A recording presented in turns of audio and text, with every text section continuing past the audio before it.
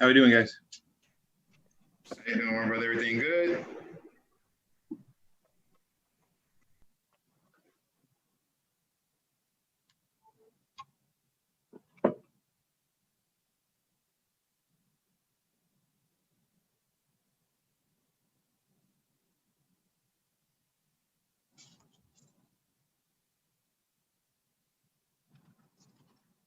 How are you, Christina?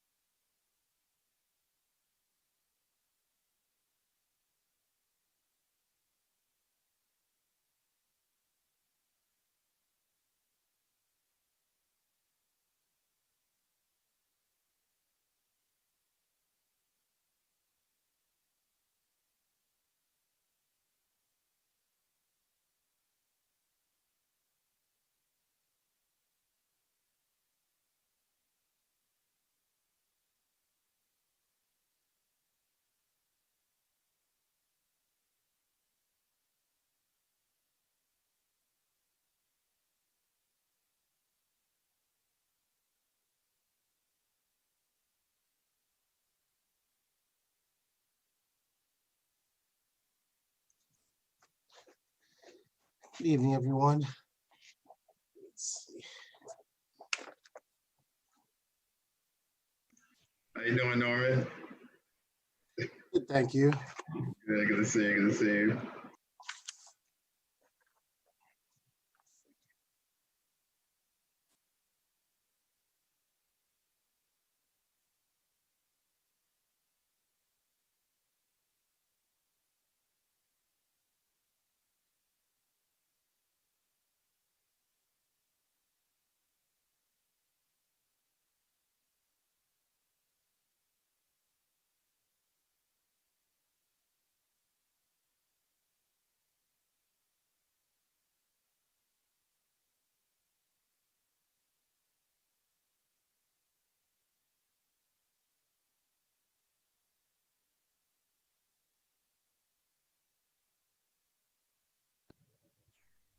Good evening, everyone. Do we know any word on Councilperson Perella and Councilperson Roman?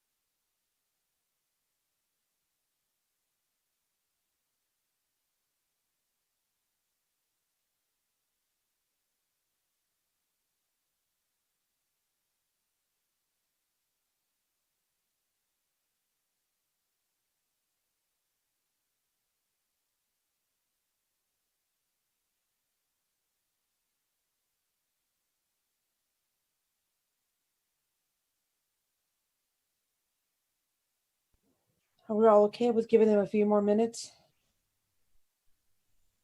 Okay.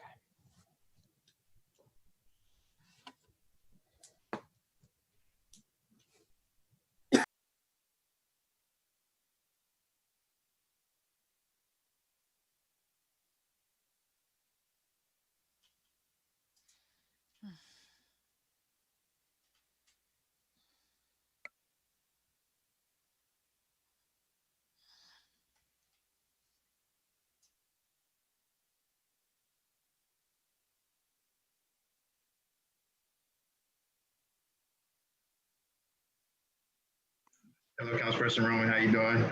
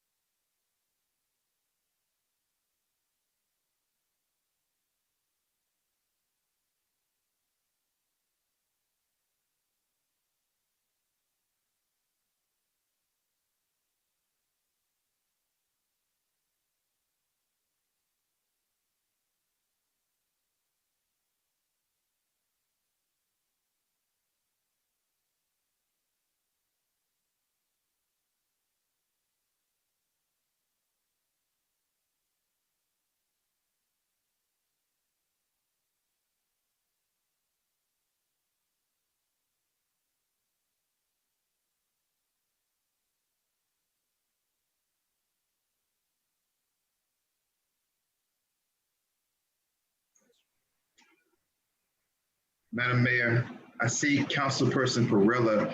I believe he's in attendees. So Full Moon could bring him over. I'm assuming that maybe he used the general sign. Oh, yeah. Kyle, can you bring in Louis Perella? Oh, he's coming in.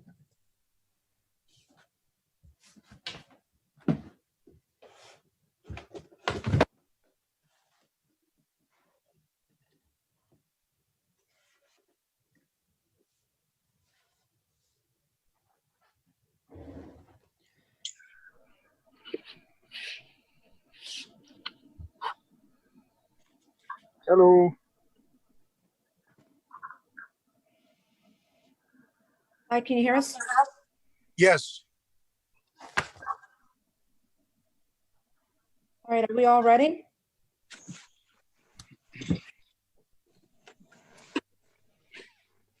I'd like to go ahead and please call this special council meeting to order. Today is September 3rd, and it is 7:06 p.m.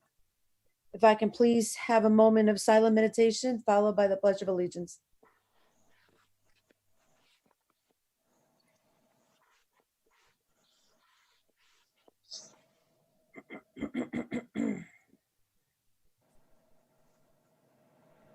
I pledge allegiance to the flag of the United States of America and to the republic for which it stands, one nation, under God, indivisible, and liberty and justice for all. May I please have roll call?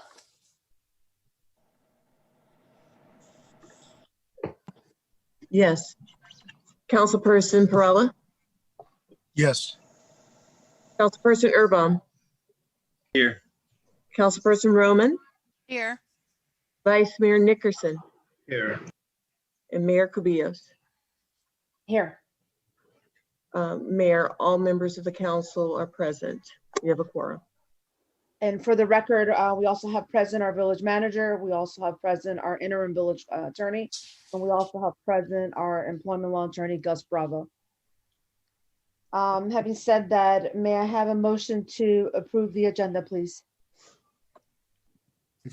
Madam Mayor, before we do that, may I read the virtual meetings? Yes, absolutely. Please do so. Thank you. It'll take a few minutes as usual, but we have to get this on the record before we actually Okay, I appreciate that. start the meeting. Please go ahead. All right, pursuant to Executive Order Number 20-69, issued by the Office of the Governor, Ron DeSantis, municipalities may conduct meetings of their governing boards without having a quorum of its members present physically or at any specific location, and utilizing communications media technology, such as telephonic or video conferencing as provided by Section 120.54, subsection 5B2 of the Florida statutes. Procedures for the public comment will be explained by me shortly. So, the village is using the Zoom platform to hold this village special meeting. The Zoom platform does not require the public to purchase or download any additional software or equipment to watch this meeting. Zoom is a cloud-based platform for video and audio conferencing, collaboration, chat, and webinars across mobile devices, desktops, telephones, and room systems. Public comment will occur as they always do at our council meetings and committee meetings during good and welfare and after each agenda item prior to voting. When the mayor opens the meeting for public comment, anyone wishing to participate will have 3 minutes to speak. Residents will be recognized to speak in the Zoom platform as follows. If you're using a mobile device, click the raise hand on the button. If you're using your computer or personal computer, click on the icon participants at the bottom of your screen. You will see the option to raise your hand. There are 2 ways to view the meeting on your screen. One is gallery view and the second is speaker view. Gallery view allows you to view all or most participants at the same time on your screen. In speaker view, whoever is speaking will be viewed front and center, while other participants will be on the top in smaller squares. Please make sure to mute microphones when not speaking. If possible, use headphones to mitigate sound feedback. When addressing the village council, please first state your name and your address, your home address. All comments submitted will be included as part of the record for this virtual meeting and will be considered by the village council prior to taking any action. Everyone participating in this virtual meeting is required to maintain decorum. There's no clapping, applauding, heckling, or verbal outbursts in support or opposition to a speaker or his or her remarks will be permitted. No signs or placards shall be allowed. No person other than the person having the floor shall be permitted to enter into any discussion either directly or through a member of the council without permission of the mayor. No question shall be asked of the council member except through the mayor. Any person making personal, impertinent, or slanderous remarks, or who shall become boisterous, rowdy, disruptive, or making personal comments while addressing the council shall be barred from further participation in this virtual meeting by the mayor. If at any time during the virtual public meeting, the ability of the public is to listen or participate is interrupted due to a technical problem, the meeting shall be immediately paused during such time and will resume when the technical problem is corrected. The village has published an agenda as well as including the notice to the public pursuant to our village code and the items and topics that will be discussed in this virtual meeting. Additionally, the public has been given the opportunity to provide public comment during the meeting. Moreover, under section 286.0114 subsection 4C of the Florida statutes, the village has prescribed procedures or forms for an individual to use in order to inform the public of a desire to be heard. The village has provided a procedure to indicate, among other things, his or her support, opposition, and neutrality on the items and topics to be discussed at this virtual meeting. Mayor and council members, are you comfortable with all the notice provisions set forth and these uniform rules of procedure we have established for this virtual meeting? Yes. Yes. Thank you. Yes. Okay, great. Thank you. May I have a motion to approve the agenda? Make a motion to approve the agenda, Madam Mayor. Motion's been I'll made. second the motion. Thank you. Motion's been made by Vice Mayor Dickerson, a second by Councilperson Urban. All in favor, signal by saying aye. Aye. Aye. Hearing none, the agenda for this evening, September 3rd, passes. At this point, we're going to go to agenda item E and F, and I just want to preface the meeting by saying everyone will have an opportunity to speak. So if you raise your hand, we're going to be mindful. We'll go in order as we see them come up. But everybody will have an opportunity to say something after the council has had the opportunity to have a discussion, and also after we've had the opportunity to hear the attorney bring us up to speed with where we're at today. Having said that, we're going to go right into agenda item E, which is discussion settlement demand Eunice Jacoby and possible action item. So I'm going to ask both attorneys on the meeting to please bring the entire council and the community up to speed with how we got here, where we're at, and then we'll open up for the comments for the council and questions, as well as for anybody who's in attendance.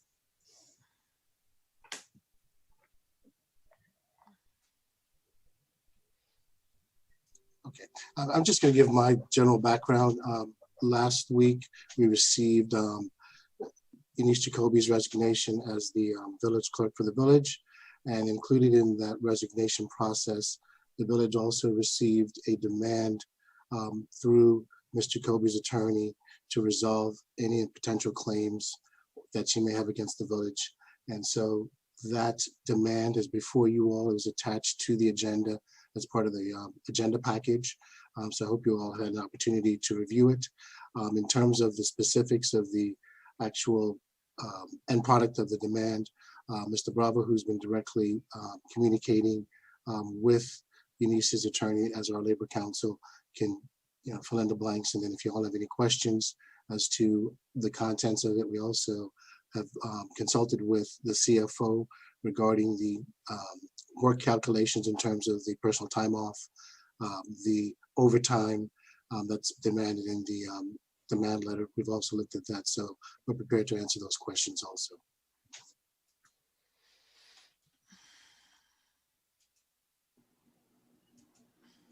You're muted. Mayor, you're muted. I think for point of clarity and transparency, I think that we need to go back one step, and that is the entire council received an email on the middle of the day on Monday. And I believe the date was August 24th.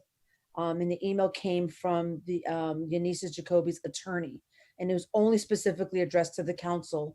And it was the first time I had heard from the attorney directly. And it was asking about, I believe it was back pay that was owed. I think that was the first email, if we bring a little light to the whole how we got here, because in my opinion, it was quite abrupt.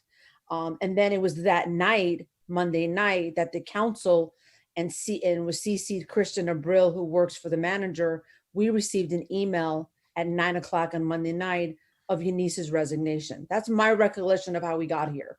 I immediately, when I got that email, I forwarded it to the attorney and to the manager because I realized that they were not in copy.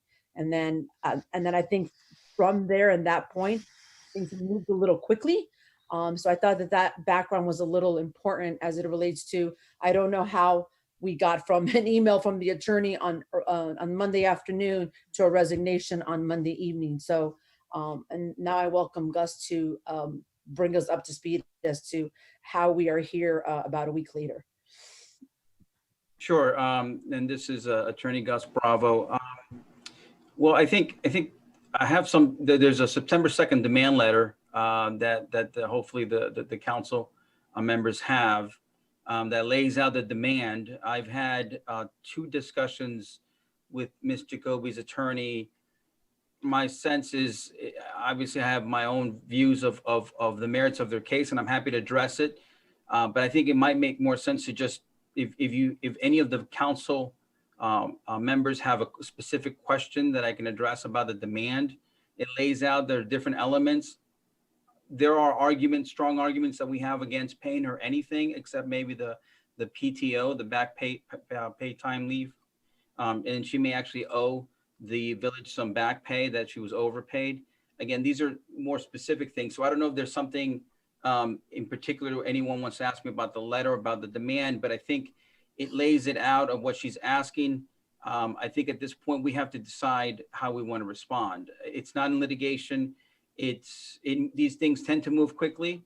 And my view is there's just a number somewhere between where we're at and where they're at that we can land this. But with that, I'll turn it over. I don't know if anyone has any specific questions for me or is there anything else I can address? Yes, I see a hand raised, and we'll start with Councilman Anders Urban. Good evening. I don't think we're going to bore anybody if we get into the specifics. And I don't think that being vague tonight is going to help the interest of the village as well. So if we're talking about the back pay, as was discussed, we're talking $2,200. Is that right? Since we don't have the CFO here tonight to discuss any of this, 2,200 is what we're talking about. Yes. Okay, so the way I see it, that would be coming out of the back paid owed. So $3 an hour increase. Council member, I don't mean to interrupt. I don't know if it might make it easier. And again, there's the September 2nd, 2020 letter. I can share the screen and you can see it for those. I'm reading an email that says, here's the real numbers. This is from the attorney Matthew. Is that correct? Correct. Yes. So understanding that there was a pay raise at some point of $3 an hour. What was the CFO's determination in terms of, was that pay raise ever enacted? Just forgetting overtime and things like that, just was the pay raise at from $25 to $28 an hour ever enacted? Councilperson Urban, that pay raise was done at the September 2018 council meeting, and it was voted by a 3-2 for it to go into effect October of 2018. I asked the manager to look into it to ensure that transpired, and I got the answer that yes, as of October 1st, 2018, she went from 25 to 28. So then we're saying that the $9,360 as back pay, going back 30 hours per week for 2 years, we're wiping that because we're saying that was in fact paid. Is that correct? That's from the CFO. Yeah. So that item, and so so our argument potentially was that there would be an additional $2,200. Not only is that not going to be paid because it's already been paid because it was enacted, there's an additional $2,200. Are we seeking that any longer, or are we? What's our position on that $2,200? And for the residents watching, the $2,200, I believe, please correct me, attorneys, if I'm wrong here, but it was that the overtime paid should have been just at the regular hourly rate. It should not have been a time and a half. and for a period of time, it was paid at time and a half. And I believe the CFO worked that total out to be essentially $2,200 in overpayment over the course of, I believe, the same 2 years. I'm not sure on the timeline though. Do I You're have right. that understanding? You're absolutely right. It's 2252.85 Okay. that she was overpaid. But I need to bring up one point while what Councilman is right, but I think from what I read, what the village clerk was saying, what Eunice Jacoby is saying is that this raise was given to her in 2018. But she is saying that because per her contract, should have been given an annual review with an annual raise, supposedly, I believe, and that wasn't done in 2016 and that wasn't done in 2017. Hence, that's why she's going back those 2 years. I think, correct, I don't have the attorneys, but I think that's what she's saying. Yes. Okay, so that number then, the 9,360 is actually from previous to 2018, going back to 2016. Is that what we're saying? Because she's saying that she should have been given that raise. She never got a raise in 16 and she never got a raise in 17. She got it in 18. So Late 18, yeah, okay. Yeah. She got it September 18, which went into for the fiscal year that started October of 2018. So she's saying now that, well, my contract said I should have been given a review and I should have been given a raise. But I don't know if that should have is the correct legal way to say it. Let me address that straight on, because that's a contractual issue. The hostile work environment, I will say, it's hard for me as a lawyer at this stage to give any kind of opinion on that, because I don't know what the evidence is going to yield, right? I don't know what people are going to say under oath in a deposition testimony, what kind of communications we may exchange. So, but the contract, their argument that the village should have given her a pay raise, I'm sorry, should have given her an annual performance review, which then implied that if she got it satisfactory, she should get a pay raise. That is stretching beyond stretching the contract that she signed with the village. And that's a very, very weak claim that they have. And so I would assign very little value, if any, to that particular claim. Okay, and then to the 20-week severance, 16,800. What's our opinion on that? So that gets the hostile work environment, because what they're arguing under the contract that she was constructively discharged, therefore she was basically fired. So under a contract, it would trigger her 20-week severance.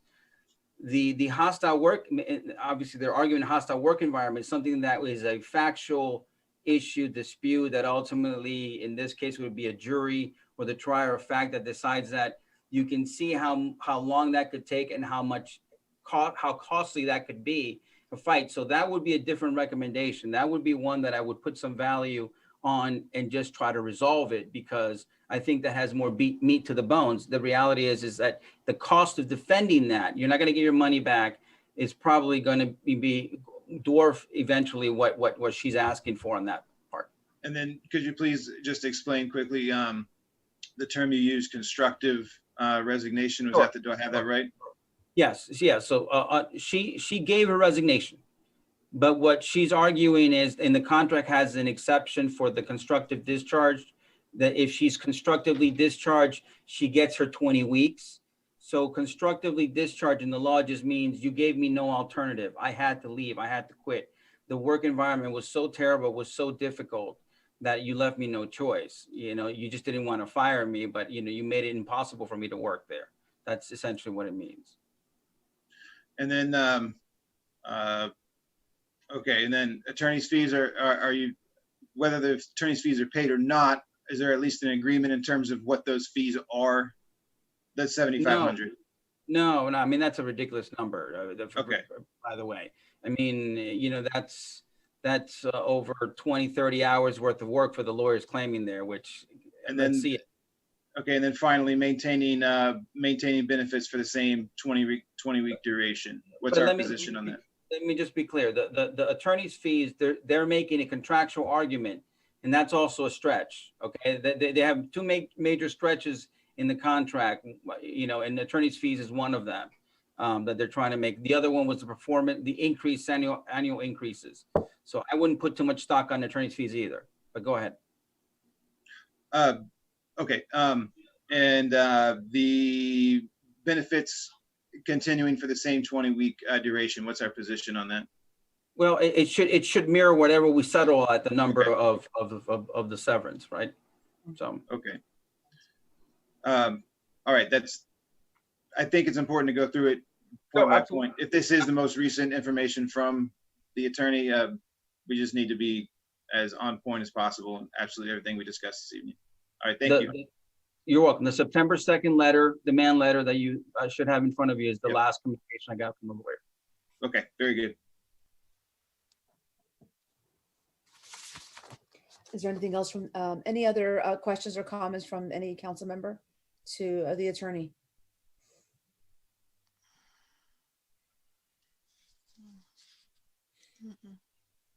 Yes, Madam Mayor, if I may.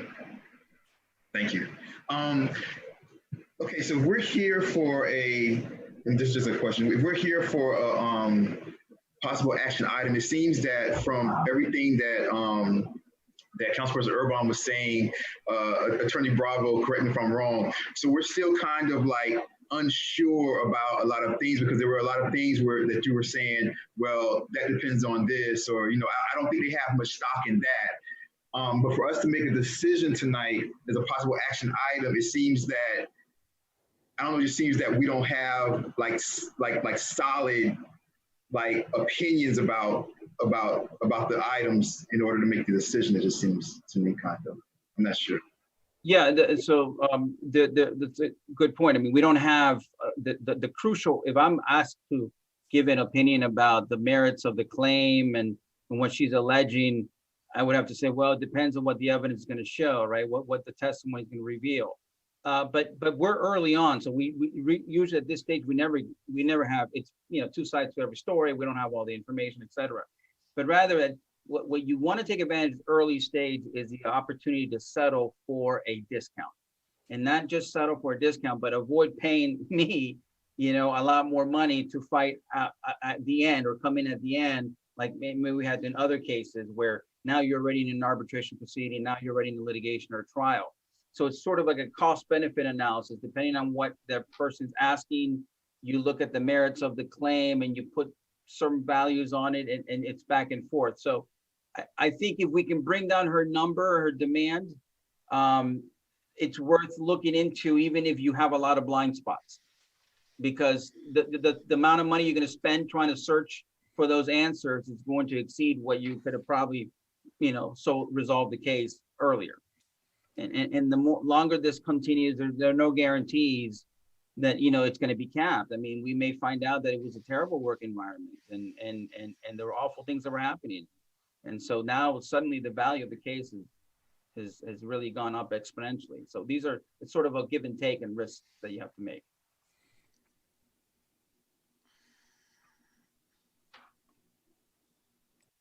Any other council member? Councilperson Urban. So in that regard, Mr. Bravo, if we are able to reach an amicable solution here where both sides do agree, does that then put an end to any future suit to do with hostile work environment? Is that what we're talking about, is ultimately reaching an agreement? Okay. So so then this is the demand in totality for everybody to move forward in their own paths. Is that correct? That's correct. Okay. It's a full release. And just to be clear, even though she doesn't qualify for our overtime, if you have an employee that's owed overtime, unless you get that release approved by a judge or the Department of Labor, it's not going to be effective. But in this case, we're not dealing with that. They're not making that claim. So, okay. But yes, it would be a full release. Otherwise, it would resolve the hostile work environment claim. Okay.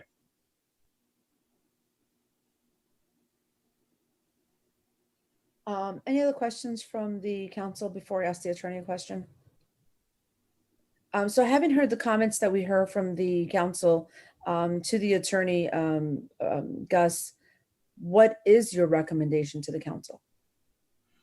I think we come back with a counter to their demand.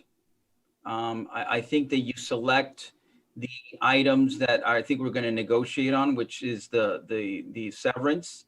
In other words, you know, obviously not 20 weeks, but something lower. And then the back paid time leave, the PTO. I mean, she's entitled to that. So I would think those are the two numbers that I would just use to negotiate. I wouldn't accept their premise that they're entitled to any back wages or their premise that they're entitled to attorney's fees. So when I look at the second page of the letter that we received from Matthew Salerson, her attorney, so you're asking us to take a look at number 1 and number 5, which number That's 1 is correct. PTO and number 5 is Well, no, actually, 3 and 5. number 1, 3, and 5. 3 and 5, 1, 3, and 5. And this is something that we, at this point, you would ask us to consider that, and then you would go back and negotiate that with the attorney. So we you know, so that brings up a good point. I tried, like with any lawyer, to reach out to to the attorney to just talk to him after I got his initial demand via email, which I think this is the same number. He hasn't changed his number since the email demand that I think he sent last week. He just formalized it in a letter and addressed some of the arguments that we had made. He didn't really express any interest in negotiating with me. He was very keen on having this demand presented to the village council. And so I think what would be helpful for me would be if I got either a counter to go back to, or maybe a range, if you will. You know, like we don't want to get up to this point, you know, so something that can arm me to try to negotiate with him, if he's willing to do so. But it might just be a counter. It may just be that he just expects a counter and that's it.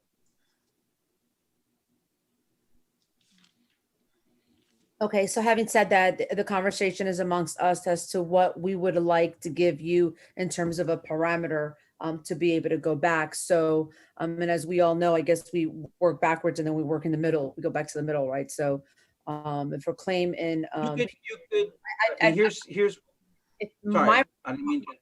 the first thing I would say, I believe, would be if she's owed that in PTO, that there's really no conversation about that, right? Because if she's owed her PTO, then I would believe that's what she's owed her PTO. So I don't think number 1 is really a discussion, right? Because that should be factual basis based on time sheets turned in and the math that's done by the paychecks company. So in my opinion, number 1 most likely would have to probably stand as is, I believe. I don't know.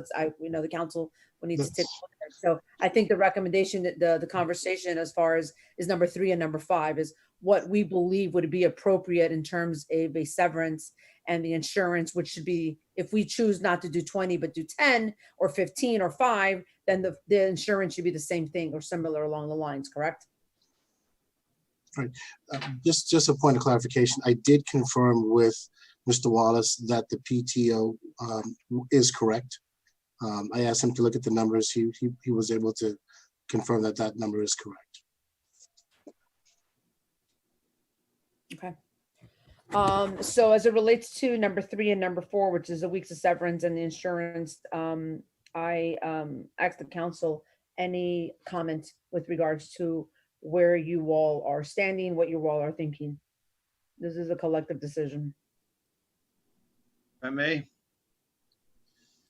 So, I've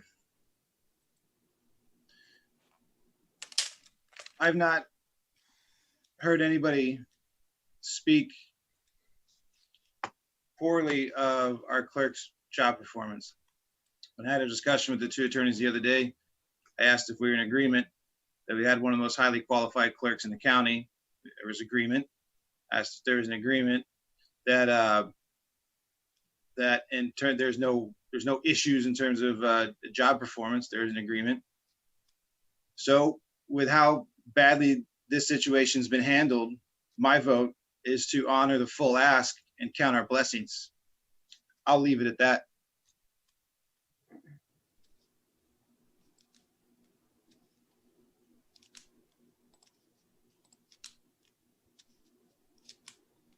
Anybody else in the council? Madam Mayor, if I may. like I know that, just throughout, we've had, an individual who did kind of disagree with the job performance, but it was a council member. I think that because lawsuits, you guys can get a lot, right? So like, they just depose people and things like that. And I just think that we may pay a lot more if this goes, through the court process, or if it gets that far in that process. I think that in that regard, I kind of, agree with Councilperson Erbaum that sometimes you guys, even if you feel like you're in the right, sometimes it's better to settle in the long run. Because in the long run, we just might end up spending more money, and it might be just like a much more interesting situation with things that may come out and things like that during like a trial. So I think it might be more prudent if we do so. That's my opinion. Thank you, Madam Mayor. Councilperson Burrell or Councilperson Roman?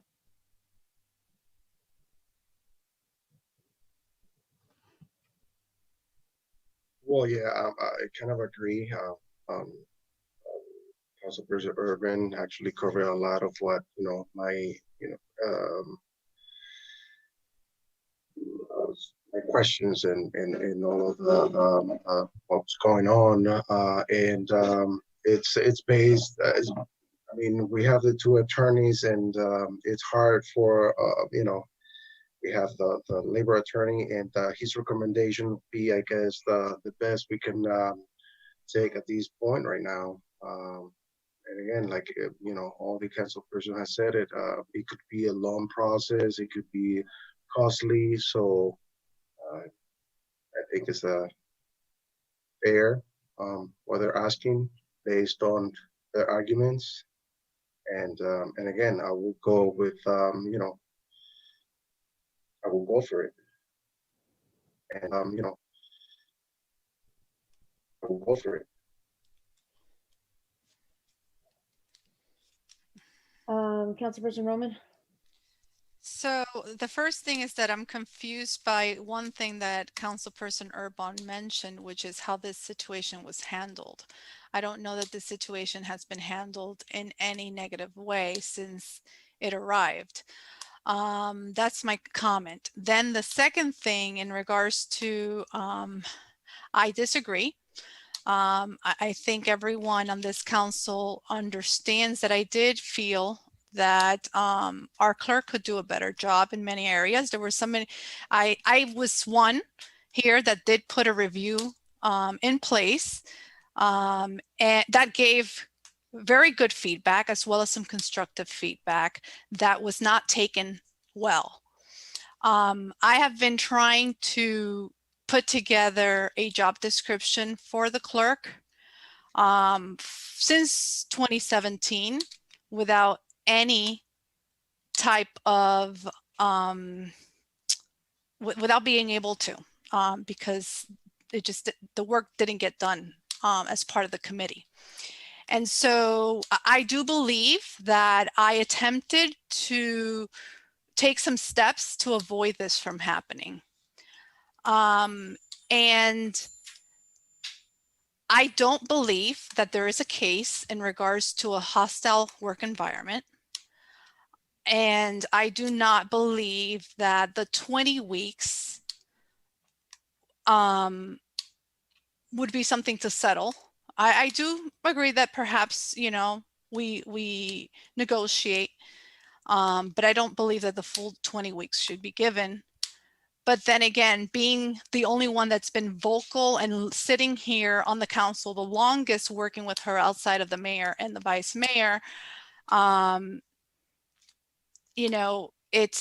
sort of going to go with the recommendation because I don't want this to look like I'm the one that's making this decision based on the fact that I was not completely satisfied with the performance. And I thought that there could be, that there were areas of improvement. There were areas where much of the fault of the council, because the council did not hold this person accountable.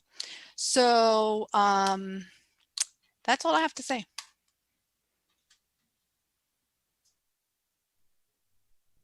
So, Councilperson Urban, is that your hand raised again, or, okay, go ahead before I go. You go. I just want to put Councilperson Roman at ease and say my issue is with the way our attorney failed to handle the situation that arose between effectively Councilperson Roman and the clerk. Might have been other factors as well. I don't think it was solely Councilperson Roman that the clerk was referring to when she said she was in a hostile environment. But for more than a year, so the residents understand, our attorney had an opportunity to mediate this and de-escalate it instead of allow it to get to the point that it's at today. So that is squarely where my issue with the reality that we're dealing with tonight lies.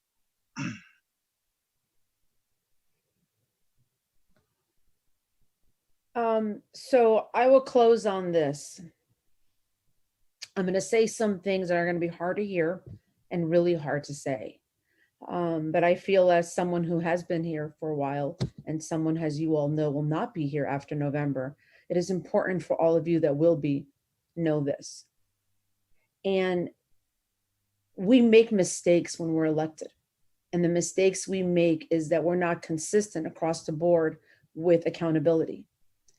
And we may be flexible and lenient because people are kind and nice to us.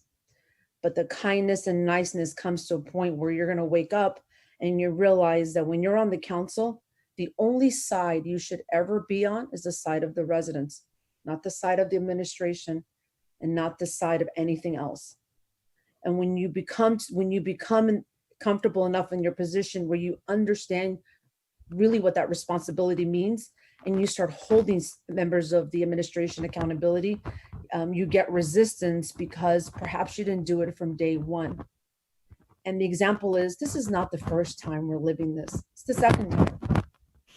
And I can take some blame to that on a few things, because you are kind, you are nice, you build relationships. This is a community. We all become friends. We all do things together. We may have dinner, we may not have dinner. But at the end of the day, we have a job to do. And sometimes it's really hard to do it when you become too friendly. And that's a problem. I was the one in 2015 where I referred the clerk here. I didn't even know she was resigning. So I'd like to believe that there is no problem with me, because I will tell you that as the mayor, I do 99.99 of my work myself. I don't bother the manager and I don't bother the clerk. I type everything myself. I do everything myself. Proclamations is 90% of the time are done by me. I don't ask for any help, although I can, but I don't bother. I help with agendas, I train, and I provide all the support that's necessary. But I do it because I feel it's my responsibility as the mayor, and it was my responsibility because I was a long-standing person in this council with all the new people that were coming and going. But just because I did that didn't mean that I didn't expect you to do your job. And I think the biggest mistake that we have done, again, is that we are really tough on the manager. We are really tough on the attorney. And I'm not talking about Christia and Norman as individuals. I'm just talking about the position itself. For 12 years that I've been on here, the manager's always been on trial, for lack of a better word, on all meetings. The attorney has always been on trial at all meetings, even the police chief for that matter, but never the clerk. Even the clerk, the last two, I've worked with four clerks. There's something to be said that there's an employee manual and we don't have a job description that really talks and speaks to what our clerk is supposed to do. And that is our fault. It's our fault. Not only does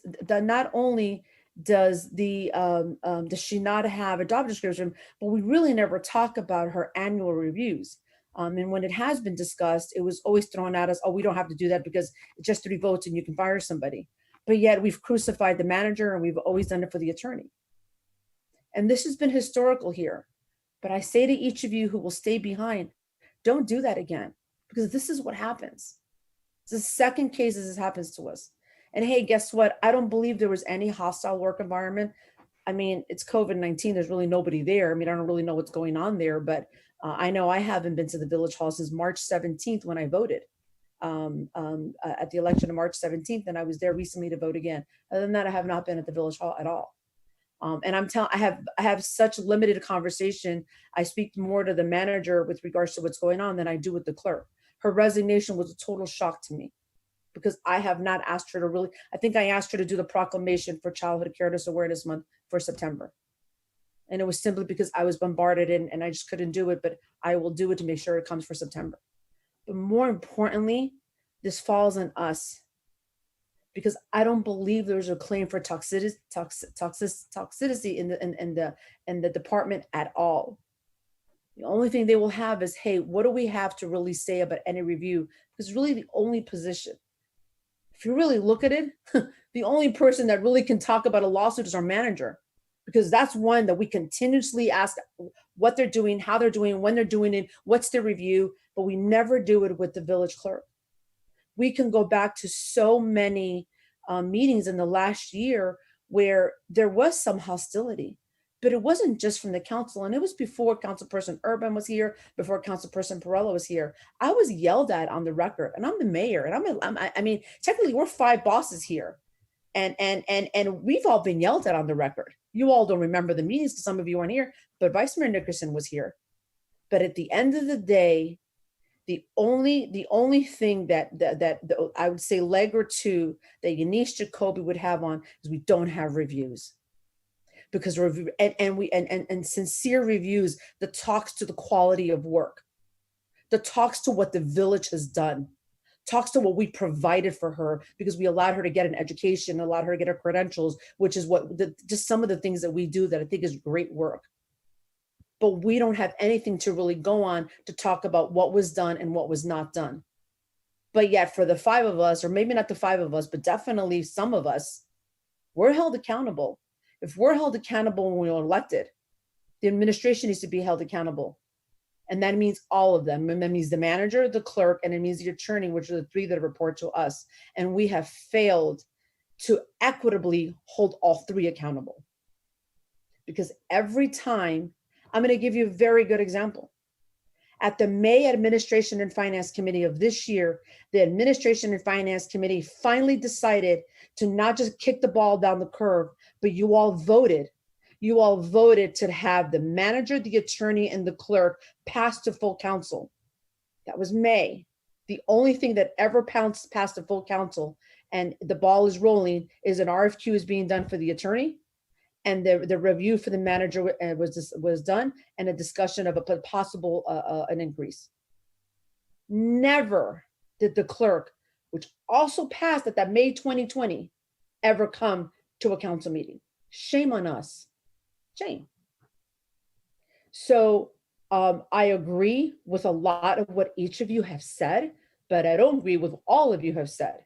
But the only thing I will say is that shame on us, and I sincerely hope that those that stay behind and continue to be elected and whoever comes before remembers one thing: the administration does not elect you. It's the people that elect you.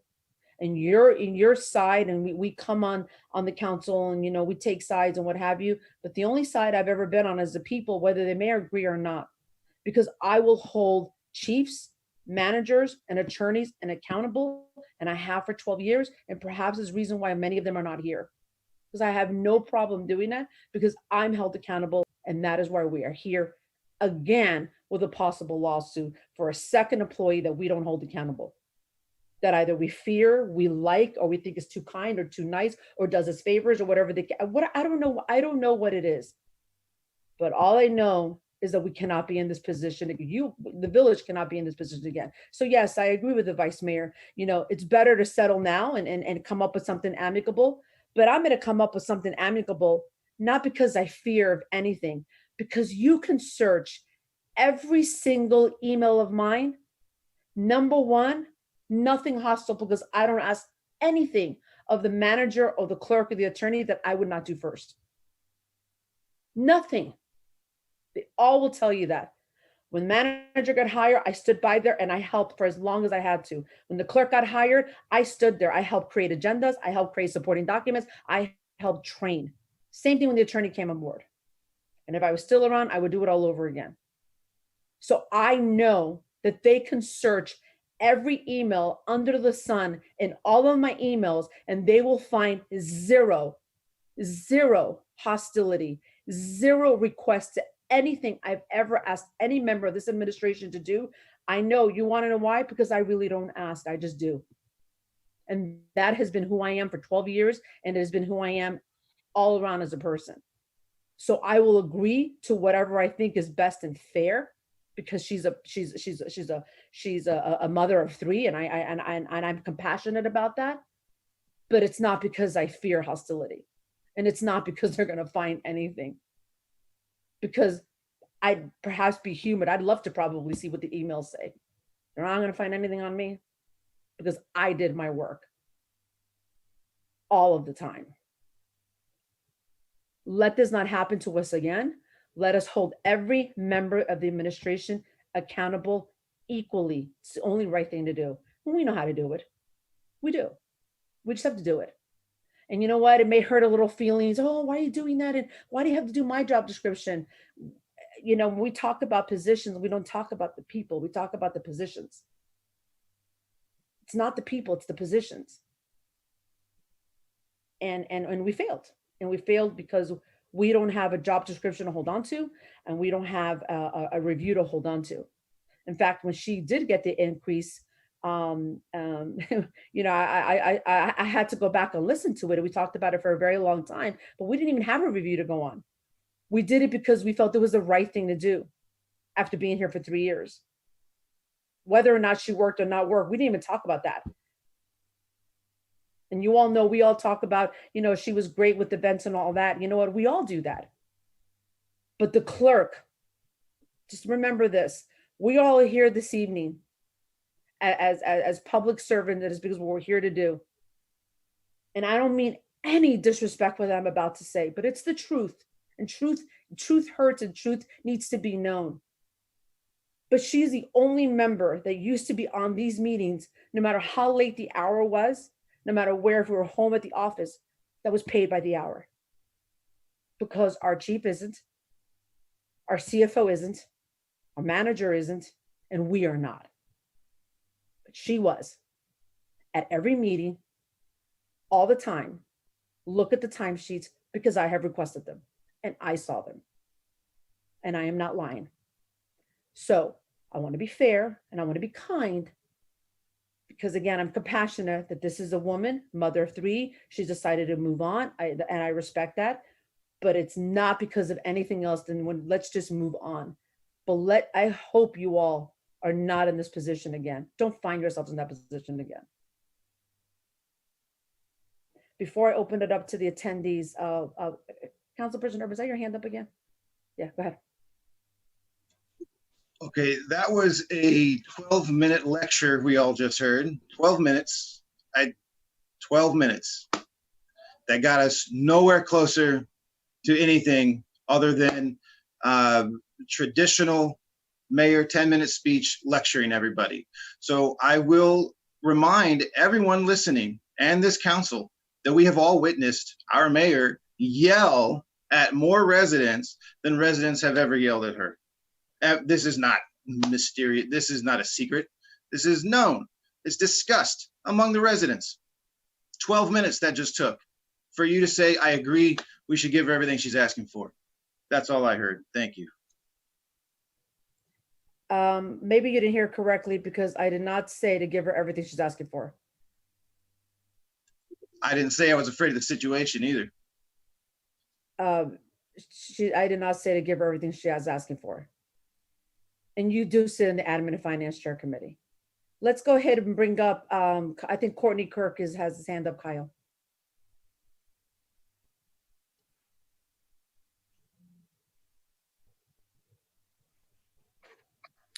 Good evening. Thank you, Madam Mayor. Couple of things here. First of all, if I understand correctly, we're talking about approximately 10,000 in paid time off that we all agree. So we shouldn't be talking any more about that. We're talking about $10,000 in an argument over back pay. We're talking about 16 or 17,000, I forget the number, plus benefits in the 20 weeks of severance. And we're talking, I guess, 7,000 or so in attorney's fees, I heard.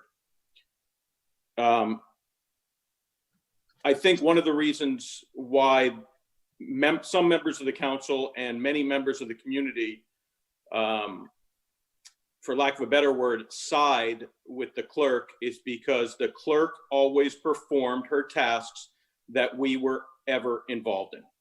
I don't care what happens, what you guys say on the council, but anytime there was an issue with a question on elections, on qualifying, on research, on agendas, on packets, anytime there was a question, they were answered clearly, quickly, even in the evening. Secondly, there was a discussion over she's the only one paid hourly. If that's the way the council chooses to compensate someone and then belittles them for attending their required tasks, I am very, very confused. This was a very productive, very helpful village clerk who could no longer deal with whatever was going on, and I don't know the details. I believe that the council should fully pay the PTO, and yes, that's coming out of my taxes, fully pay the 20 weeks on both sides. I would argue over the attorney's fees and potentially look at the back pay.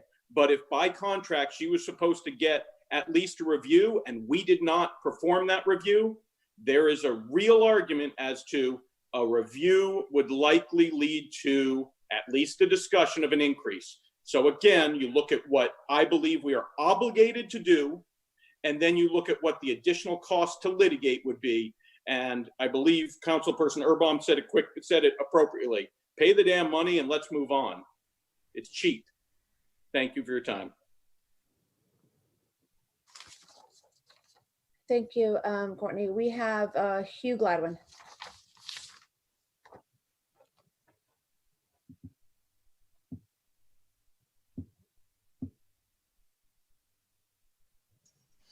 Okay, can you hear me? Yes, perfectly. Okay. Do I have to give my address? I think it is 400 Northeast 85th Street. Yes, thank you. Hotel. Yeah.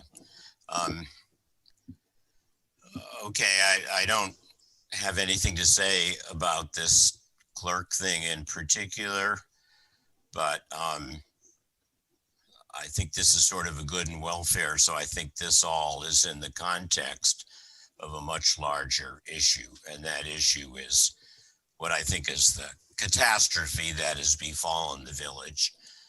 And that is a consequence of our charter. I mean, our charter has been an utter disaster ever since it was put into effect. I mean, the idea to have a situation where you're supposed to have a strong manager who has no jurisdiction over the clerk, no requirements that the clerk has to work with the manager, no jurisdiction over the attorney. You know, you have a council which basically can't function in making decisions except when you're meeting together under the sunshine. And then you have these key officials, you know, that are totally disconnected from each other. So that's been a problem. You know, I mean, I agree with the people who said as far as the clerk's job was described, as Mr. Kirk said, and Councilperson Erbaum said, she did the job. But, you know, I remember what it was like before we got this current charter. And I knew what the clerk did and how the clerk cooperated with everybody in the village. And those were times when there was a lot of conflict in the council, and a lot of things happened. But things worked, you know, and somehow or other, the council usually managed to get it together to support the village officials, evaluate them properly, and make things work. we don't have that now. And now we have, unrelated to the Kirk, but I think there is probably some connection. I don't know. I mean, I'm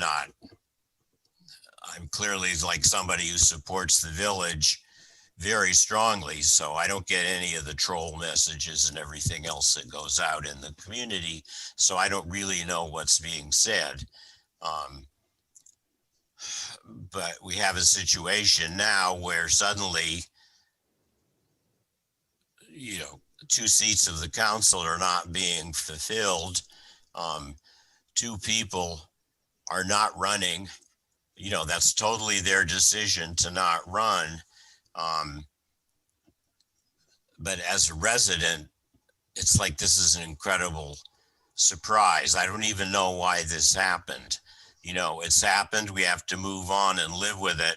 I think all I can say first is thank God we're going to have, all of you present through the rest of the hurricane season, because we're facing some potentially really bad stuff coming up in 2 weeks on that front. But afterwards, I don't really know how the village is going to function. I just don't know. I mean, 2 people who, had differences with the village manager are now gone from the council. I don't see, I don't see the 3 council people left working together to support the village manager.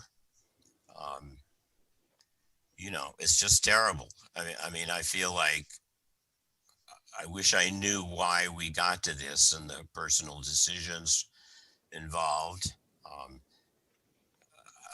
I feel terrible that as a resident, I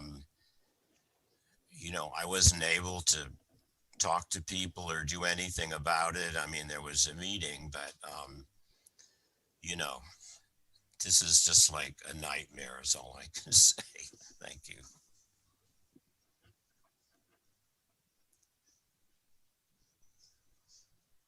That's all I have to say. Thank you, Hugh.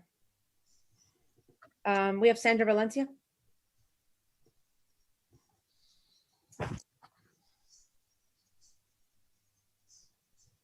Hello, can you hear me? Perfectly. Sandra Valencia, 8633 Northeast Miami Court. I have a couple of questions. One is after listening to you, Mayor, criticizing the whole council, and then you portraying yourself that you did the work and you did the job. I would like to ask you in regards to this important item for the city living the way that she did. Where were you doing your great job?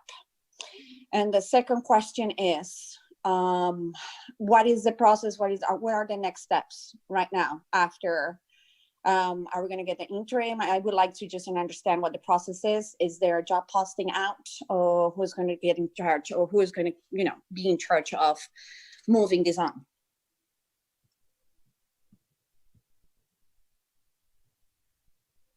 I believe the moving forward will be item 2 it's on the agenda.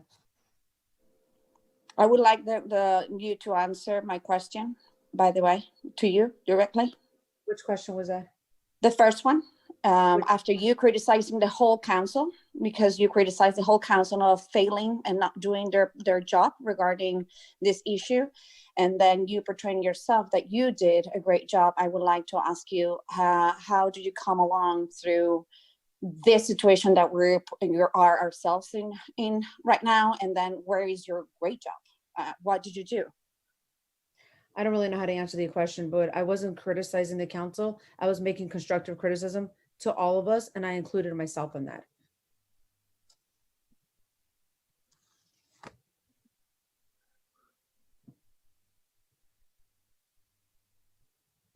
Anything else? No, I totally believe that when you said that everybody is failing at their job, and then you said to yourself and about yourself that you did a great job and that you do your job, that is a criticize. That's not constructive whatsoever. Thank you. You're welcome. Edna Edelman?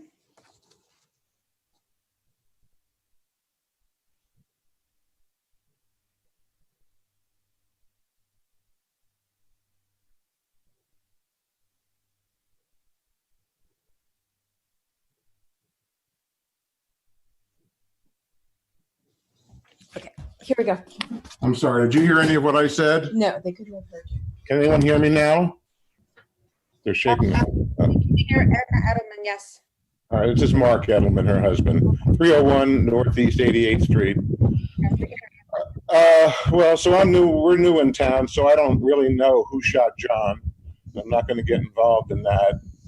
But Attorney Bravo, I wasn't as quick with the math as Courtney was. All in, what is this person asking for? What's their total demand? About 44. Can you hear me okay? I can hear you. Let me just do the rough math. I'm looking at page 2. It's 99.76. Let's say 10, another 93. So that's 20, and then 16. So that's 36. So about $44,000. Okay. That's the value of what they're asking for. I don't know. Let me clarify that. That does not include whatever cost to the village is keeping her on the insurance for the next 20 weeks. Okay. And I guess from the opinions that I've heard, the board's range of opinions is between giving her everything she wants and trying to negotiate a settlement. Does that seem to be where we're at? Well, okay. I don't know where the equities lie in this, but I would say definitely just don't walk up to her and give her a check for that full amount. I mean, you are responsible to the residents of El Portal, and if we made mistakes, we made mistakes, but let's try to, mitigate them, settle the case if we can settle the case equitably, but just don't walk up to her and give her the full amount. That seems to me just crazy. I mean, that's just no way to do business. And I didn't make the mistake, and none of the citizens made the mistake. So I don't think we should just give her the full value of the claim because somebody feels bad. That's my main point. Who did she report to? Denise, did you report? Yes, Mark, this is Mayor Cabillas. She reports, the clerk, the manager, and the attorney, they report to the 5 members of the council. And Eunice reports to them? Yes, the 5 of us, yes. Okay. Okay. Someone may have mentioned, had she ever complained that she was unhappy in her position here? Yes? There was a back and forth about a year ago on the record, and then there was another back and forth, I want to say maybe right before COVID-19 or maybe right on the onset of COVID-19. And what were her claims? What did she have to say? I don't remember specifically. In fact, I don't even think I was at that meeting. I think it was at a committee meeting. I can speak for that. And I actually, I had my hand raised, Mayor, so I apologize for jumping in. But because those two meetings were directly with me, for a long time, I was the chair of the Admin and Finance Committee. And I worked together with the manager to put in some standard operating procedures, which included a employee handbook. And that handbook included all of the job descriptions for the entire staff of the village. At that point, I was trying to incorporate the clerk's job description. And unfortunately, I did not have the support from that committee. At that same time, I was also questioning some of her hours, so the accountability that I was raising was then met with a hostile response from her to me. I was very That's fine. Yeah, I did do a review for her. And during that review, I think it was when I first got elected in 2016, but I must have done the review in 2017. I did provide some constructive criticism, which she, I get the picture. yeah. So that's really, so in reality, Mark, to answer your question, any hostility that she could claim would be against me. It's all been written, and it's all been also recorded in videos from meetings, because it's all taken place publicly. And so I do believe that I don't believe that they have a leg to stand on that, because everything has been very respectful and very professional. One thing that I'm going to add, Mark has not asked this, but I've been asking for the clerk's contract since 2016 or 2017. I have not received, I asked her for the contract. I asked our old attorney for the contract. Our new attorney did not have a copy of the contract. And so I never received that contract. We just received that contract in an email about a week ago. And when reviewing her contract stated that she needed to report monthly to the full council as to what she did during that month. What were basically her KPIs. Never does she, in the 4 years that I've been elected, I've never seen one of those reports. However, that same requirement is on the village manager's contract, and the village manager does provide a monthly report to the council.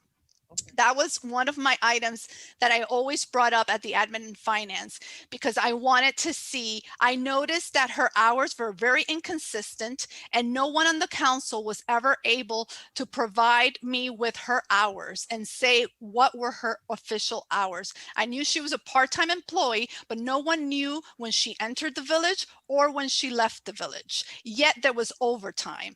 There was overtime that she was putting in and not getting approved. No one signed off on her overtime. So at the taxpayer's expense, that overtime was there.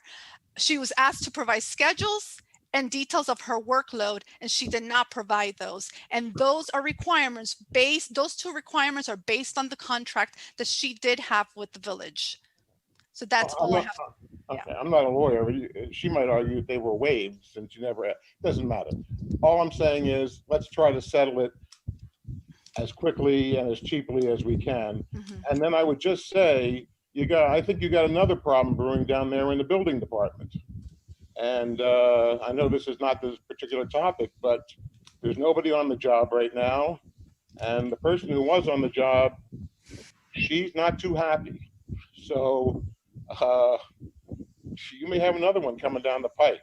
I mean, and we need someone in that building department, because it's really not running now. And the citizens are, including me, who have a big project going on, are having problems getting through down there. And that can't go on in the long term.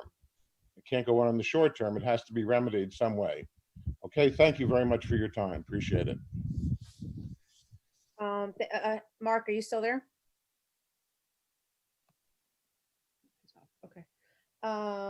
We have next Ms. Martin.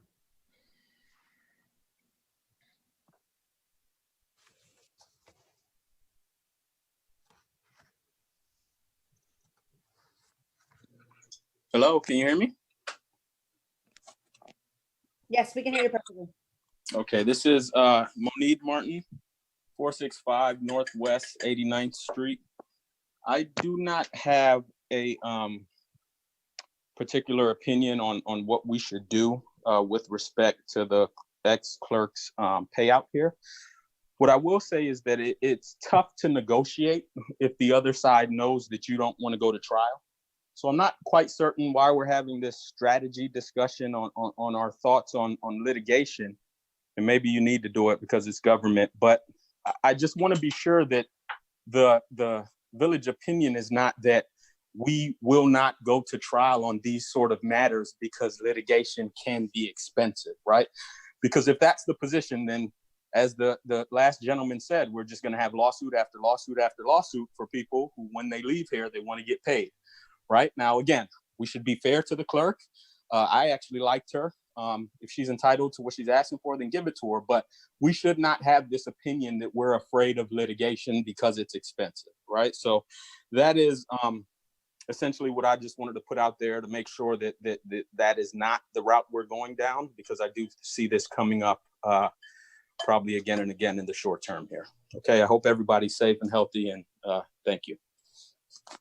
Thank you for being on. I see Councilperson Roman and Councilperson Urban. Are you both hands raised, or was that from before? Councilperson Urban.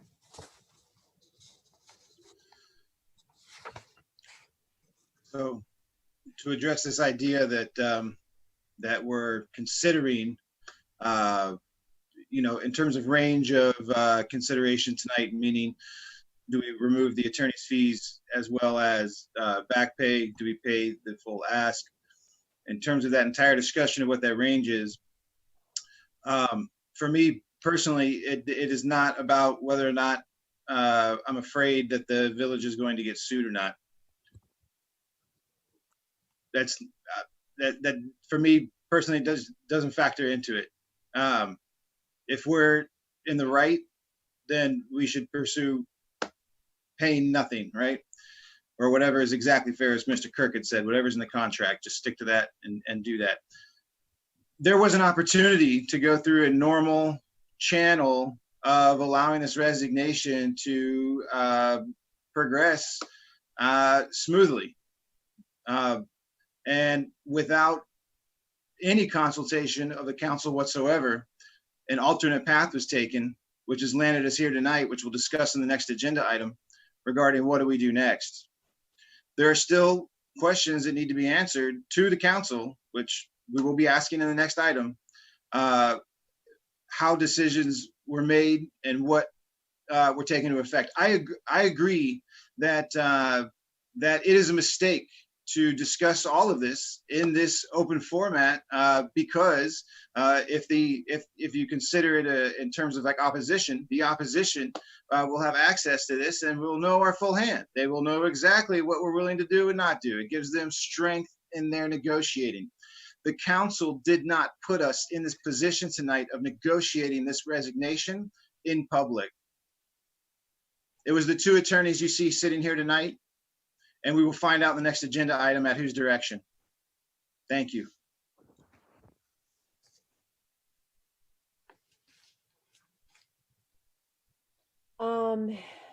Any other comments from the council? Okay, Vice Mayor Nickerson. Thank you, Madam Mayor. I appreciate it. I see Sandra Valencia has her hand up also, but so I just wanted to get on track. So basically, kind of like where we're at is either we have, either we give them everything that's here, or I believe the two things that are in dispute is number 2 with the back pay of $9,360, and number 4, which is the attorney fees of $7,500. So if anything, I would just say, continue to move on. We just have to start thinking about, if we don't want to do the back pay of $9,360, are we trying to say that we just X out that back pay, or not exactly $9,360 or less rate? We should start thinking about that. And as far as attorney fees, I don't even know where to start with that. We can either just say like, no, we'll figure it out when it's over. Because if we're going back to negotiation, who knows how those attorney fees is a flat rate? Do we know that from one of the other our attorneys, or do we know if that's just the rate right now? So if we go back for negotiation, that might go higher, and if we go to court, that's going to even go even higher. I'm not sure about that. So at least number 2, while we're having this, and I'm assuming while we go to Ms. Valencia next, Madam Mayor, if you'll probably do that. While we're doing that, we need to start thinking about the back pay, and if we're talking about exiting it out completely, we're just going to a lower rate. Thank you. In an effort to move forward, from what I have gathered from Gus, and Gus, I will not speak for you, but you can chime in. Your recommendation to the council is for us to have a conversation and give you a leeway with item 1, 3, and 5 being the PTO, which I believe we all agree that would be in compliance of paying that to her, and then what the severance would look like, if it's going to be 20 or less, and then the village insurance. Is that correct?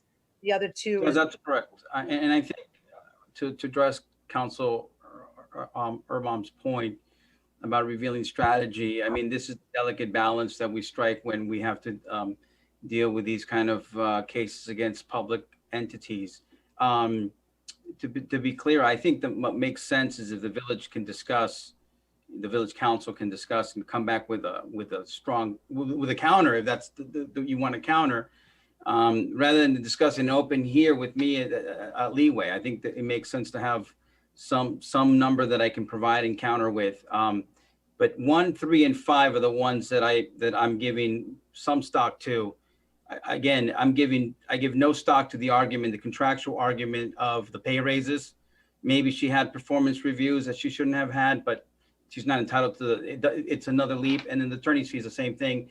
I think Vice Mayor Nickerson, to answer your question about the $7,500 in attorney's fees, it was just a flat number that he asked for. I mean, in theory, he was only entitled to charge a reasonable amount. That's the ethics. So I'm sure that there's wiggle room there too, significant, if we wouldn't even entertain that.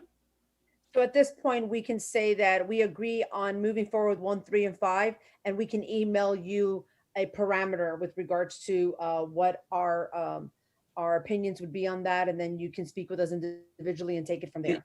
Correct. It could be a parameter or it could be a specific counter. It's what I mean. There's a lot of ways of going about this. You have flexibility to come back with something, or it could be accepting the demand. Obviously, that's something to consider. So is that something that the council would be comfortable moving with? I think from what I've heard from most of us here is none of us have really said, yeah, let's give her everything. Let's do what's fair, and fair would be we will, have the attorney speak to her attorney on item 1, 3, and 5, and those items are the PTO, the severance, and the insurance. Can we agree on that? Yes. Yes, I'm fine with that. Okay, and then we agree on allowing, we can email in an effort to have some type of discretion here. We can email the attorney and you all can individually go back and forth, and he can take all of our opinions and figure out a parameter. Probably we're all going to be somewhere close together. And then based on that, he can let us know what he's come up with, and then he can negotiate that with the attorney. Are we all comfortable with that? Yes. Yes, Madam Mayor, just for clarification, for everybody who was listening, came on before, the council, for everybody out there, I'm assuming everybody pretty much knows, but we can't speak to each other, you guys. We can't speak to each other if it's not a council meeting because of the Sunshine Law. That being said, because there's many different cases that, we've had and we've handled throughout the village, but not all the time the council has to come together. I think, correct me if I'm wrong, Attorney Powell, but it's simply because everybody needs to understand that Denise Jacoby, being a chartered officer, like, the attorney, the manager, and the clerk, is the reason why we have to come together as a council to discuss this. Because otherwise, like for other situations that we had, where it came down to, individuals suing the village and things like that, we didn't have to come together as a council to discuss those things. I just wanted, Madam Mayor, for individuals to know the difference and to know why we're doing what we're doing. I also wanted to ask and just make sure that us going together, I know the answer to this already, but I just want to put this out there. Us emailing the attorney our different or our range that we're asking to come back for this renegotiation, that we're not discussing with each other. So I just wanted to put on record that does not violate Sunshine. But at the end of the day, when we come back to having to decide what the final number is going to be, if anything, or if it goes to trial or whatever, for that, we would have to come back for another meeting. I'm correct on that because she is a chartered officer. You'll have to approve whatever agreement is reached. And I think you stated it very well. I mean, this is, we're subject to Chapter 119, so you have to have this discussion in the public. There's not a pending litigation, so we couldn't call what's called an executive shade meeting, which would be outside of the public, to discuss this. We as attorneys or as council persons, you all can't say, well, Councilperson Urban's good with 10 weeks, the mayor's good with 8. We can't even be conduits for communications between the both of you. So it has to play out this way. And by the way, the attorney made it very clear that his offer was contingent, if you read the letter, that it had to be brought to the full council. Thank you very much, Mr. Chen. Thank you very much, Madam Mayor. I just wanted the public to be able to know exactly like how we got here and why we're doing this. Thank you. Thank you all. So having said that, so we will, there's really no need to vote. We all agree on that. And then the attorney will keep us abreast of what is moving forward with seeking hopefully an amicable resolution to move forward. And we've agreed that it would be item 1, 3, and 5. Correct? Yes. And I'm under the assumption, as Vice Mayor Nickerson, once that's all agreed, it'll be through a resolution. Correct? I'm waiting for the attorneys to nod. Right, yeah, yes. If there's an agreement, there'll be a proposed resolution which you all will consider and adopt. Okay. And also there would be a release. If there's a deal obviously in place, then there would be a release given. All righty. Thank you all. So we're going to move on to agenda item F, which is this discussion of village clerk vacancy and possible action item. So I will ask the attorneys to bring us up to speed to the community and to the council as to how I got here. And then I'll first, as always, open it up to the council for comments, and then open it up to the community one time for comments.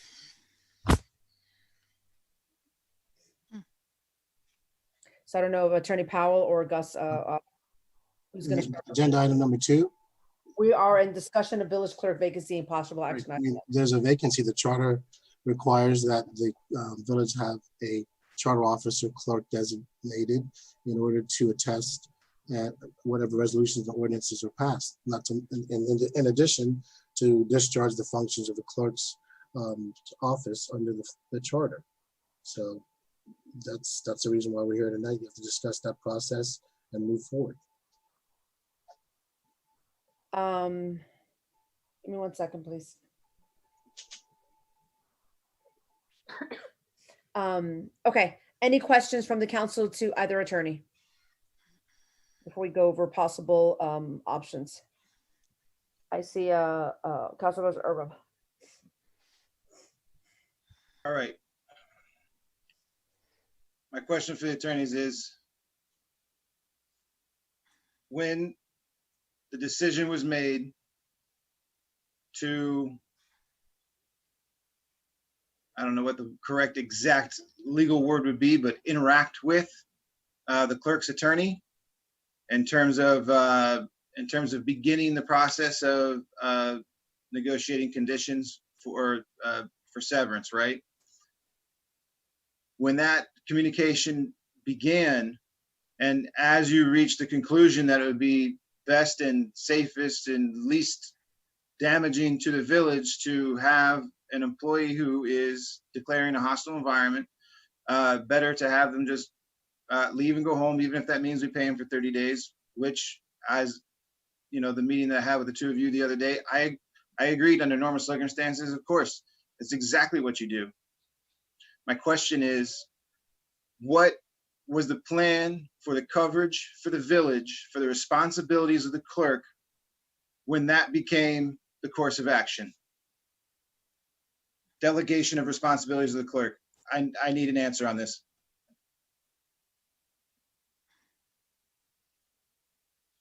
I'm not quite sure I understand your question. I mean, we have. I was assured by both of you that this would not interrupt the business of the village. And since that time, I had that conversation. We've had 3 canceled committee meetings. 2 of them, we're going to find out exactly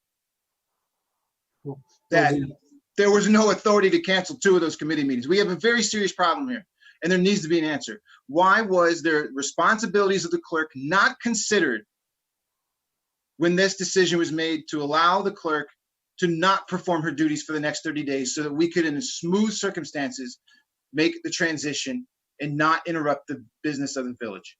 Okay.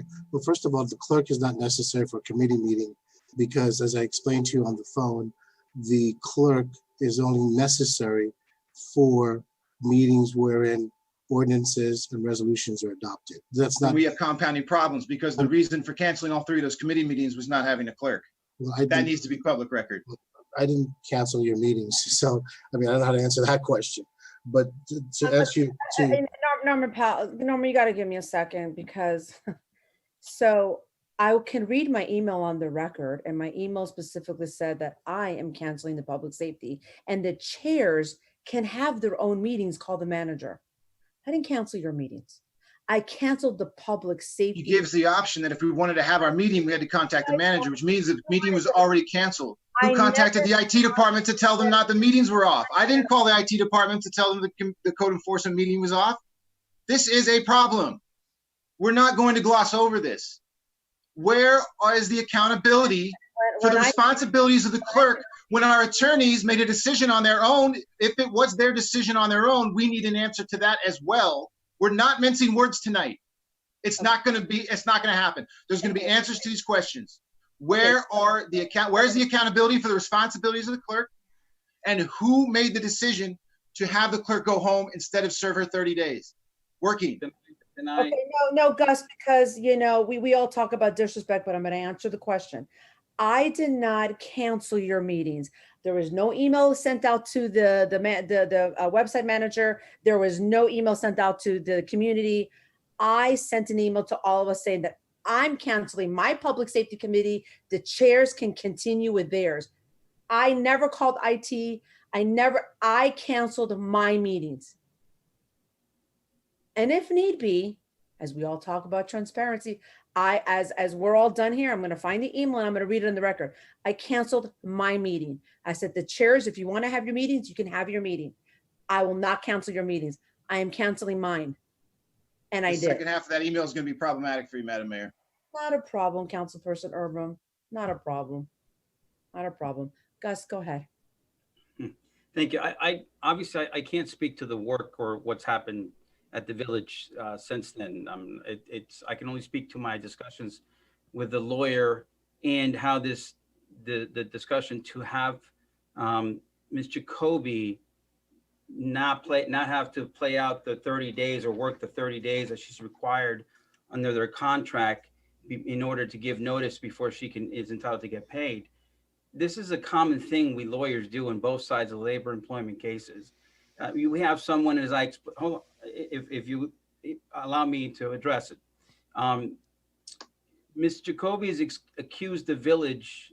Again, I get an email on August 25th, I believe, saying that she has resigned, accusing the village of a hostile work environment. And so I reach out to their lawyer and we start talking about the situation. He was as eager as anyone to get her not to go in there anymore. Because again, he's alleging his client, it's so difficult for her, to go into that environment that she had to resign. So as an attorney, we look at that situation and say, look, if we can avoid further conflict, if we can avoid further problems, that's preferred for both sides. This is a standard practice. Both sides typically want, if you have a hostile work environment, the last thing you want is have that person there. That's how that decision came about. And to be clear, the demand that you're facing today, the demand that's being asked of you today to consider, that was a demand that was put in place by her lawyer before we got the email, him confirming that his client didn't have to come to work anymore. That did never changed the narrative of the demand. It's always remained the same. And I think if I had to do it all over again, I would make the recommendation that she not come into work purely from my standpoint. Again, I can't speak to the level of the work or what's needed at the village. That's for something you guys to handle. But as the potential litigation attorney, it's better to avoid in a hostile work environment and avoid another event, which could become even worse. And now suddenly the case is really ballooned. That's where the sort of the genesis of that discussion came about. Okay, and my point is that a year ago, our clerk, just as Councilperson Ramos said, a year ago, the clerk raised the issue of hostility. A year later, this issue was raised again by the clerk of hostility. We had many opportunities over more than a year to mediate and de-escalate whatever the issue was. That didn't happen. Now the clerk feels, okay, I need to move on with my life and go somewhere else. This isn't, you know, maybe it's a wise decision on her part to, you know, to move on and go do something else, right? So she puts in her 30-day resignation. That is all well and good. If it had been presented to the council that, you know, hey, this is what we're in discussion with the attorney with this. So if you don't have the authority on your own because you need the council to sign off on what the demand, how we're going to meet this demand, to what level we're going to meet this demand, the council's input is required. Am I correct? My opinion is that once Eunice Jacoby resigned from the village, she's no longer under the authority or reporting to the council. I mean, that's clear in the charter. But let me just finish because, I don't know why we have conversations sometimes because it seems like it doesn't resonate and when we move forward.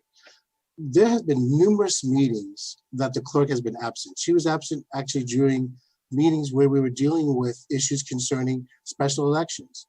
And the manager and myself has prepared and handled those meetings, just like this meeting.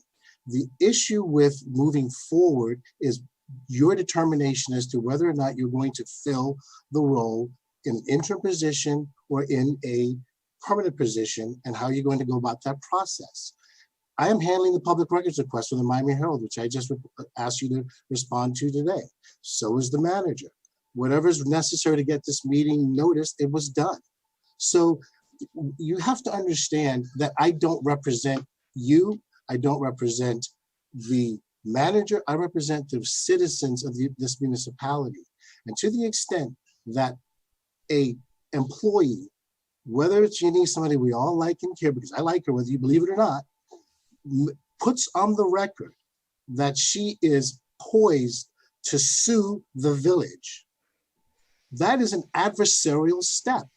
And to ignore that is malpractice. More importantly, if the steps are not taken to protect the village and that particular employee then adds to their complaint in 30 days because she was or he was allowed to come back and buttress whatever it is that they're alleging against the village, there's going to be an argument, well, why did you let that person come back? So, you can't have it both ways. And this is where we are. It's always an opportunity to play Monday morning quarterback and look at things, how they could have been done a different way. That is not productive tonight, in my opinion. What I think is productive is to make a determination. Are you going to hire an interim? Or what process are you going to use to get a permanent clerk? The village and the people that have longer histories here than I have will tell you there have been numerous occasions when the village has operated with an interim clerk, or even times when it's operated without a clerk. So, it is not the end of the world. And we will move on and we will do what is in the best interest of the village. And I will make the same decision again. I will recommend that anyone who is poised to sue the village and affect the largesse of this community, which we all know has a very tenuous budget, and ensure that there's not exposure. So I want to make a And point. I'm sorry, I hope you don't think I'm lecturing you. I'm saying the exact same things I've said to you on the call, the same things I'd say to you in public, and the same things I'd say to you in private. I represent the residents through this municipality.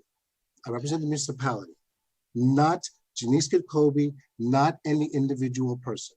And when that person has made it clear that they are now an adversarial position with that municipality, my job is to protect that entity. So your job is to protect the mountain that you built out of a molehill. Got it. You're welcome to your opinion, sir. I stand by my recommendation. My opinion is not born out of my own machinations. They're sought by contacting the League of Cities, other attorneys that sometimes have more experience than I do, and I follow that advice. And sometimes there may be second guessing, but I stand by the advice. And you, as I've told you before in the past, my job is not to sit down with anyone who has made it very clear that they're poised to do harm to this municipality, regardless of whether you're their friend or foe. It's to protect the municipality. So the fact that Yanis Jacoby had never once in the 2.5 years that I've been here come to me and expressed any comments about quote unquote a hostile work environment. Never called, never emailed, never said, hey, let's have a cup of coffee, never once discussed it. But yet still, your opinion is it should have been de-escalated. The only time that it ever came up, look, check the record, was at the administrative committee meeting. It came out publicly on the record. At that point in time, consult was made with Brett Schneider, the former labor attorney. He reviewed the record and he gave his best advice, which was tell us what the issues are. It went silent. There was no response. It happened a second time in the last public meeting. She was given an opportunity to tell us what the problem was. We still haven't found out what it is. So, you know, call it what you want. I want to have a point of clarity. So, scenario: if Yanis Jacoby resigned because she wanted to move on and do something else and give her 30 days, she would have stayed her 30 days. There was no lawsuit or no threat, right or wrong? Yeah, I think at that point, well, I can't speak for her, but I mean, from the contract itself, yes, she needs to work the 30 days in order for her to be entitled to get paid. And my point is that we had a manager who was with us for, Yanis was about to celebrate her 5th anniversary in November. We had a former manager, my first manager that I worked with, that had been with the village for 7 years, and he resigned, and he gave us 30 to 60 days. He stayed to the very end, but there was no threat of any lawsuit. I mean, he stayed and worked to the absolute end, and we, to this day, you know, if need be, we call him. So I think that's the difference that I think we're trying, that, you know, as much as, you know, I don't like it, I don't get, but I understand. Unfortunately, if there's a lawsuit, and I prefaced the meeting this evening where we all, and by we all, the council received an email on Monday. And I don't know about you all, but I will say this: it wasn't until the manager called me about maybe a month ago, maybe less, and she said to me, does the village owe a clerk any money because she's requesting back pay, and I've asked her to put it in writing? And I said, not that I'm aware of. And I don't know if it was 4 weeks ago, 3 weeks ago, I don't remember when it was, but I remember it stayed on me as something that I had to do and look on. So I wanted to be sure to go back to that meeting, because I do remember that when we gave her the raise and Omar Nickerson was there was a lot of back and forth, and that passed 3-2. Vice Mayor Nickerson didn't even vote it because he wanted to go another way. There was a lot of conversation. I was like, oh, wait a minute, maybe we do. So I went back and I listened to that, because the minute the manager says, hey, you know, one of your employees is saying that, you know, the village owes them money. But I got to tell you all, I was surprised she never told me. I don't know if you all knew, but she never called, texted, emailed me, and ever said, hey, you know, Mayor, or hey, Claudia, or hey, whatever, you know, don't forget that it's got to, you know, we got to talk about admin and finance, you know, I'm owed back pay. Had no idea. The minute the manager told me, I did my homework, because if we did, it had to get paid, because obviously it's the right, you have to do that, it's by contract. But that's when I started doing my homework and I started looking at things. But other than that, I didn't know. And it seems like that. And then we got that email from the attorney on Monday, which I was just like, whoa. And I was a little taken back. And that's when I replied to, and I sent it to the attorney and I sent it to the manager. And then that night we got her resignation letter. I didn't even know she was resigning. She never called me. She never texted me. I had no idea she was resigning. Zero. Well, then why, as a junior council member, am I the only one who's not surprised that we're in this situation right now? I'm sorry, what? Then why, as a junior council member, am I the only one who's not surprised that we're in this situation right now? I don't know. All of it seems to be such a shock to everybody else, but I saw this coming from Let me tell you, the clerk sent me an email on Monday morning, and she says, hey, you know, where are we at with the state of the village? And I said, I'm putting it off because of COVID. I sent her, you know, so, but anyway, that's not the point. The point is that, like Jason Walker, I do believe that any employee that puts their notice in and there's no hostility and there's no resentment or adversarial, as the attorney said, I believe that any employee would have lived out their 30, 40, 60, whatever days they put in. I think the only reason that perhaps it came to the way it did was because of the lawsuit that was being brought before us on an email that we had received earlier that day. So I will say this. Councilperson Urban says I like to lecture. I don't like to lecture. I do believe that providing some institutional knowledge and you can take what you want from it, I think is necessary. I think it's my job to do that as I leave. I don't do it as a lecture. I do this to share. It's how I do it. But you all can take it as you want. But I'm going to tell you this, Vice Mayor Nickerson, the decision of how you handle, it's going to be yours. It's not going to be mine because I will not be here. So you tonight will talk about this with your members and I will vote on the way that I think is best. But I am not going to be here in after November 3rd or November, whenever the installation is. So I am not going to make a recommendation. It's going to be you tonight. So how you all go forward, because it's clear, and I respect that you all believe, you think you know how to make that decision. I will sit back because I have no problem doing it because I've been preparing for 2 years.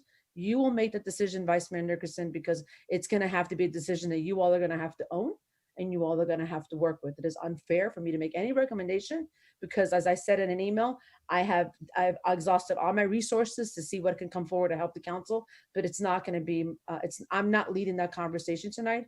I believe the council who will be here needs to have that conversation. So the floor is yours, Vice Mayor Nickerson. Or should I say Mayor? Vice Mayor is fine. Thank you, Madam Mayor. I appreciate it. First of all, I just wanted to say that the first point that, or the first question that you asked, Madam Mayor, was going to be my first question, which is just a clarification for everybody watching that the 30 days and because that was one of the confusions and one of the questions that I had, which was if she resigned with the 30 days that we could have had her work, why did we not allow her to work those 30 days? And so I appreciate, both attorneys just, clarifying that and letting us know, and for, everybody watching, that under this circumstance, it was a different circumstance, and therefore that's why she wasn't allowed to work her 30 days.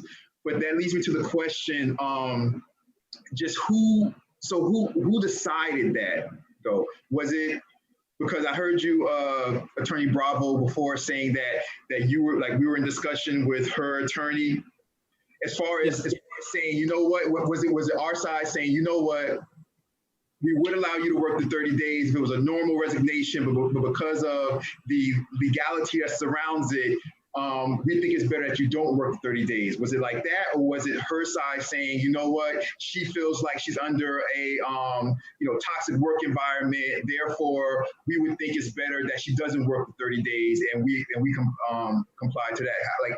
How did that go? I think that's Commissioner Urban's question as far as how we got to this point. Again, I think it's my first discussion with her lawyer. Obviously, the crux of their allegation is hostile work environment.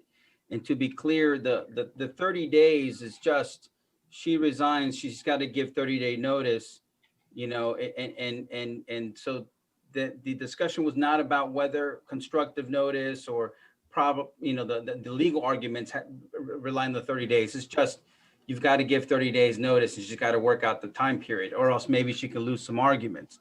I don't recall exactly whether it was something that I raised. And I would tell you, I typically always raise it, and especially in hostile work environment cases, because if I don't, if I represent the employer, that could be malpractice. Frankly, that is malpractice. If I have an employer whose employees just quit because she's claiming it's a hostile work environment, you just don't want any more. You've got to stop the bleeding, right?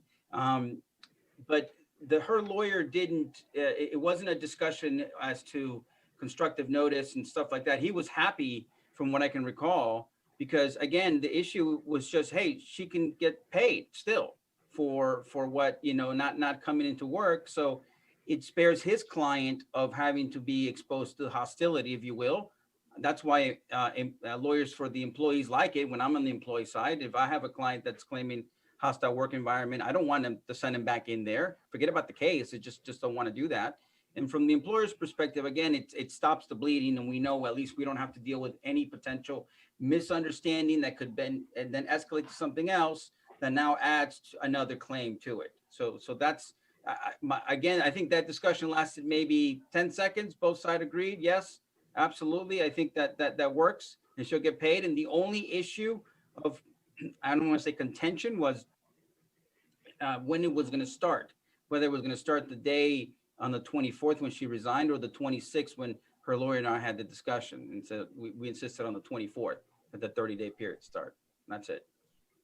Thank you, Attorney Bravo. I appreciate that. Before I go on, you guys, I just want to say really quickly that, you know, we've had a night of, you know, a lot of colorful discussions here. I just want to say, which I always say, which, you know, everybody here can tell you that I've said it before. It's one of the first things I said. I remember the first time I was sitting on the dais with Councilperson Roman, and I think we were in disagreement about something or something like that. And I say, you guys, that we all want what's best for the village. Everybody up here, I'm saying this to say that Mayor Cabillos wants the same thing, you guys. It's just that we have different ideas of how to get there. So those might be the ways that we disagree. But, you know, we all want what's best for the village. We just have different ideas. So I just want everybody out there to know that. That being the case, as far as what Attorney Bravo said, Councilperson Erbaum, is that kind of what you look at? So from what he said, from what I gathered, is we're the ones that said that because of the lawsuit situation that was surrounding the resignation of 30 days, we decided that we shouldn't work in 30 days, and then her attorney decided that would be best. That's what I gathered from what he said, Councilperson Erbaum, the floor is yours. Yes, and I don't disagree with that premise. I don't disagree with that premise. So I'm sorry, Mr. Bravo, go ahead. No, I don't want to mince words, but it wasn't a decision that was made in advance, or it was literally part of the initial discussion when you go through a checklist as lawyers, and you know you've got the client still going into work. And again, I made it very clear, look, I can't make that decision for the village. Obviously, it's got to go up the food chain. And in fact, the lawyer then sent an email, which I think everyone should have, where he confirmed that was going to be the arrangement. See, the email we received, all it said was she's coming. Okay. So the email that we received, all it said was she's coming at noon to clean out her to clean out her things. There was no discussion of how we arrived at that situation whatsoever. And again, my question remains: what was the strategy at that time to cover because the responsibilities of the clerk are not just to come to meetings. The clerk doesn't just come to, that's not all the clerk does. There are other responsibilities. There's all kinds of communications that comes into the clerk's office on a daily basis. So the question remains, what was the strategy?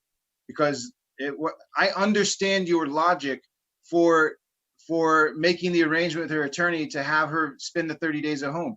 I understand that logic. Where was the consideration for the village's needs in terms of how are we going to account for the responsibilities of the clerk? And it just seems that there was not considered at all. It's dismissed as, we don't need the clerk at the meetings anyway, unless it's the council meeting that she has to sign an ordinance or resolution. I mean, that was literally the response. Well, we don't really need the clerk, which obviously my blood is boiling over that answer. That's what my blood is boiling over, is that answer of, well, we don't need the clerk. And then what happens? A few days later, 3 committee meetings are canceled, and we will absolutely mince words over how that happened. Because as the chair of code enforcement, we were prepared to announce to the village, we had a statement prepared. We had Officer King back on duty. It was, there's a lot of questions residents actually have regarding this. Similar to building, which Public Works was that night as well. There's an opportunity to address these issues with the village. Yeah. And so I have yet to hear anybody offer any kind of strategy that was discussed about how we're going to cover the duties of the. So now here we are discussing this publicly. Everyone sees the sausage getting made, and this is your making. So so as the mayor said, it sounds like, and unless Councilperson Roman cares to different opinion from the mayor, it does sound like perhaps there's just the three of us here just need to decide tonight how we're going to move forward in covering the clerk's responsibilities. I am not thrilled with either of the two options that we've had put in front of us. And so my understanding is, at least for an interim clerk, what we need is someone with paralegal status or better. Ideally, someone with recent experience, directly working in municipalities. But we are now without the luxury of a couple of weeks to figure this out. So what are we going to do tonight, council, regarding the responsibilities of the clerk is what we need to discuss right now, it sounds like. Yeah, so the way I see it, so we have a few options, right? So we have, and before I move on to that, Councilperson Roman, Councilperson Perrella, Attorney Bravo, Attorney Powell, do you guys have anything, manager, village manager, do you have anything you want to say, or everybody okay? You guys okay? All right, just making sure before we move on. Anybody, attendees, anybody in the audience, you guys okay? I'm not seeing any hands, or I'm seeing a hand here. Mr. Kurt, can we bring over, Kyle, can we bring over Mr. Kurt, please? Thank you, Mr. Vice Mayor. Appreciate that. Appreciate the time. Courtney Kirk, 265 Northeast 87th Street. My question, which tags on to what Councilperson Urban was asking. If the clerk were to have continued her 30 days, she would have been continuing as the clerk. As such, the way I read the charter, the fact that she was not allowed to continue her job was not legal. It requires 3 votes from the council to have a change of position. So I'd like to know from a legal perspective what previous precedents were used to state that an individual, whomever that may be, could override our village charter. Thank you. Attorney Bravo or Attorney Powell, go ahead. You're forgetting Denise resigned. She resigned. She quit the position. It's so to the extent that she did that, the next question becomes under what terms does that separation involve? And I think we discussed it several times tonight that after discussing it with her attorney, that they arrived at the best resolution. I'm sorry, Mr. Powell. I don't believe you had the legal authority to discuss it, to dismiss her. Just like happened with Mr. Just like what happened with the prior village manager, he continued to work his 30 days. He functioned exactly in the same position with the same legal requirements and the same legal capabilities.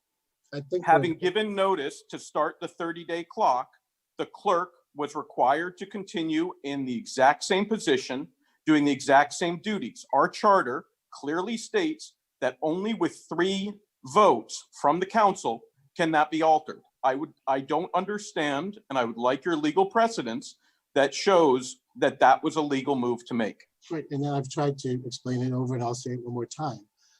First, Eunice Jacoby resigned. It doesn't take 3 votes for a resignation. The charter only speaks to the council hiring and firing the clerk. In this particular instance, the clerk resigned. She resigned pursuant to the contract by giving that notice. Thereafter, with the imprimatur of her council, it was their decision for her not to come back to the village. And in my professional opinion, I think that was a smart thing to do. And under what authority could you accept that lack of production for that same amount of pay? Under what authority are you given to accept that without going to council? Well, that's the balancing act, Mr. Kirk. At some point in time, you balance whether or not it's in the best interest of the village to not have an employee, and I could read the emails going back and forth, who's potentially suing the village for harassment, toxic environment, and also, by the way, Public Records Act violations and attorney's fees. You balance that on the one hand, and then on the other hand, well, you know what, let's just have her come back into the village. So it was just a decision that was made in the best interest of the municipality. And I keep it understand you made a decision. I'm asking under what legal authority I did that. that as- decision as- was. I did that as the chief legal officer of the village. I made the best decision that I could, and I will make the same decision again. Yeah, thank you, Mr. Kirk. I appreciate it. Thank you, Mr. Kirk. I think that what this comes down to for everybody watching out there is this, right? So we have our village attorney. In the charter, it says that the council hires and fires. Those are 3 charter positions, which is the manager, the attorney, and the clerk. Clerk Jacoby resigned. Therefore, what the attorney's saying is that throughout the whole, like that it gave us the power to fire at that point because she resigned. Then what happens from that point out, that the resignation also doubled with the legal situation that was going on. The attorney, who is the village attorney, then off of what he believes is best for the village, he makes that decision. Now, if the council has a problem with what he believed, well, that's something that the council is going to have to hold him accountable for, let's say, more or less, because that's his legal opinion. So it's kind of like when we hired an attorney, we said, okay, we're hiring this attorney because this attorney knows more about legality than we do. Therefore, we're trusting their decisions on legal matters. Now, if we feel as a council that we don't like their decisions that they're making on legal matters, well, then we handle that, at a later date. We have a RFQ out now and things like that, RFP out now and things like that. So we handle that later. Those are questions that can come. But just to let everybody know who's watching, how, the thought process of how that occurred. Just wanted to clarify that. Anybody want to jump in? You're muted, Attorney Powell. Let me just finish the thought, because it's like looking at this in a vacuum now, and I can certainly appreciate Mr. Kirk's questions and Mr. Urban's concern. But think of it in reverse. Let's say I did make that decision, and she came back to the village, and based upon the allegations she was making, an incident occurred, which is not out of the realm of possibility. Let's say something happened where there was a altercation, where there was some type of issue in the village. And we have, for the last 2 or 3 weeks, chains of emails where this employee has stated that she is in a hostile work environment, it's toxic, there's been harassment, and she's allowed to come back to the office. Think of the flip side. Think of the flip side to that coin. And that's what the analysis involves. What is in the best interest of the village? Let's play it out in the real world. Let's suppose I got sick, the clerk gets sick, or the manager unfortunately gets sick or can't perform her functions. You call a special meeting and you fill the position the best way you can and you move on. That's how it works. So, we can play this, go back and forth and try to do the legal mental gymnastics about, authority and whatnot, but that's not in the best interest of the municipality. What's in the best interest of the municipality right now is to have a discussion as to how are we going to fill the void of the clerk, regardless at this point, whether you agree or disagree with the decision, because as Vice Mayor Nickerson just said, there's going to be a comeuppance for that decision at some point in time. But at this point, I've tried to make it as clear as possible. I balanced what I believe was in the best interest of the municipality based upon the empirical record that was before me. We got a demand on Wednesday, August 26th, from her attorney that came in and emphatically stated that these are her demands. If she doesn't get it in her exchange, she'll give a full release for all of her claims and claims arising under the Public Records Act. That cannot be ignored. So, that's just the decision process. And again, I always try to come down on the side of the municipality. In this particular case, it was a no-brainer. Thank you, Attorney Powell. Attorney Bravo, I see you unmuted yourself. Yeah, I just wanted to add something real quick. I don't want to belabor the point, but on the notice thing, the 30 days, remember she resigned, but she also argued, and is still arguing, as a matter of fact, that she was constructively discharged. In other words, that the village fired her on August 24th. That's what really the significance of her argument is. If that's the case, the village is not required to give her 30 days. There's no 30-day requirement for the village. That only applies in the event that the clerk quits. So you have a sandwich here where she's resigning, and I agree. Once you resign, you're done. You're no longer technically an employee. But especially so when you argue that you've been constructively discharged, you've been fired. There's no doubt that if what she's saying is true, I'm not agreeing with it, but the impact of what she's saying is true, then that means after August 24th, that's it. She had been fired, and then there's nothing else that can be or should be done. And so requiring her to go back, I think whatever benefit you get out of productivity for an employee who's claiming hostile work environment, I think, that's far outweighed by the risk. So I would make the recommendation again, and I would do it in almost every case, and this is no different than that. I appreciate the lack of need to maybe get work. Obviously, that's beyond what my focus is. My focus is on the narrow legal issues of mitigating the claims that have already been presented against the village. Thank you very much, Attorney Barber. I'm going to come to you, Councilperson Urban. Seth, Sandra, Ms. Valencia, I see you, and Ms. Kenzo, I see you. Madam Mayor, I don't know if you had anything you wanted to say, but you're unmuted. No, I'm good. You're good? Okay. Just wanted you to know that you were unmuted. Thank you, Madam Mayor. Councilperson Urban. Okay, just quickly, because we do need to get to what our plan is going to be for fulfilling these responsibilities, but it doesn't. So I've got another question now, Mr. Bravo. So you're saying that potentially her argument is that she was constructively discharged, or you're saying that that is her argument? That is her argument. That is. How is it possible for us not to dismiss that out of hand? Because the only way she could have been constructively dismissed would have been by a 3-2 vote or greater by the council. How is it possible that a constructive dismissal would have occurred other than she either resigned? So there's a third option here. It's not just she was resigned or she was fired. You're saying that there is a third avenue here of constructive dismissal? No. Factually, she resigned. She's not denying that she wrote an email or a letter on August 24th. The contract provides for an exception, because obviously if she resigns, she loses the right to severance. The contract provides for an exception for constructive discharge. Constructive discharge, Councilman, is a legal term. It has nothing to do with the right of a village or a government. It is a legal term that applies to all labor and employee matters. It's basically saying, you, employer, made my life as an employee so difficult, so horrible that I couldn't come into work. Maybe not that extreme, but you essentially have fired me. I have no choice. So I quit, but you left me no choice. That's what a constructive discharge is.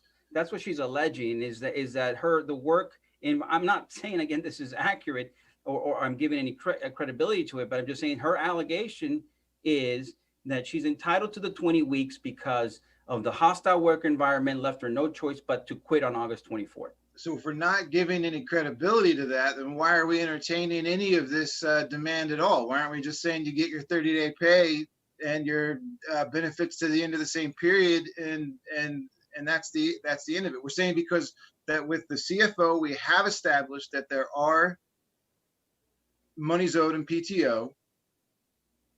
We are saying that the request for attorney's fees is essentially outrageous. Yeah, correct. Right, but then the other components in there, though, we're giving credence to, at least in some regard, like the 16.8, for example, we're giving credence to. Even if we dismiss the back pay, we're still giving credence to the 16.8, right? The PTO is a foregone conclusion. And then that leaves the question of 20 weeks of severance. So we're giving credence to some weeks of severance. We're giving credence to 16.8.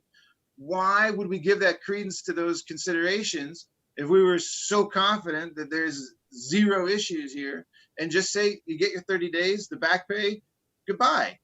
So Councilman, Let me jump in here because I'm not a lawyer, but I'm hearing all this conversation, and regardless of whether we let. Councilperson Perrella, let Attorney Bravo answer, and then I'll let you jump in right after that. Thank you very much. thank you. I make no such representation at all that we have nothing to worry about on the hostile work environment. I could not. Again, I think I said that earlier, that I can talk about the merits of the contractual arguments, which are a stretch as to the pay raise and the fees, but as to the hostile work environment, that requires knowing what was actually she was experiencing at the time. I don't know. I didn't work there. I haven't interviewed one person. We haven't taken a single deposition. So this is why we're giving credence to the 20 weeks, is because there is some factual potential. I don't know. And so this is where the sliding scale cost benefit of how much you're going to pay, to defend this, to fight this, versus how much you want to settle now. That's really all it is. Okay, let me just say this real quick. I'm gonna let Councilperson Perrella come in. I'm going right to Ms. Valencia because she's been waiting, and then right to Ms. Kinzel. Okay, Councilperson Perrella. If from what Councilperson Perrella says right now, if anybody has a response, just save it in your brain, and we'll come back to you. All right, thank you guys. No, what I understand what the lawyer is saying, that regardless whether we let her, let the clerk work for her 30 days, it was in writing, and she was claiming there was a hostile environment, and that was a potential lawsuit, right? And whether she was let out, the 30 days or just the 2-3 days that she was allowed to work after her resignation, was going to be the same outcome. Is that correct? Correct. I mean, the legal arguments, okay, she was the one that was required to give 30 days notice, not the village, okay? But, frankly, if I'm her lawyer, I wouldn't have her go back anyways, just what I would have done, because if I'm arguing constructive discharge, I'm not subject to the 30-day requirement. See what I mean? The 30-day requirement only applies if you resign, not if you're claiming you resigned because you were working in a hostile work environment. That'll be ludicrous to read the 30-day period like that. So I think he should probably have not her come back, but certainly for us to insist that she goes back to work under those circumstances in order to get paid, or potentially risk creating more of a hostile work environment. It didn't make any sense. That's what that was really about. All right, thank you very much, Attorney Bravo. Thank you very much, Councilperson Perrella. Kyle, can we go ahead and bring Ms. Valencia over, Sandra Valencia? And then right after that, Ms. Kinzel, you'll be next. Thank you very much. Hello, can you hear me? Yes, can you please say your name and address again for the record? Yes, Sandra Valencia, 8633 Northeast Miami Court. I have just a couple of questions regarding the emails that Ms. Jacoby's attorney sent to our attorney Powell. Is the council aware of these emails? Have you, as a council, have the copy, or did you have time to read them through and see that there was a threat in regards to a lawsuit? Because as far as I understood, she was not intentionally looking into put a lawsuit against the city, as far as I understood. So I would like from you guys, the council person, just to let me know if you have access to it, if Powell has actually shared that with you guys. Yes, Ms. Valencia, we got the email thread. And it was clear that there was a threat of a lawsuit against the city? Yes, Ms. Valencia. She retained an attorney, and that was part of the email chain also. Okay, but she retained her attorney in because of the hostile environment, trying to just play a lawsuit against us for how much? Or why? And why didn't we go to mediation with her instead of, and not even mediation, there's no need. So let's sit down with her and try to, handle the things that we don't have an HR department. I know that for a fact, but we should have just sat down with her and understand what she wants. And she wanted to just resign and stay for the 30 days instead of us being in this position right now with no clerk whatsoever and not options whatsoever. And she was pushed out of the, her position right there. So I want to understand if it's that real, like a big threat. I don't understand how Mr. Powell was actually capable of making an unilateral decision for the whole council. I don't get it. I think people keep on this, missing out on what it is. And Bravo has said it many times. Mr. Powell has said it. Is the fact that she wrote on the letter of resignation, or the lawyer, the demand that they specifically saying that it was a toxic and hostile environment. As an employee, you don't want somebody that claims those things because it's not healthy. I get it, but we should have So- just come together as a council or as a community or whatnot and have a plan in place. And that's the problem. It was just not even Well, there's not a plan. Okay, that would mean keep the clerk working still until we develop a plan or come out with the Yeah, I think, solution. It will have taken. So it's a very I think what tough. Councilor Perella's meaning to say, Ms. Valencia, is that we're still, this is part of what that is. So this is part of the beginning of that process. So we come back, we came back, and you saw in the beginning, we had numbers that, that her attorney, they desire. And so we're in that beginning discussion process, which is why we're going to come back with a rate that we're going to, try to renegotiate with and things like that. So we're a part of that beginning process that I think that you were talking about in half of a way. The rest of your question, I'm not sure if I completely understand it. I think that the other part of your question, as far as Attorney Powell and him having the authority to be able to do what he did, I think that we covered that when we were talking about earlier when I said, well, you know what, you guys, like when we hire a village attorney, interim village attorney or a permanent village attorney, when we hire a village attorney, we hire them with the, with the faith that they're going to negotiate or they're going to do things on behalf of the village that is best for the village.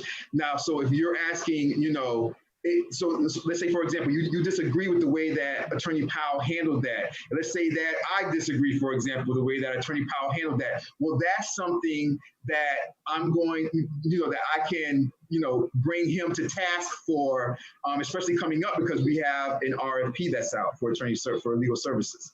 I'm just saying that, in the corporate world, I've never worked in the municipality or, side of sector at all, on the government sector whatsoever. But in the corporate world where I come from, an attorney that is being hired by the CEO, by a president or a vice president or whatnot, their supervisors will never be able to actually make decisions regarding an employee without the approval of their supervisors. And that is the council at this point. So I don't understand how this is happening. That's the only thing. And to be honest, it put us in a really bad position as a village, and I don't think that Mr. Powell was thinking about the best for the community or for the municipality whatsoever at this point. It was just, I don't know, careless, to be honest, in my opinion.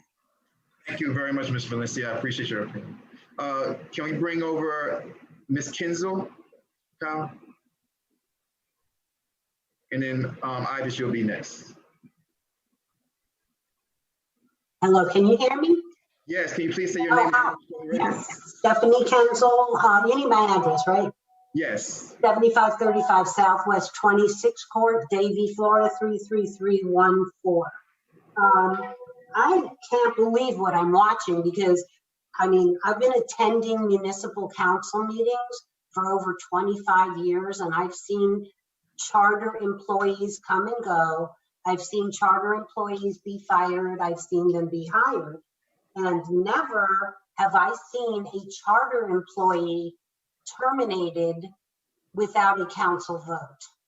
And to my understanding, she gave you a 30-day resignation letter, which I assume was part of her contract.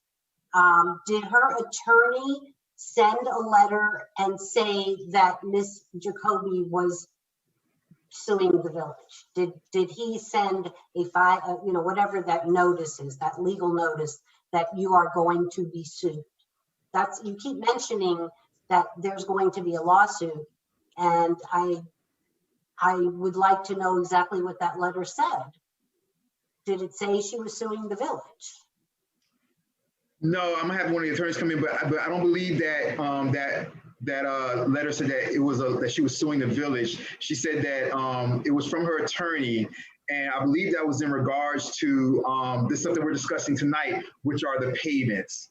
Are you referring to the September 2nd letter? I can read it for the record. The lawyer does threaten several lawsuits, not just one. Thank you. Yes, please read that, Mr. Bravo. Because nobody has the public record, apparently. The very last sentence of the letter, September 2nd, 2020, it's addressed to the village care of me at the 500 Northeast 87th Street address. The lawyer said, should an agreement not be reached, one or more lawsuits will be filed to protect my client's rights, end quote. And this is after asking approximately $45,000 worth of compensation, which doesn't include the 20 weeks of being on the village insurance. And again, that's the first demand, but that's the opening salvo. Okay, so there was a lawsuit threatened. Okay, I just wanted to make sure because a couple of people have been making public records requests and nobody's gotten that letter. The other thing is if an attorney, a municipal attorney, receives some type of letter like that and requesting a settlement, it's usually discussed in an closed executive meeting. Yes, it is. And that's where it happens in big cities. And then the council votes on it. For her to just be, who told her she was terminated? Who told her that she had to leave? That's what doesn't make any sense. She gave a 30-day notice according to her contract. And the next thing, she's getting a call from somebody, I don't know who, to come get her things, and she has to leave and be escorted out by the police chief, I'm told. So how does that happen without a council approving it? I don't understand. This makes no sense. And other people have come here and said the same thing, so I'm not alone here. And Mr. Councilperson Erbaum, he's really upset, and he has every right to be upset because he didn't have any decision in this. And Ms. Jacoby was your charter employee. She wasn't Mr. Powell's employee. She wasn't Miss Alou's employee. She certainly wasn't the mayor's employee because you have a mayor manager, a council manager form of government. You don't have a strong mayor, okay? You don't have one. And I guess Ms. Cubillos thinks she's a strong mayor, but you don't have a strong mayor. You all have a vote. And I just don't understand how something this major happened without the council voting on it. It makes no sense. And I don't care what kind of legal gobbledygook the lawyers are saying. You guys have the right to hire and fire your own charter employees. That's done in every single municipality that has a council manager form of government. It's in your charter. I'm not making this up. Thank you, Ms. Kinzo. And congratulations, Mr. Nickerson. Thank you, Ms. Kinzo. Mayor-elect Nickerson. I love it. Thank you. I Congratulations. appreciate it. Take care, Ms. Kinzo. Have a great night. Thank you. You too. Okay, thank you. I'm coming to you, Ibis, but first let me go to the village manager really quickly. Yes, thank you, Vice Mayor Nickerson. Just to address Ms. Kinzel's statement about the police chief escorting Ms. Jacoby out. No, the police chief did not. I was with Ms. Jacoby and assisted her in packing her things. It was a loss to me as well because I do consider her a good colleague, and I, wanted to ensure that it was done properly as she exited. But no police was involved. People came by to say goodbye, and that was the extent of any police activity. It was me and her at the end walking out. As to me being her employer, I'm not. That was never on the, that was never at issue. Also, the hostile work environment. I make it a point to ensure that the village is not a hostile work environment. We're some of the lowest paid employees of, Miami-Dade County. So I think that the very least, the village should be a pleasant place to work. If we cannot afford to give, compensation and perks and all of the other things that other people have, we should at least be a good place to work. And so I try to make it my mission to ensure that that's what's happening at the village. So it wasn't a difficult place, the village itself. I think whatever issues that came from Ms. Jacoby's resignation was not about the physical village hall. And my staff is, we were all, interviewed, and we all discussed it afterward to just address any issues that came from it. And none of my staff had any concern about hostile or toxic work environment. Thank you very much, Madam Manager. I appreciate it. Kyle, can we bring over Ibis Garcia, please? Ms. Garcia.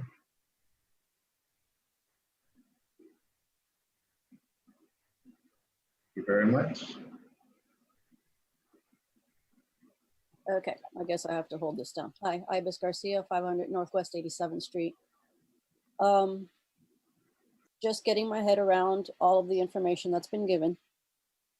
I understand why the lawyers would make the decision that they made.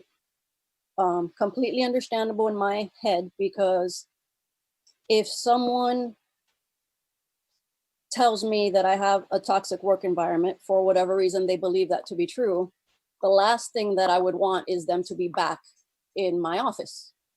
That just makes no sense. And if I have a lawyer who is looking out for my best interest and he does not make that decision for my best interest, then I would have to question whether or not the lawyer is working for me. So I do understand completely why that decision was made and why it was necessary. And I do also understand the fact that she quit. She was not fired. This is not a hire fire situation. She made the choice to quit.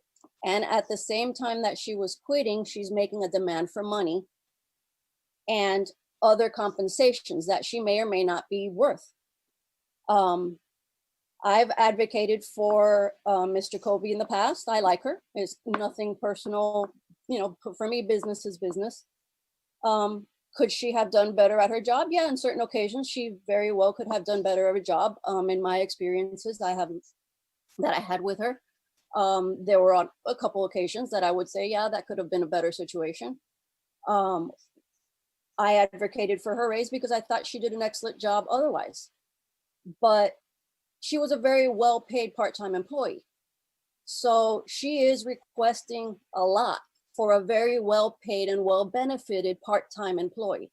She made a lot of money at the village. $28 an hour for a part-time employee with full benefits is amazing. I wish I had that kind of a job, to be perfectly honest. The amount that she's requesting, I think, is should be negotiable. Absolutely. There are things that don't make any sense with that whole idea of back pay and all that, and that should be addressed. And I think some kind of median point should be taken. But when it comes to what happens next, what happened if she hadn't quit and she died? I'm not saying that's, to be mean, but not having a plan in place doesn't change just because she quit or she's not there for 30 days. If she is now, let's say, not with us any longer for another reason, you still have to resolve the issue. So why don't we focus on resolving the issue, which is how do now her job responsibilities be taken care of? Stop figuring out the other details about that, because we're not going to get anywhere otherwise. You're going to keep blaming left and right and left and right and not go forward again. Circles after circles, and that's what all I hear, circle after circle after circle. So please focus on the task at hand, which is finding the person or temporary, permanent, whatever it needs to be. Vote on that. What is the next step? Do you need it to be a permanent position, an interim position? How do you find that person? Do you place an ad? Move into the next step and deal with this other stuff separately, because we need to resolve it. We're near elections. So this needs to be resolved, and it has to be resolved quickly. Please consider what I've said. And again, nothing against Janice herself. I liked her. I liked working with her on most occasions. But constructive criticism, everybody can do better at the job. And hopefully everyone will grow from this and we will be better prepared for the next time, because just like she's a charter member and she can't do her job currently, you have to have backup plans for all those other jobs that may not be done in case of an emergency or in case of a situation like this or of a death. You know, we're not guaranteed that we're going to be here tomorrow. So if we didn't have a backup plan, let's focus on getting one so that it doesn't happen again. Thank you for your time. Thank you very much, Ms. Garcia. I appreciate that. So just to let you know, we're on item E. On the agenda, item E is discussion settlement. So that's why we've been discussing this. The next item is item F. Item F is discussion village clerk vacancy. And therefore, your thoughts will come to life sooner than you think, because it is the next item on the agenda. The reason why, for everybody else that is wondering why we're discussing this in the length that we are discussing it, is because, once again, we cannot meet any other time. Therefore, every single thought that any one of us has to be discussed at this council meeting through Sunshine, because of the Sunshine Law. And that's why you guys hear it going around and around and around, as you guys are saying, because if there's anything that's left unsaid, then it won't be heard, it won't be said at all, period. So any little thought that anybody has needs to come out in this open Sunshine meeting. And that is why you guys are hearing all of these thoughts like that. But Ms. Garcia, the next item is discussion village clerk vacancy. It says possible action item. And that is where we're going through all of that stuff that you just brought up. So it's already on the agenda. Thank you. Councilperson Erlbaum, I believe your hand is up. Yeah, I had my hand up to say we need to get into discussion about what's going to be taking place here to fill a position. So is it all right if I posit my suggestion of what we might do? Okay. I mean, I would think we would reach out to the clerks union and find out if there might be someone young looking for a stepping stone, or someone old who has experience and maybe is semi-retired or retired and would be able to help us out in an interim capacity while we conduct a search for a permanent replacement. So my immediate suggestion would be to reach out to that union and see if they would have any members who would be open to filling in part-time in an interim position. I would assume that would be at a $25 rate an hour, and that way at least we've got someone who's certified, and we'd be in a good position for a couple of months while we look for a suitable permanent replacement. Thank you very much, Councilperson Erlbaum. I reached out, man, I'm talking about, it might have been the second day after the resignation letter came in. I reached out to the Miami-Dade Clerk Association, which Clerk Jacoby was treasurer of. And I also reached out to the Florida Clerk Association, and I'm still waiting back for my response from them. The Miami-Dade Clerk Association, they don't have anybody for interim, you guys. They only had for, what they asked for, they said they wanted to see first when the job was posted. They said, so I spoke to the president of the Miami-Dade Clerk Association. She said, once you guys post a job, contact me. And from that point on, I will be able to help you guys out. That's what she said. But as far as intern, which is what we need right now immediately, they don't have anybody available for intern, they said. Okay, then do we have the ability, so posted meaning including contract, or posted meaning simply the RFQ? Posted meaning including like including everything that's encompassing of the position.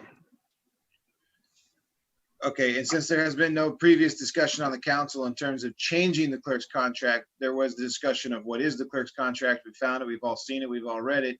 And there hasn't really been any discussion in the past of changing the clerk's contract.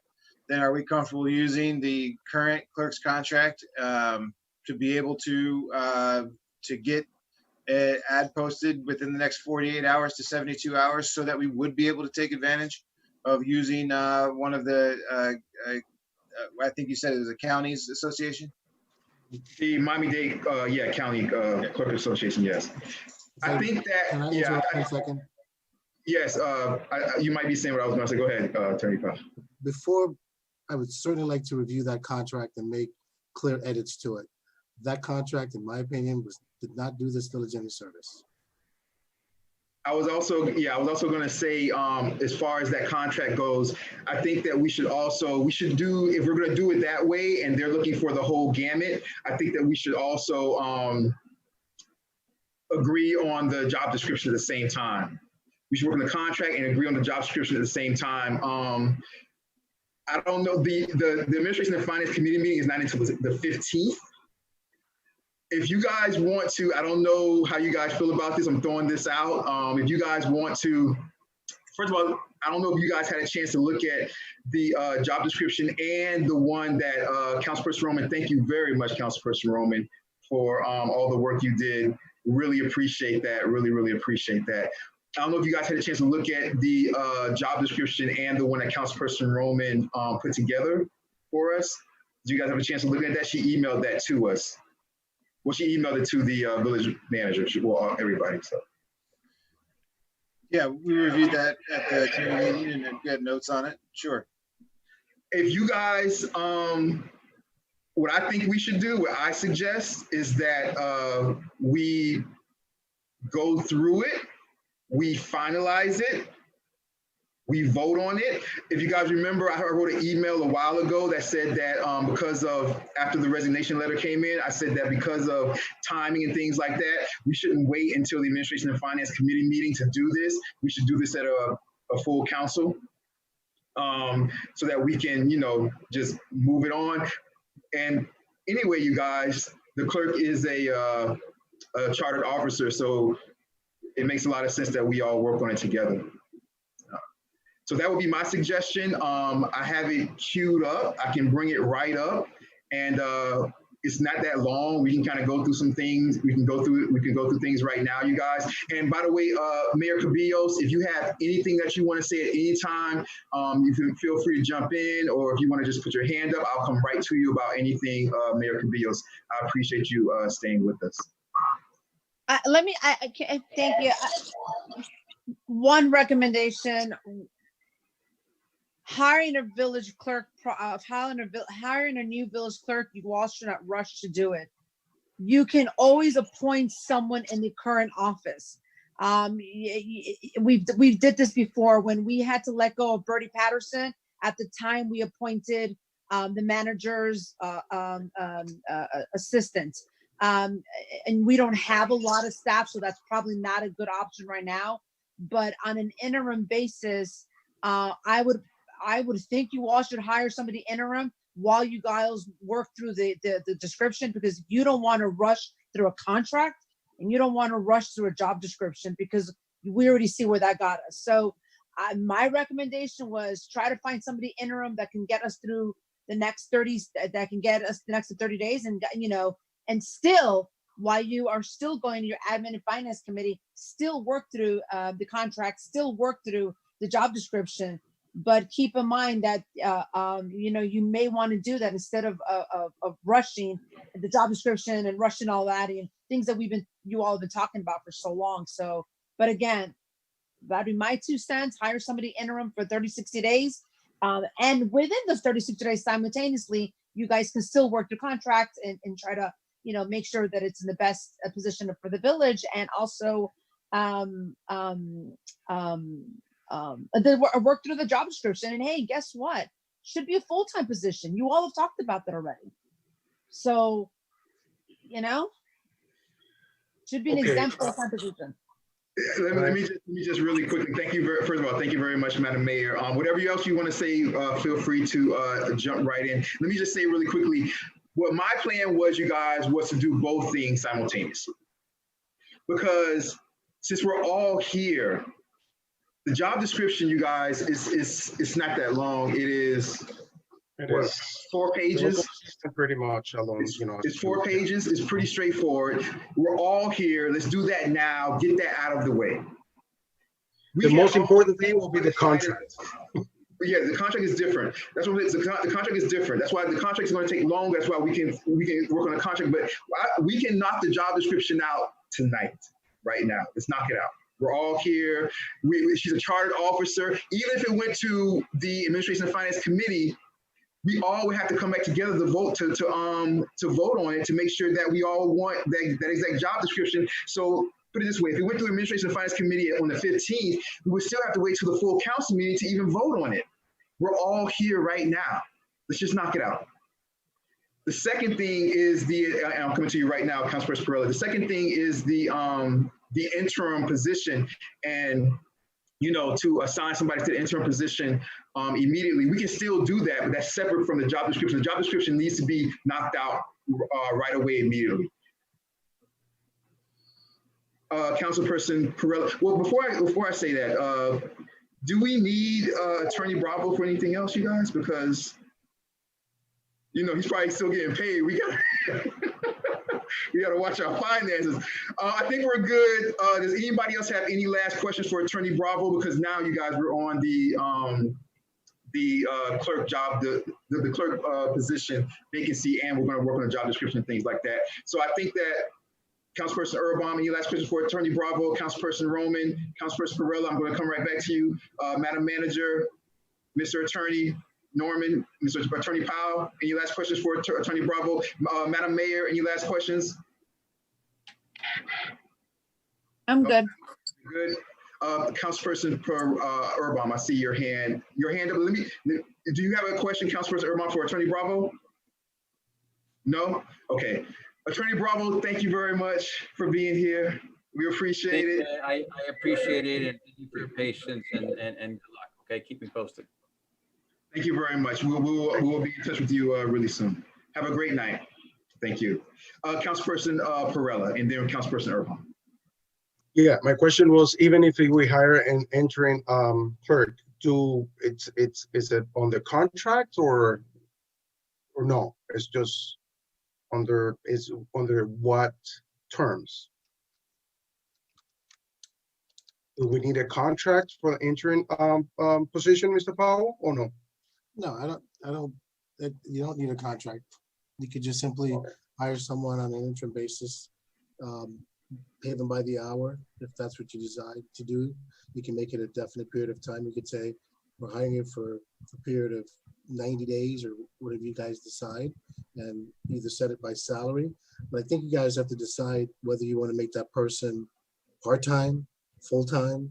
What is going to be the scope of the relationship. Which is why we're going to go through the job description first. That's why I keep saying we're going to go through the job description first so we can figure all that stuff out.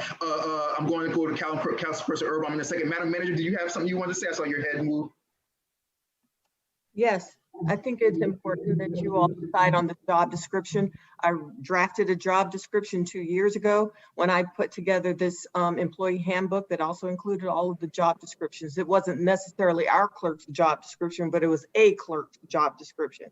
And so I, offered it to the committee. It was never, nobody ever decided on it, but I think, it's a good starting ground. Also, I think it's important that you all understand what the clerk does. So going through the points that need to be addressed for the description would give everyone a clear understanding of what it is you want your village clerk to do. Thank you very much, Madam Manager. I appreciate that. Councilperson Urban. So my question is for Attorney Powell. If we go through the job description this evening, well, I guess whoever can answer this. So if we take the time to go through the job description this evening, will that get us access to a greater pool of potential interim candidates because we'll have the ability to post, meaning an organization such as the county or maybe another organization as well might have the same stipulation. Will that satisfy that ability for us to post it so then we have access to a greater pool of interim? Because if not, then the discussion needs to remain on where are we going to go to find the interim? I think the interim should be part-time. I agree that 90 days should be the stipulation that puts the fire under the council's seat to get moving on filling that position. Part of the reason I got interested in coming onto the council and being part of this was because of a frustration of a slew of interim positions in the village. And that's great that you have someone there, but an interim position implies instability. And so I did not see that the village was really having a great capacity to do long-term planning, because so much of the village's time was consumed with filling another interim position. And then you got someone who's either unqualified or untrained, or who doesn't have the passion and the commitment to stay with us. So you have all kinds of issues involved, with long-term interim positions.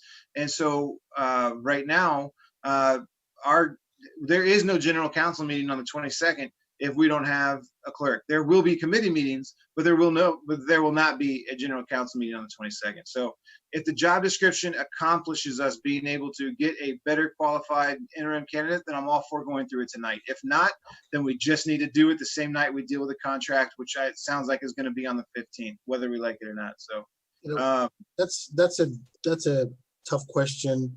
I'm just going to give you my gut reaction to it. The duties and responsibilities of a municipal clerk or county clerk, for that matter, are pretty much outlined in first your charter, and then secondarily in the Florida statutes. So, the job description that Ms. Alou prepared is not going to be inconsistent with any other municipal clerk job description that you would find in any other municipality. So having said that, I just think that once you advertise that you're looking for a full-time municipal clerk, anybody that's in that pool already knows what to expect that their duties and responsibilities are going to be. It's just like if you advertise for a manager. Everybody knows what a manager has to do. So, I mean, there might be like little quirk things that you think are particular to El Portal that you might want to put in there. But overall, I don't think it's going to make that much difference as to who's going to apply. Because, pretty much if you're going to be in that business, you're going to know exactly, what you're expected to do and be prepared to do it. Councilor Irvine, do you want to, you good with that? You good? Yeah, so if I can finish the thought. I didn't know you were going to start. I don't think getting bogged down with making sure that we have like this, the village has like this great job description lined up before you start the solicitation process, because, I don't think it's going to matter. So let me jump in here. So first of all, let me say this. If we were to, I think we need an interim clerk immediately, you guys. This is budget month. We have trim. There's a lot going on. So we need an interim clerk immediately now. So we have options. Before I even get to that, let me just say this. Even when we post the job, the reason why I'm saying that we should do the job description tonight, get that out the way.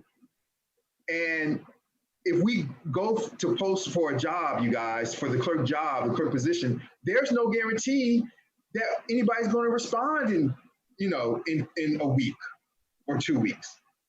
So we need to get an interim clerk immediately. That's the first thing. We should finish the job description tonight, so that if nothing else, even if we're putting out the job if we decide it's going to be full-time and all this stuff, when we go through the job description, we can put out for the permanent clerk. We can put out for that job, you guys, so that we can start to get those individuals starting to come in, so that in 30 days or 60 days, like the person's in place and trained and ready to go. So we're all here. The clerk position is a charter position. At the end of the day, we're all going to have to vote on the job description anyway. Let's just knock it out. We're all here. It's not that long. It's not that long. It's pretty straightforward. After we knock out the job description, we'll quickly have a discussion on what are we going to do about the interim clerk. Because as the mayor said, you guys, we can, which might not be the best idea. I know Madam Mayor's going to kill me for this, right? We can appoint somebody from that already works in the village as kind of like, you know, a deputy clerk for an interim position until we get the permanent clerk. So let's say, for example, one of the manager's employees. Now, the reason why I said she'd probably kill me because they do their own work anyway already, you know what I mean? So it'll be compiling on, and of course, the manager and the Attorney Powell, will have to help that individual, you know, with agenda and things like that, especially with the trim, Madam Manager, because they won't know exactly what they're doing right away. But we have that option. We can do that before the night's over, while simultaneously finishing up this job description, putting that out for a full-time clerk and getting those back in. So by the time, you guys, this interim thing, before we know it, we have a full-time person coming in and we're ready to go. We hit the ground running. We can do both things tonight simultaneously. And that's my suggestion. Councilperson Urban, Councilperson Roman, I don't know if you want to jump in there. Councilperson Farella, Madam Manager, Attorney Powell, Madam Mayor, put your hand up or just unmute yourself if you want to jump in. Otherwise, we're going to start with the job description, you guys. Okay. Any attendees? You guys okay? Anybody? Oh, okay. I see a hand going up. Kyle, can you bring over Mr. Dreyer, Warner Dreyer, please? Guys at Full Moon, always on top of things. Appreciate it. How you doing? Unmute yourself when you get a chance, Warner. And then say your name and address for the record, please. Yes, good evening. Good evening. How are you doing? How are you doing? Oh, it's great. Thank you. My name is Warner Dreyer, 486 Northeast 87th Street. So definitely agree with you, Vice Mayor Nickerson. Being in the previous council, right, and seeing the whole interim versus, you know, process, you know, my humble opinion, definitely I agree, just sort out what the responsibilities are, but give yourselves the time, at least perhaps a week, right, just to decide on the interim village, because what is going to be the village clerk? Do we have anything pressing that a week is going to kill us, right? To make that assignment of the interim village tonight, right? So just one point for consideration. And second, just how we're going to be advertising for maybe in a week, whenever somebody comes and decides to apply, right? Let's make it even fairer for this interim village consideration of the clerk, right? Within a week, maybe somebody can come and apply, maybe even the same residents. Maybe we know we can promote that within our own residents in a week and just be fair. And perhaps how is that, you know, application gonna go through? Is it gonna be through all of you 5 council members? Are you guys gonna be receiving the resumes, for example? So those are just some food for considerations as you consider this whole process. So hopefully, you know, that's gives, you know, some considerations on your side, Vice Mayor Nickerson. Oh, thank you very much, Mr. Dreyer. We appreciate that. Yes, we have a really busy month this month. This is a lot going on this month. Thank you very much, Mr. Dreyer. Good to see you. Can we bring over Full Moon? Can we bring over Darian Martin?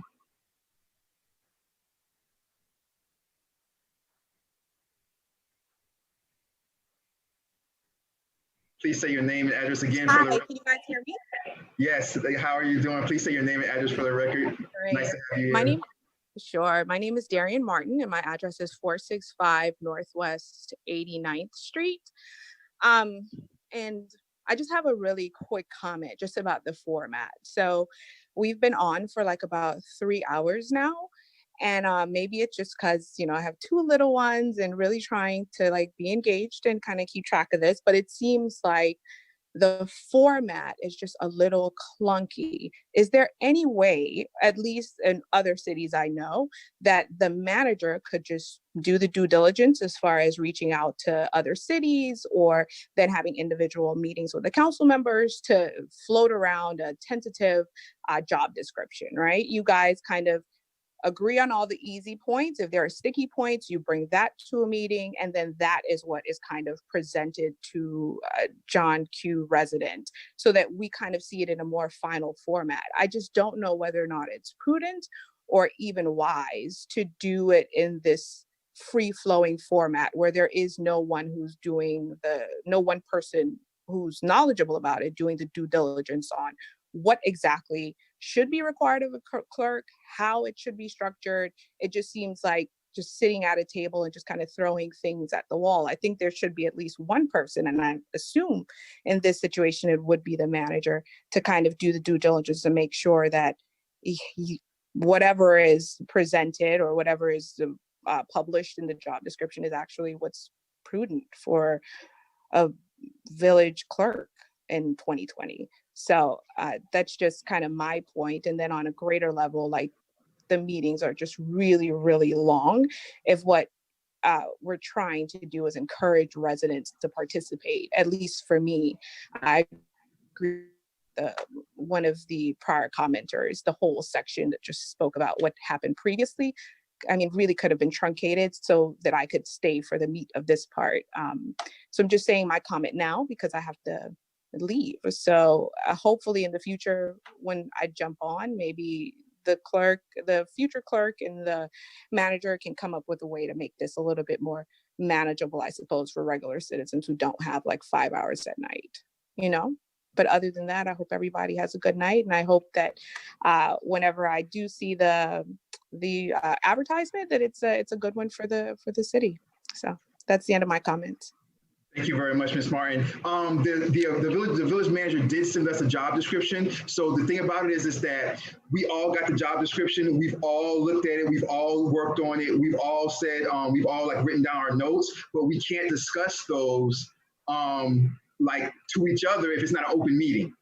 So we had to wait for this meeting to be able to discuss it. Now, what we could do is we could hold it off for another meeting, but it would just be holding it off for another meeting to do the same exact thing at another time, and that would just be prolonging the process. Yeah, so maybe, I used to work at Miami Gardens, and this is what we would do.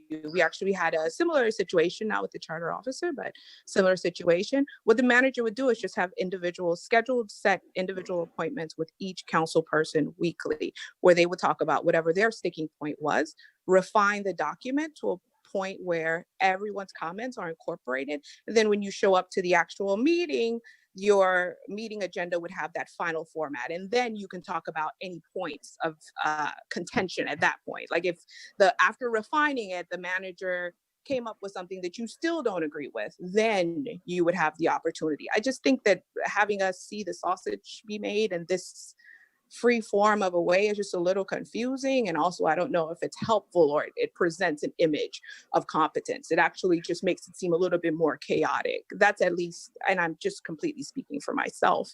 I don't know if anyone else feels that way, but just from, a resident in a random house, just letting you know what it looks like from the outside. So I don't know if the manager wants to take that under consideration or if you guys do, but I think it would help, but who knows? Thank you very much. Yeah, so I hear what you're saying. But this is the thing. So if I would say that would be perfect to do if it wasn't in normal circumstances. We have a budget hearing coming up next week. We have the trim. We actually have 2 budget hearings this month. I think that we need to move on this clerk thing as soon as possible. It's not normal that, we had the clerk resignation, then you have the, potential lawsuit attached to it. So it's just a different type of situation going on. And I believe that this is the best way to move forward right now, because then we can get the wheels turning as soon as possible. This job description, we've had it. We have our ideas. It's not that long. So I think that we would have to come together to vote on it anyway. And that would mean that whatever interim clerk that we would appoint, this individual would be there for much longer than they have to. We could just knock this out tonight right away. As far as the length of the meeting, this meeting has been long. This meeting was different. The discussion about the village clerk and everything going around that with the resignation, with the lawsuit, with all that type of stuff, I think made it a lot longer because, as you know, we can't discuss these things with one another if it's not an open sunshine meeting. So as I said before, all those ideas, whatever anybody had on their mind, had to come out tonight, and that forced this to be a longer meeting than it possibly would have been. Thank you, Mrs. Martin. I appreciate it.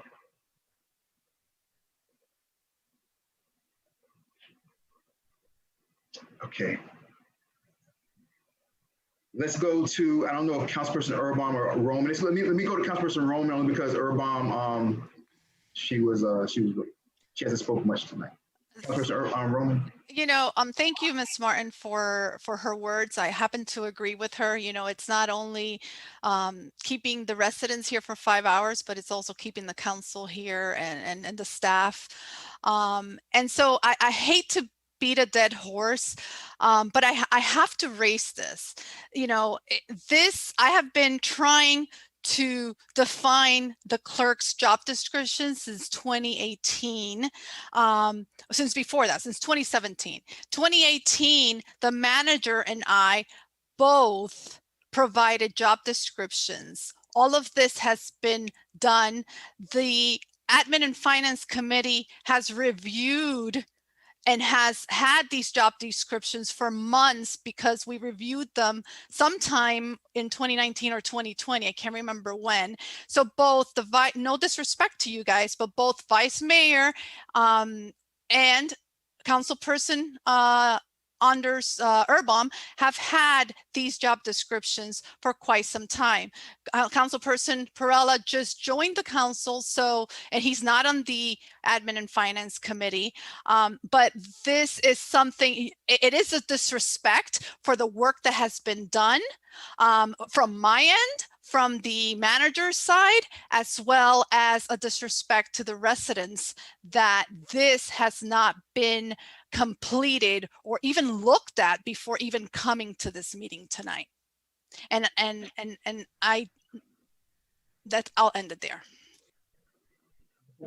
Before I go to Councilperson Erbaum, I don't know who gave anybody an idea that it hasn't been looked at before tonight. I'm ready to go. I've been ready to go.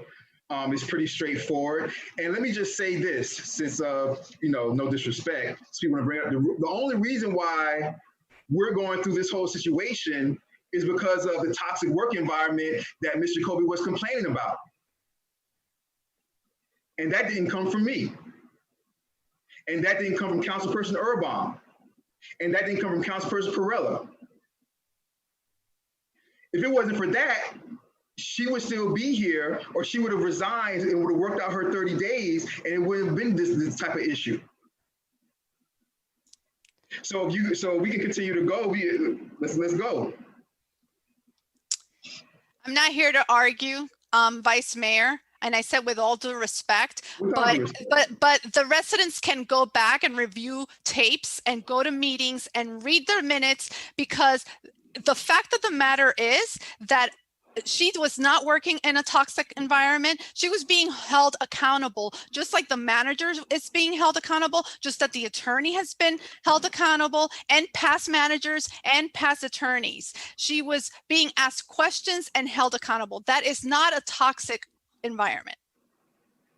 And I'm going to leave it, because I'm not trying to throw anyone under the bus, but what I'm trying to really, my point is that had you guys moved forward with this job description in 2018, we would not be sitting here for hours discussing the job description or a contract.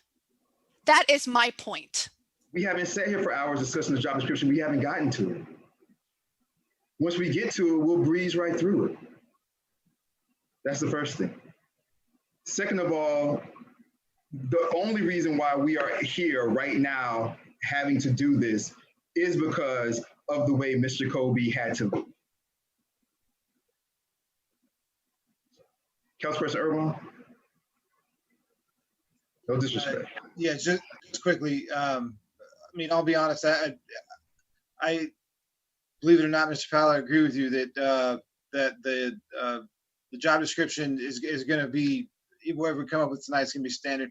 I'm not really thinking that it's necessary to what we do next. However, I'm on board with just knocking it out right now. But that being said, I really appreciate the last resident's comments because I've made the same observation for some time that the meetings are outrageously long. If you go through the YouTube channel, you got committee meetings that are like 5 hours. And so just to help the residents understand why that takes place, frequently it's because of the moderator. So that's going to be typically the chair of whichever meeting is taking place. And we have had a moderator at many meetings for the past several years who does not think twice about going on 20-minute diatribes. And I, just so everyone's clear, I'm talking about the mayor, and she's welcome to come on and answer to that. But it seems clear that there's been an intention to just exhaust the residents to where they just won't show up to meetings anymore. And that is a sincere frustration of mine as well. And let me add that, not to mention how costly these meetings are.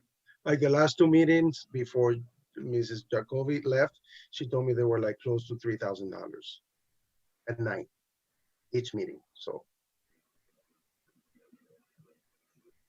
Thank you very much, Mr. Corella. You guys, I'm going to bring this up really quickly. As I said before, thank you very much, Councilperson Roman, for all the work that you did. Really appreciate that. You did a great job. Let's do this. Let me share the screen really quickly. Can everybody see my screen? Okay.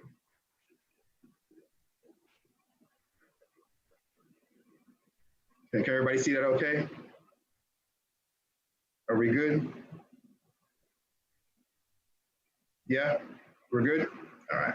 All right, so the first thing, you guys, and Mr. Attorney, Madam Mayor, you'll have to come in on this also. The first thing is the salary.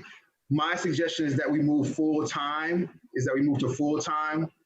In our budget, it is $50,000 we have designated for the clerk. Does anybody else have any ideas or views on that? Okay, moving it full-time, is that gonna cost a lot more in the benefits? No. No, that'll be the being same. part-time, she was like, she had full benefits, but I don't know if it that. Yeah, go ahead. She was getting full benefits as a full-time employee. Also understand this, though Ms. Jacoby was part-time, she worked 30 hours a week. So an additional 10 would be full-time. I think that the price that you set here would be significant or sufficient for an interim to get you, to the next stop where you would negotiate a contract with somebody once you find a permanent. But I think for interim, this is sufficient. We also, if you look at which Councilperson Roman, when she was doing the job that she was doing, Biscayne Park also, you guys, pays the $50,000. And like I said, in our budget, the clerk's office is budgeted for, $50,000. Councilperson Roman, Councilperson Urban, any, Madam Mayor? Well, I think for interim, first of all, it's going to be someone who doesn't have, they're not walking in with like the background knowledge of people, places, and things within the village, right? And so it's also someone that we are going to anticipate replacing with a properly vetted and searched full-time replacement. So for the interim, I think we should keep it at this 30 hours a week.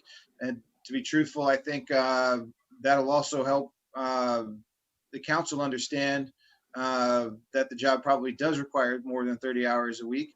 But initially, I think if we can just get into the meat and potatoes of the description, for the interim, my position is keep him as part-time, and I agree with Mr. Powell, put a 90-day time limit on it. Yeah, no, I understand. For a full-time clerk though, Councilperson Erbaum, would you say, I mean, for a full-time clerk, would you say, for a permanent clerk, would you want to go full-time? Right. Well, I think there's a miscommunication here, at least as far as the residents are concerned. There's some confusion because there was never any discussion about performance of the clerk. The discussion was always a budget issue. And so from a budgeting issue was always, the overtime signaled that the job required more than 30 hours a week. And just so the residents are also clear, there was not overtime every single week. You could see at different times of the year, for example, all of a sudden overtime, would occur over a couple of weeks, but then there'd be entire weeks where there was like no overtime. So it wasn't an every single week situation with the overtime if you looked at it over like the course of those 2 years. But anyhow, for what we're trying to do as far as a job description so we can get our interim in place, I don't think we mess with that. I think we just leave that 30 hours and then we can address that when we discuss the contract, next week. No problem. The first change that Councilperson Roman made to the original, you guys, is just this, which is a great change, a great addition, custodian of all official records of the city. That's her first addition. Anybody have a problem with anything? That's the only change from the original. I would just like to know who the custodian of our records are at this point in time tonight. Yeah, but that would be the clerk. Should we keep that in the job description is what I'm asking. Yeah, I think that's fine. Okay, the next thing that was added was just this, which is good.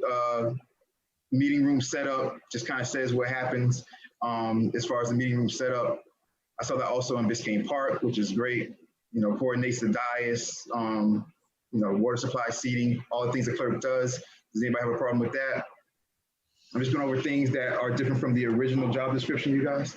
Vice Mayor, if I Yes. may, in this platform, this is another item that would fall under, which would be coordination of the Zoom and coordinating with the Full Moon or the contractor to do this too. So it should be, that as well as whatever coordination needed for public meeting. Okay. So it's I got you, because it dies because of the time we're in. We'll add I got you. We'll add Zoom into that, or virtual meetings. We'll add. The truth is, for the time being, that entire item of meeting room setup should just be switched to virtual meeting preparation. No problem. I'll do that.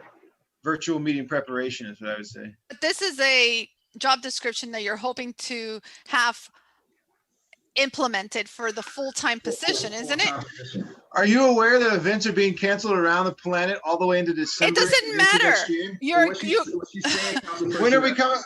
Councilperson Erbaum, what she's saying with all your, what she's saying, Councilperson Erbaum, is that it's a job description that is going to be there for forever. So therefore, I think that there would be nothing. And make them two separate items. Leave this as it is, and then put the virtual. As well. Virtual, yes, that should be. We can add the virtual into it, you guys. All right. I think my suggestion would be any meetings. Okay, or we can say any meetings. We can say any meetings. Okay. Okay. So a meeting between the manager and a contractor. Can we use specific language? Any committee meetings and Any public meetings, any public meetings. Well, anything could be public meeting. It's more than 2 or 3, or whatever, whoever's meeting together. I got you. So we'll say coordinates the setup of dais, including any virtual public meetings, etc. Can we say that? Or including any virtual or public meetings? Because The issue with the virtual meetings is communication with Full Moon. That's the primary issue with the virtual meetings, is communication with Full Moon. It or also, whatever- or whoever the IT is. Yeah, because it might not always be full moon. right, but it also involves the invitations, the, who, you know, the getting the people there, the items that will go to full moon or whomever, so that they can be a part of the agenda on the screen, you know, so it's not just, you know, they have to be the conduit to get these items to full moon and to get the right people on, invited. Okay. And in actuality, they should be the ones selecting or sending, you know, getting quotes from different companies in regards to any needs for meetings as well. And monitoring basically these meetings here. Okay, I got you. All right, leads post monitoring.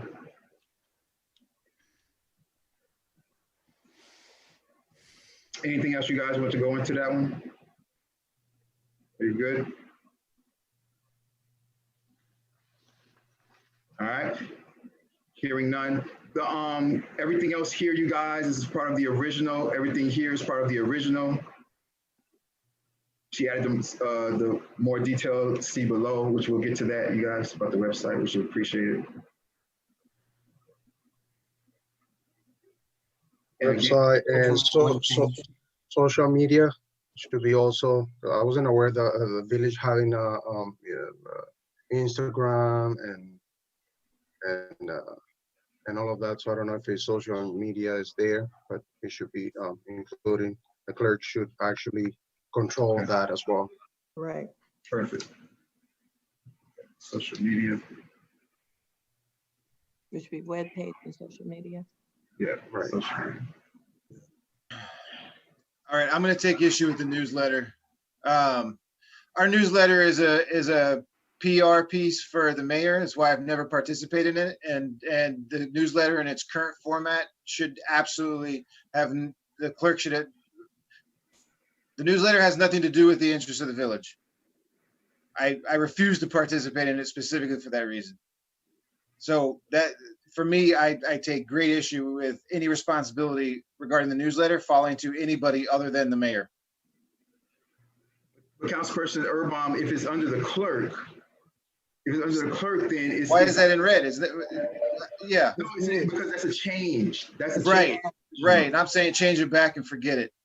If the, so you don't think we should have a newsletter at all? I do, but what the newsletter is right now is not the village's newsletter. It is the mayor's newsletter. I understand, but it's going to be— That's what we're saying. It should be controlled by the clerk, not by the mayor. It should be controlled by the clerk, Councilperson Urban. In theory, yes. It's not happening right now. It's what you're feeling, but it will be like that. Yeah. From now on. We're doing a document. We're doing a document. All right. That's going to be a permanent document. All right. All right. All right. Okay. Anything here else, you guys? I have social media next to web page. Anything else? Come on, event planning. Do we not have public affairs anymore? Event planning cannot fall to the clerk. We had the clerk set up. We had the clerk set up Village Hall at 2 different events last year. Well, but I think I see event planning there. I'm thinking get rid of public affairs committee. I mean, if the clerk is just going to do that. Councilperson, I'm aggravated. I see you. Just listen to me, Councilperson Urban. The way it's here is under event planning, but it says assist. It's not like she has to coordinate the entire event. So it just says assist with the planning or preparation, whether the food, like the setup and stuff like that. So I think that, you know, because our village is so small that whenever we do have events, we all do lend a helping hand. I have to say, I've set up many events as well. I've assisted the clerk. I've set up practically every event. My staff has. I would expect the manager to help out with that. I would not expect the clerk to set up for events. You expect the manager? It just does. I think if we should expect the manager, we should also expect the clerk, I think. Then the attorney should as well. Then the attorney should. Is the attorney going to set up for events? I'm down the street. I'll be more than happy to help. I would, I'm in walking distance. I can ride over. Let your that's voice, not the point. That's not the point. This let is, your voice be heard, Councilperson Urban. I just think that if the manager, you know, we have the public affairs committee. If we have an event, they, you know, they coordinate and things like that. But there's things that the manager should do, that the manager, you know, that should do, but lends her helping hand to do. And I think that the clerk, you know, is in the same position. Or should be in the we same have 3 chartered positions for a reason, because each chartered position is so very different. And I the can one just- that carries the very most responsibility If I could can be just argued, is say it the something? manager or is it the attorney? Okay, if I could just say one thing, this provision I've not seen anywhere in a job description for a clerk. I'm just not seeing that. Why would you? Now, if you all decide that because of the size and nature of our village, that this is something that you want to include in the job description, that's a different story. And that's the conversation to have. But, you know, I've not really seen that in the description for a village clerk. Just haven't seen it. Ma'am, and also just on that note, what I do know about public affairs is that we don't have enough staff in the village administration to do public affairs. So what I was told when I came on board was that the council is responsible for the public affairs and the committee specifically, because the clerk is your administrative officer, the administrative officer of the council. She was the coordinator and we assisted her. So that is my understanding of the way the public affairs activities were carried out. We just don't have the staff. I mean, we're 5 people in administration. So to also plan events has been very difficult for us. But we're able to assist and support. I've done it even without the clerk, you know, with members of the council to have events and town halls and Halloween, whatever. But, you know, we have to all pitch in.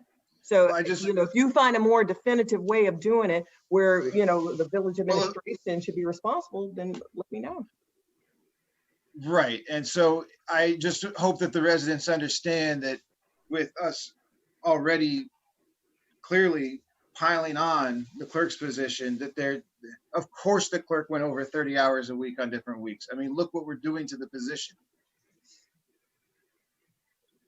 You guys, we knew this where this was going to go. We knew this wasn't going to go ironed out smooth.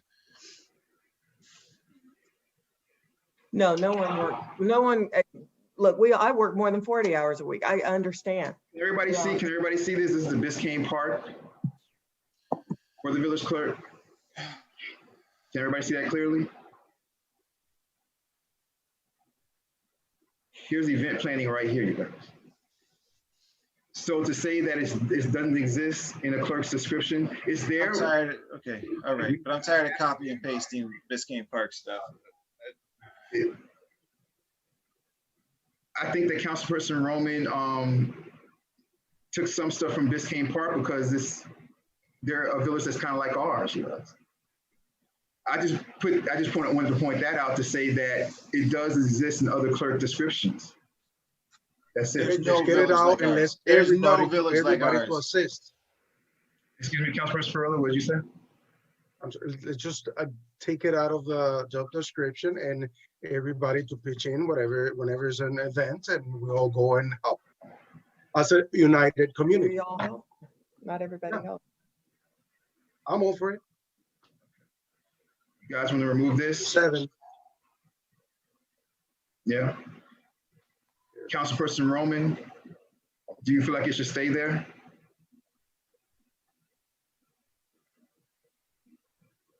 You know, I'm going to take the stand that the mayor took when saying that it's up to you guys. You guys are the ones that are moving forward. If you want my opinion from the last 4 years, and Anderson, Urban doesn't want my opinion, so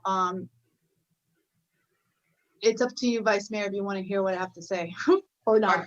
I do want to hear what you have to say, and since we are in disagreement, please don't go anywhere. And I'm going to ask the mayor also, Madam Manager. We are going to have a roll call on this item in a second. Go ahead, Councilperson Roman. So, you know, and not only chair of the Public Affairs Committee, but also just being on the council for 4 years, I think it needs to stay. You know, there's certain coordination, and that's why I asked for all the different job descriptions before adding anything to this job description. It was because of, you know, I wanted to make sure if the expectations or, you know, were those of other smaller municipalities. And because we don't have all the resources that bigger municipalities have, I do believe it needs to stay. That would be my recommendation. Thank you very much. Don't go anywhere. Madam Manager, Madam Mayor, are you still there, Madam Mayor? I'm going to defer to Anders because he seems to know everything. Madam Mayor, I'm going to have a quick roll call on this one item, Madam Mayor. Madam Manager, I want to make a motion to keep the event planning in the, No. yes, Councilperson Pereira. I'm sorry, let's keep in mind that also when you having a party or an event, there's vendors, there's things, somebody has to be actually policing that and making sure that everything, you know, nothing. Well, it says Councilperson Pereira assists with planning and or preparation. That's what I'm saying. That's, you know, that could be probably if we don't have nobody to assist on that. So who's going to be policing that? That could also be, so if it's not the village clerk, like Anders was saying, it has to be somebody else. But yes, I mean, should it be the clerk? I don't think so. We'll find that right now. Madam Manager, for the event planning, I'm motioning to keep the event planning in the clerk job description. Do I have a motion to keep the event planning in the clerk job description? Do I have a motion? I'll give you the motion, Vice Mayor. Thank you very much, Councilperson Roman. Do I have a second for keeping the event planning in the clerk job description? I believe you can second, Vice Mayor, if you wish. Yeah, I can't. I was just asking before I went ahead and did that. I will second keeping the event planning in the clerk job description. Madam Manager, can I please have a roll call on that item? Yes. Councilperson Perella. No. Councilperson Urban. No. Councilperson Roman. Yes. Vice Mayor Nickerson. Yes. Mayor Kubias.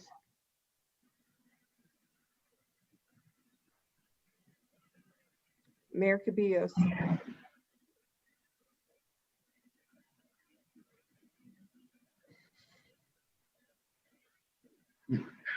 Mayor Cabillos, have you, Mayor Cabillos, are you no longer a part of the dais, Mayor Cabillos?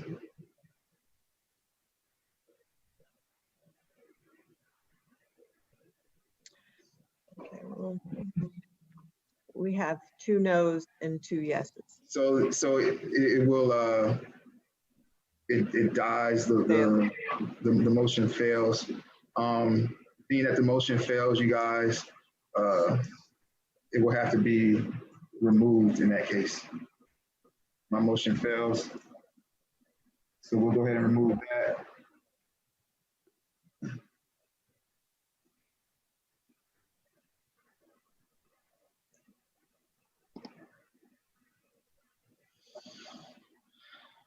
The next thing it says, you guys, managing and coordination of village message boards. Is everybody good with that? You have a problem with that?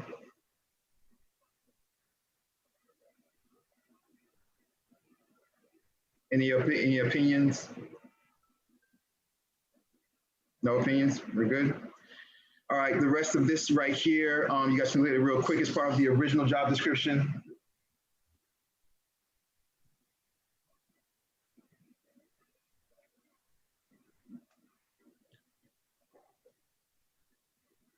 Actually, this part right here is not this part, I believe, came from Aventura. I saw these things in every job description.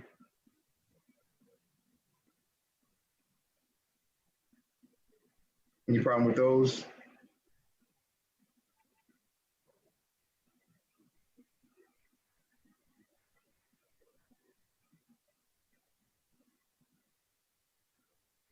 While you guys are looking at that down here, where Councilperson Roman, which is, I think it was a great idea, the monthly report, which comes from the clerk's contract.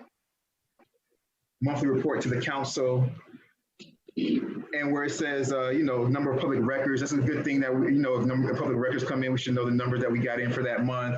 A brief on everything. I think something else, Councilperson Roman, if you want to chime in, I think something else that would be really, really good is if we know, like if we get a report on like any, large expenditures or anything like that, that hasn't come out of the clerk's budget. Because sometimes we may not know until the mid-year budget review about things that I'm going to be very. you may not know about. So I think that's a good thing to add to that also is like a kind of an expense report for the past month. Just as far as like large expenditures, because I remember like, for example, one time we had to re-advertise the trim one time, which is a huge expense. Yes. Just anything that's like noteworthy, I think should be like in a monthly report. The manager does a monthly report. The mayor does a monthly report. The attorney, we do attorney reports, and a lot of times he says, there's nothing to report or whatever every month. And you guys know I like everybody's voice to be heard, so I think that the clerk should have, his or her voice heard also just in a monthly report, just to update the council. I think that's a good thing. What do you guys think about that? You good? Councilperson Perrella, monthly report, we good? Councilperson Roman? Madam Mayor? That's good. I'm good. All right. This is from the original, you guys. This is typical, the qualifications. I saw that in every job description.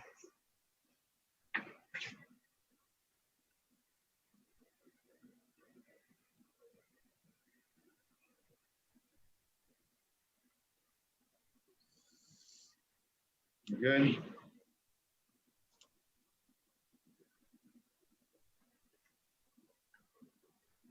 Check that out.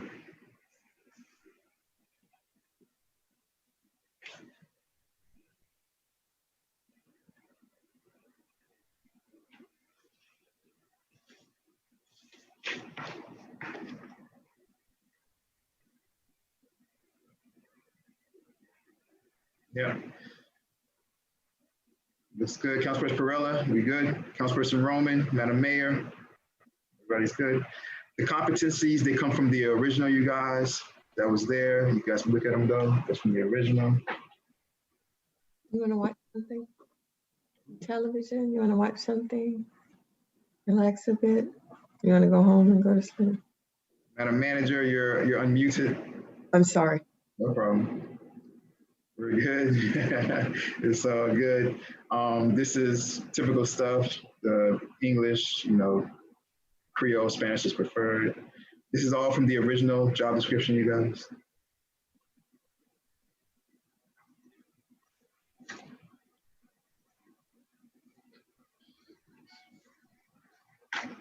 Good. Councilperson Perrella, we good. Councilperson Roman, Madam Mayor, we're good. Good. And that's it. That's the entire job description. That's it. That's it. So just for the record, I just want to point this out. Just for the record, everybody in the audience is going to say, man, this job description, they spent a long time on the job description. No, it was speaking about everything else. This right here, just like I said, this right here, we flew through it. Okay, we flew through it. I'm going to send this, I'm gonna make those changes, you guys. A second. There's a couple of things. Vice Mayor, I have one other thing. I want to go back to the salary and the hours. We budgeted the salary and hours, okay. Yeah, for the position. Yes. We budgeted 50,000 because that is what the clerk was utilizing because of the overtime. Yes. He was utilizing 30 hours a week. So that overtime. Yeah.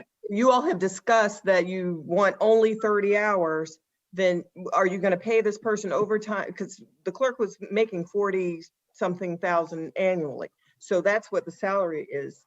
But then the overtime brought it up to the 48 to 50,000. So are you allowing the overtime for this clerk? And that's why I asked, it should be full-time, so you eliminate the overtime. And I mean, I'm that's just why thinking from a budgetary standpoint, it would be prudent to not have it at a salary that would be inclusive of overtime.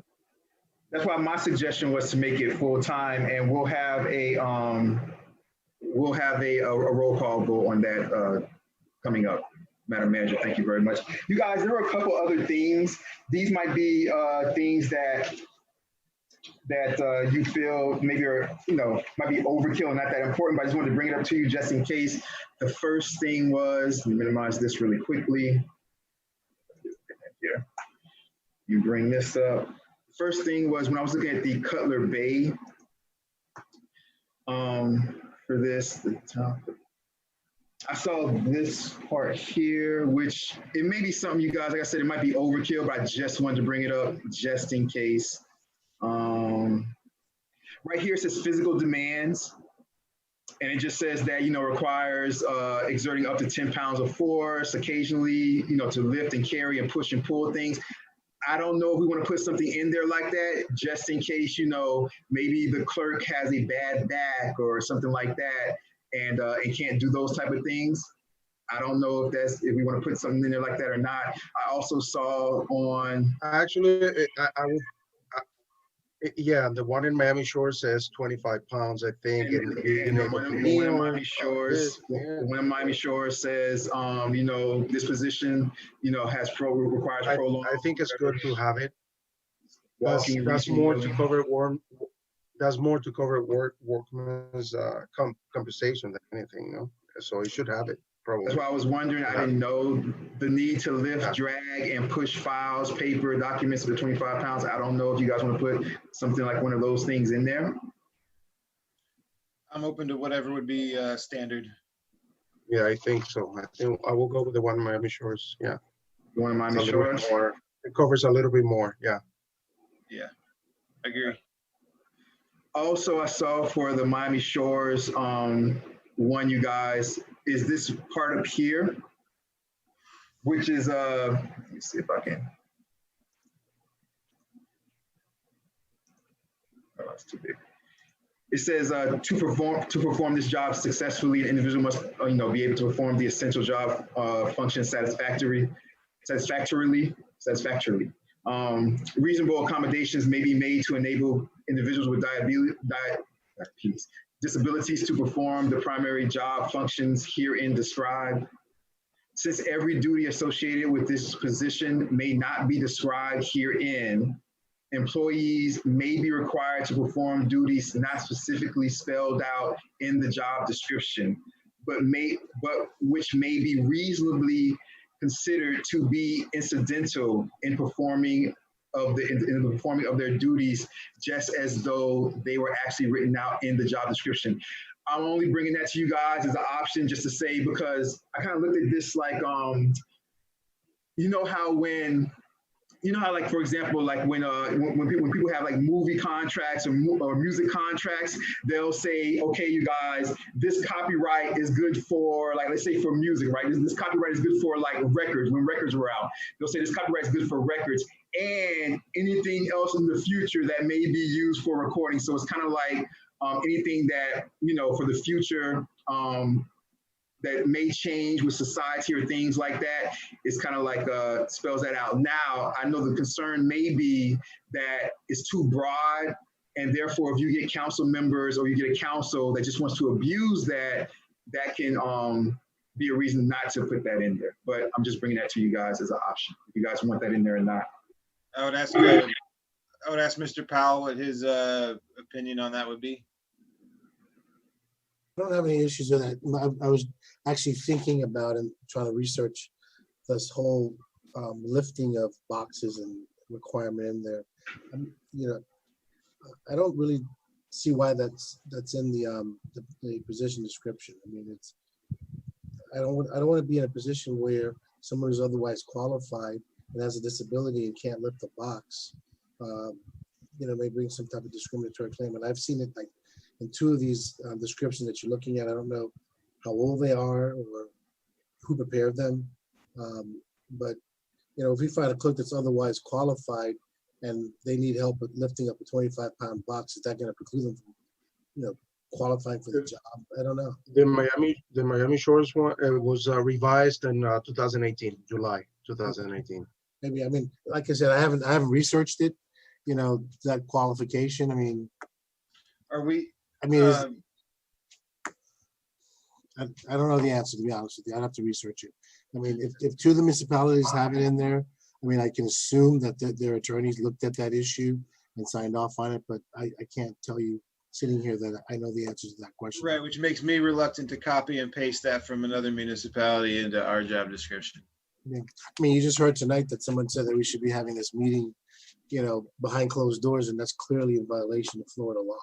So, I mean, yeah, yeah, no problem. All right, so we'll just leave that as is. As far as the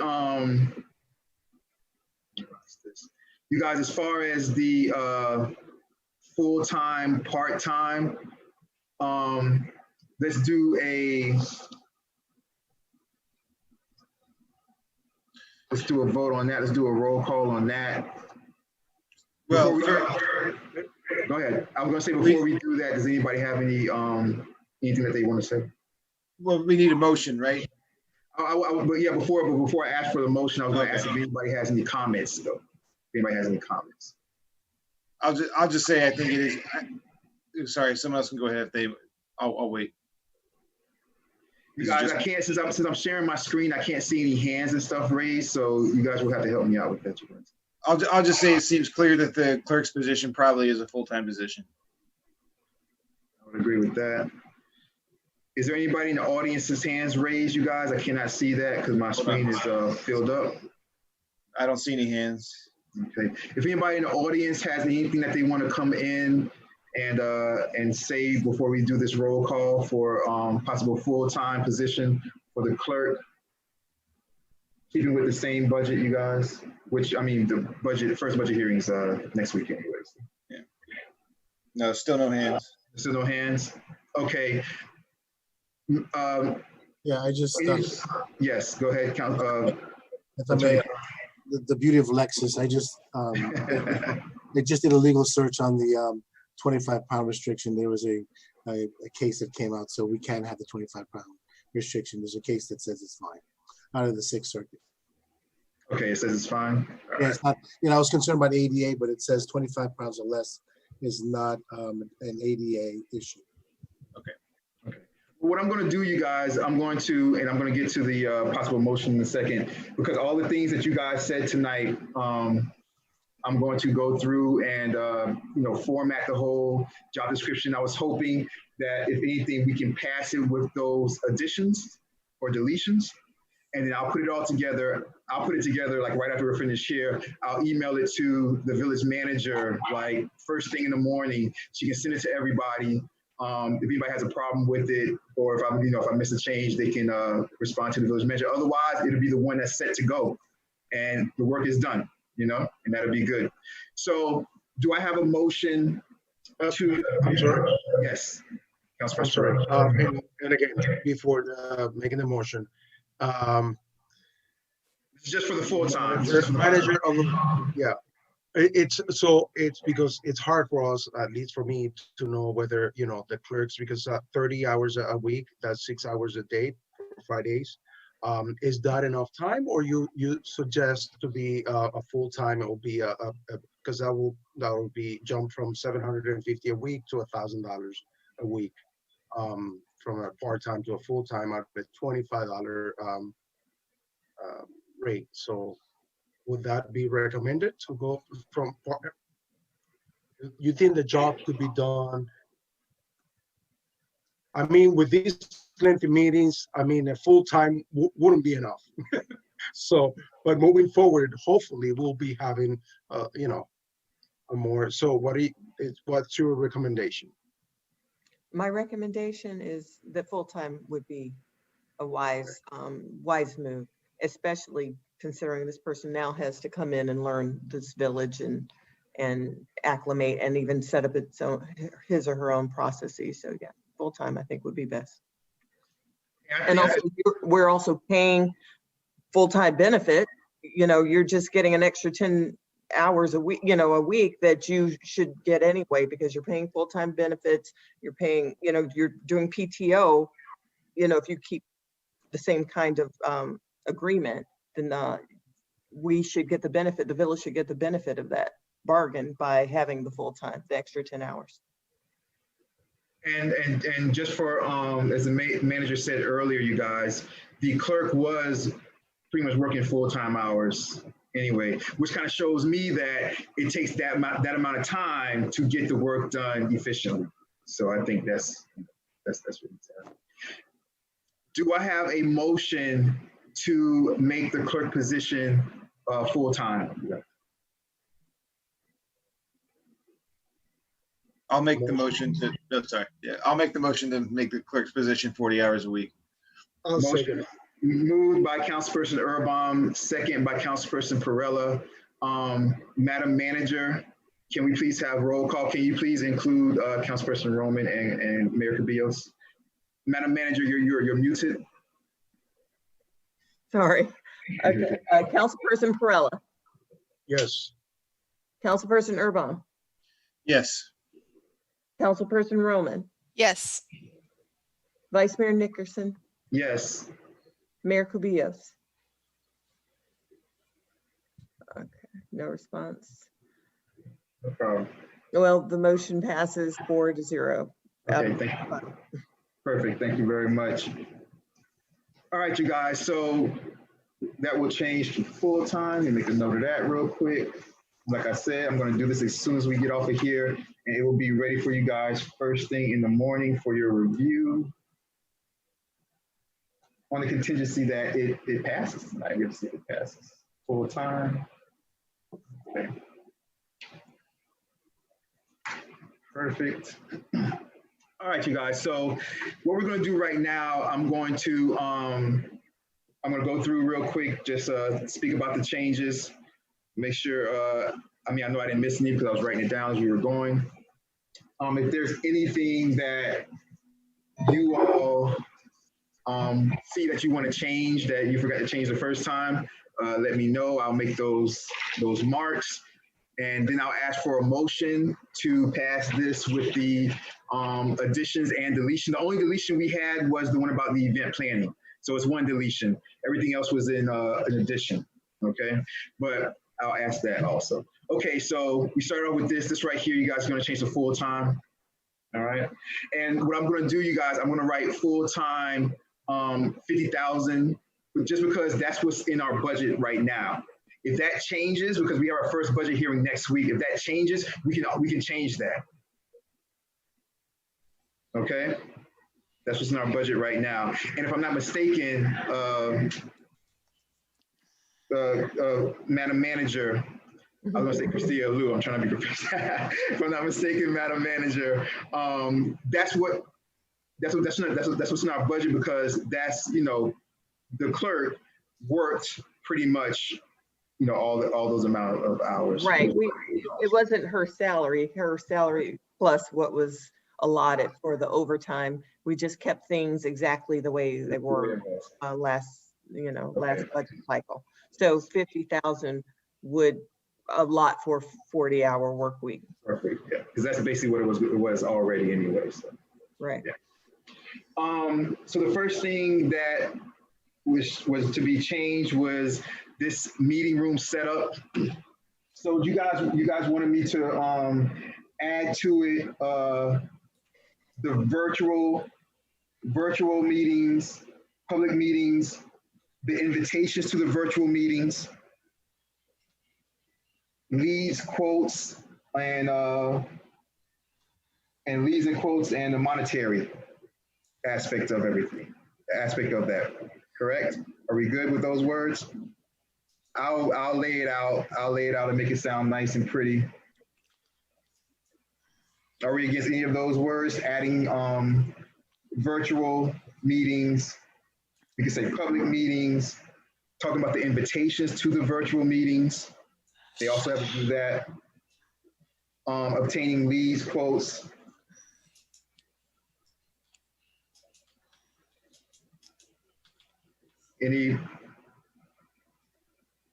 We're good with that.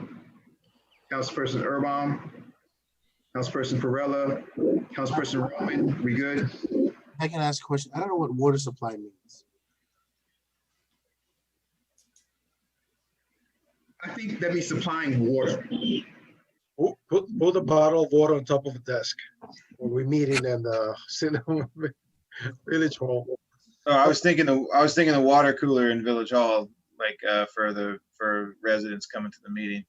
Councilperson Roman, if I'm not mistaken, by that you meant that like how when they set up the dais, Councilperson Roman, when the clerk sets up the dais, you meant that they also set up different things for the council, including water, correct? Yes, the way it used to always get set up. It used to always be set up. That's what I got out of it. The administration takes care of all of the water coolers and all of that. That's administration, but you're talking about specific for I can put supplying bottled water or supplying water. Do you guys want me to take that out? Do you guys feel uncomfortable? Councilperson Urban, what is your suggestion? Yeah, I'd be fine taking it out. If admin's already taking care of the water cooler, then yeah, take it out. No, Yeah, it's different from water cooler. Yeah, it's different. You're asking me to provide you all water. I mean, I know. See, no, water cooler is different. I mean, everybody could right, get. But no one needs to supply me water. I can go to the fridge and get. I know where the bottles of water are in the. Yeah, but I mean, not everybody thinks like you, Councilperson Urban. Yeah. Some people want it sitting in front of them. I think she was looking at it as part of the setup, like the setup, like there's this, there's a gym. I got you. There's this, there's a bottle of water. I got you. But if you guys, I have no. I think it's a non-issue. I think it's a non-issue. I mean, either way. I mean, I don't know. Councilperson Roman, is it something that you feel like it's a must, you want to keep it, or is that really a big deal to you? Doesn't really matter. It's up to you guys. But, you know, it was what used to get done before, which is why it was included. So I just basically put a combination of what wasn't on the job description that came from other job descriptions, as well as what was already being done, but wasn't on the job description. And also it's no different from if someone at a law office was to set up a boardroom. There's to coordinate the meeting. To coordinate the meeting, and you know, there's usually water. I mean, we're there for 5 hours, 6 hours, 8 hours sometimes, or the council will be there. So, you know, I don't think that that's a huge issue to ask for. I have no problem with it either way, you guys. Councilperson Perrella, what say you? Keep it, get rid of it. Councilperson Perrella? Keep it is fine. Councilperson Urban? Yeah, I think it's fine. Okay. It's fine. Okay. I don't know, Madam Mayor, if you have anything you want to say about it or not. All right, so we're keeping that, you guys. The next change was the adding social media next to web page. So you guys want to say web page / social media? Yeah, you good with that? Yeah. Yeah, and that includes, also social media. No problem. All the red, of course, will be black, and I'll format everything. This right here, I wanted to definitely have that. I think that there should be a monthly report from the clerk, just like from the attorney and from the manager and from the mayor. We go with that? Monthly reports, we're going to keep that. And I believe, you guys, that Is it? That's it. All right, so I will make those changes. Right now, is there any last discussion? Again, since I'm in full screen, I can't see everybody's hands. If there's anybody has their hands up, anybody in the audience has their hands up and wants to say anything before we ask for a motion on this, you guys? No? Any last discussion from the council on this before I ask for a motion? No. No? No. Okay, do I have a motion to approve the clerk job description with the one deletion of the event planning and with the additions that we discussed? Do I have a motion for that? I was gonna give Councilperson Roman the chance to motion on this, but I'll make the motion to adopt this with the changes discussed. Thank you very much. Motion made by Councilperson Urban. Do I have a second to this motion? I'll second. Thank you very much. Second by Councilperson Perrella. Madam Manager, may I please have a roll call? Will you please include Councilperson, Councilperson Roman, of course, is included. Would you please include Mayor Cabillos, please? Absolutely. Councilperson Perrella, Yes. Councilperson Urban, Yes. Councilperson Roman, Yes. Vice Dickerson, Yes. Mayor Kubios. Nothing. Okay, motion passes 4-2. No response. So 1. 4-0. No response. Thank you very much, Madam Manager. Let me get out of this, you guys, so we can get back to full screen. Okay, so where we're at right now, so we passed that. Thank you very much for that, you guys, and working so quickly on that. So we're talking about an interim, to assign an interim immediately. My suggestion would just be, because of where we're at right now and how we are, that this would be my suggestion, I'm going to get you your opinions right now, that we assign quote unquote, I believe Attorney Powell, if we were to assign one of the village manager's assistants or one of her employees, would that be deputizing? Am I not mistaken on that? For an interim? The person is interim. Does that person have a notary stamped? I mean, that would obviously be one of the minimum qualifications to be able to notarize whatever documents she may need to, or he. So we don't know, and the individual that the only individual that we would have in mind would be would be Christian, correct? That would be the only individual. Yeah, he's not a notary. He's not. I mean, I think if push comes to shove, I'm a notary. I mean, he can attest to the signatures, and I could notarize it. And I don't know if the manager's a notary. No, I'm not. I'm a notary, and so is my assistant. So if necessary, I can just shoot over and notarize what the village needs to be notarized. I mean, because I know people come in and they need that service, and it's something that the village has provided from time to time. So that would be I will add this. I just have to say it. Yes. I'm down one person. Our building clerk is out on some kind of super extended sick leave. My staff is extremely thin. Between me, the code enforcement officer who just came back last Thursday, and public works gentleman and Christian, we're trying to hold down the fort. So I don't have a lot of staff. Christian is doing lien search. I mean, we're trying to help and fill in other areas. So to add on top of that, I think that was the concern of Ms. Herrera when she went out on sick, with just taking on a lot of responsibilities. And I just want to put it on the record, you're adding more responsibilities to already very stretched thin staff, including myself.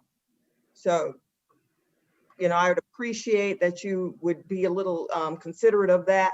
I understand, we need somebody right now, but I also, have them working on each other's responsibilities as well. So just bear in mind, we are already thin as it is, and adding a significant role as clerk to someone who's, barely hanging in there with the public records request and other items is going to be a challenge. I mean, I will do what we have to do, but I just want you to be aware of that. I think it's important to state that and understand that I'm also dealing with probably a HR matter with Ms. Herrera.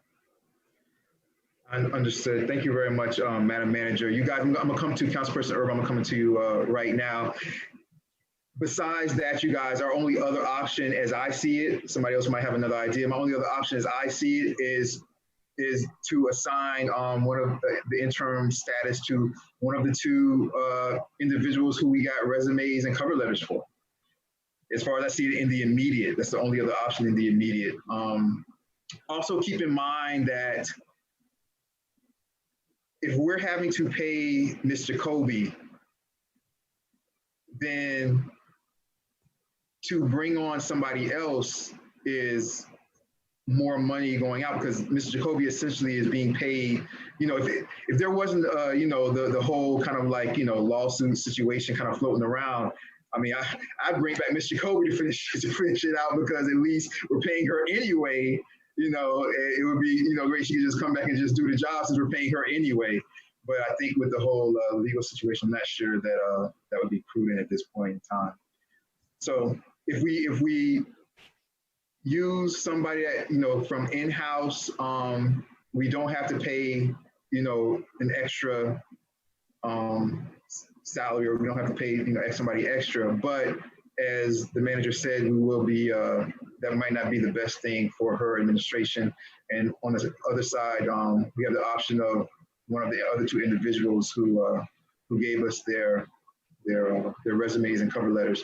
I'm going to Councilperson Urban, and then I will go to Ms. Valencia. Thank you very much. Yeah, I agree with the manager that I just don't see how that's workable to take anybody from her staff. And so now with the job description essentially in theory in place by tomorrow morning, for example, I feel like we should be in a position where we have a good chance of getting someone who would be either retired or semi-retired from one of the associations. I feel if we reach out to enough associations, we'll find someone who, with COVID going on, there's certainly people who will be looking for work, and so I'm with the thinking that even though it's interim, even though it's short term, we still need to aim for the highest qualified interim candidate possible. Especially as you said, we have such a busy docket this month. But again, the 22nd for that general council meeting is really going to be the most critical in terms of when we're going to have a real another potential consequence of not having a clerk in place. But I'm sorry, I don't have much more suggestions other than reaching out to the associations. But that's really where my thinking is very clearly. Thank you, Councilperson Urban. I would just say that, and Ms. Valencia, I'm coming to you right now, but I would just say that so let's say right now we end this meeting and we don't have an interim clerk that we're going to assign. Essentially, because for next week, things still have to be done. So if we don't, essentially, we're putting it off to like the manager anyway, or the attorney anyway, because who's going to do the advertisements? Who's going to do the agendas? Who's going to, you see what I'm saying? So even if, so for example, so if we don't, let's say, make somebody from her administration an interim clerk, essentially until we get the applications and until we get somebody in, we're essentially making it her administration anyway, in my opinion. Well, I'm going to be doing it even if you do make Christian the person, because I can tell you, Mr. King isn't going to be able to do it. Ms. Herrera is out sick. I can't call on her. The chief is, he's chief of police, public works. So I'm essentially doing it regardless. If you're going to have my staff do it. I see what you're saying. So we're still down to those two options, you guys. It's either essentially, the village manager having more weight on her shoulders, or we go with one of those two resumes and cover letters that we received. Let me go to Ms. Valencia. Kyle, if you could bring over Ms. Valencia, please. And then I'll go back to the council after.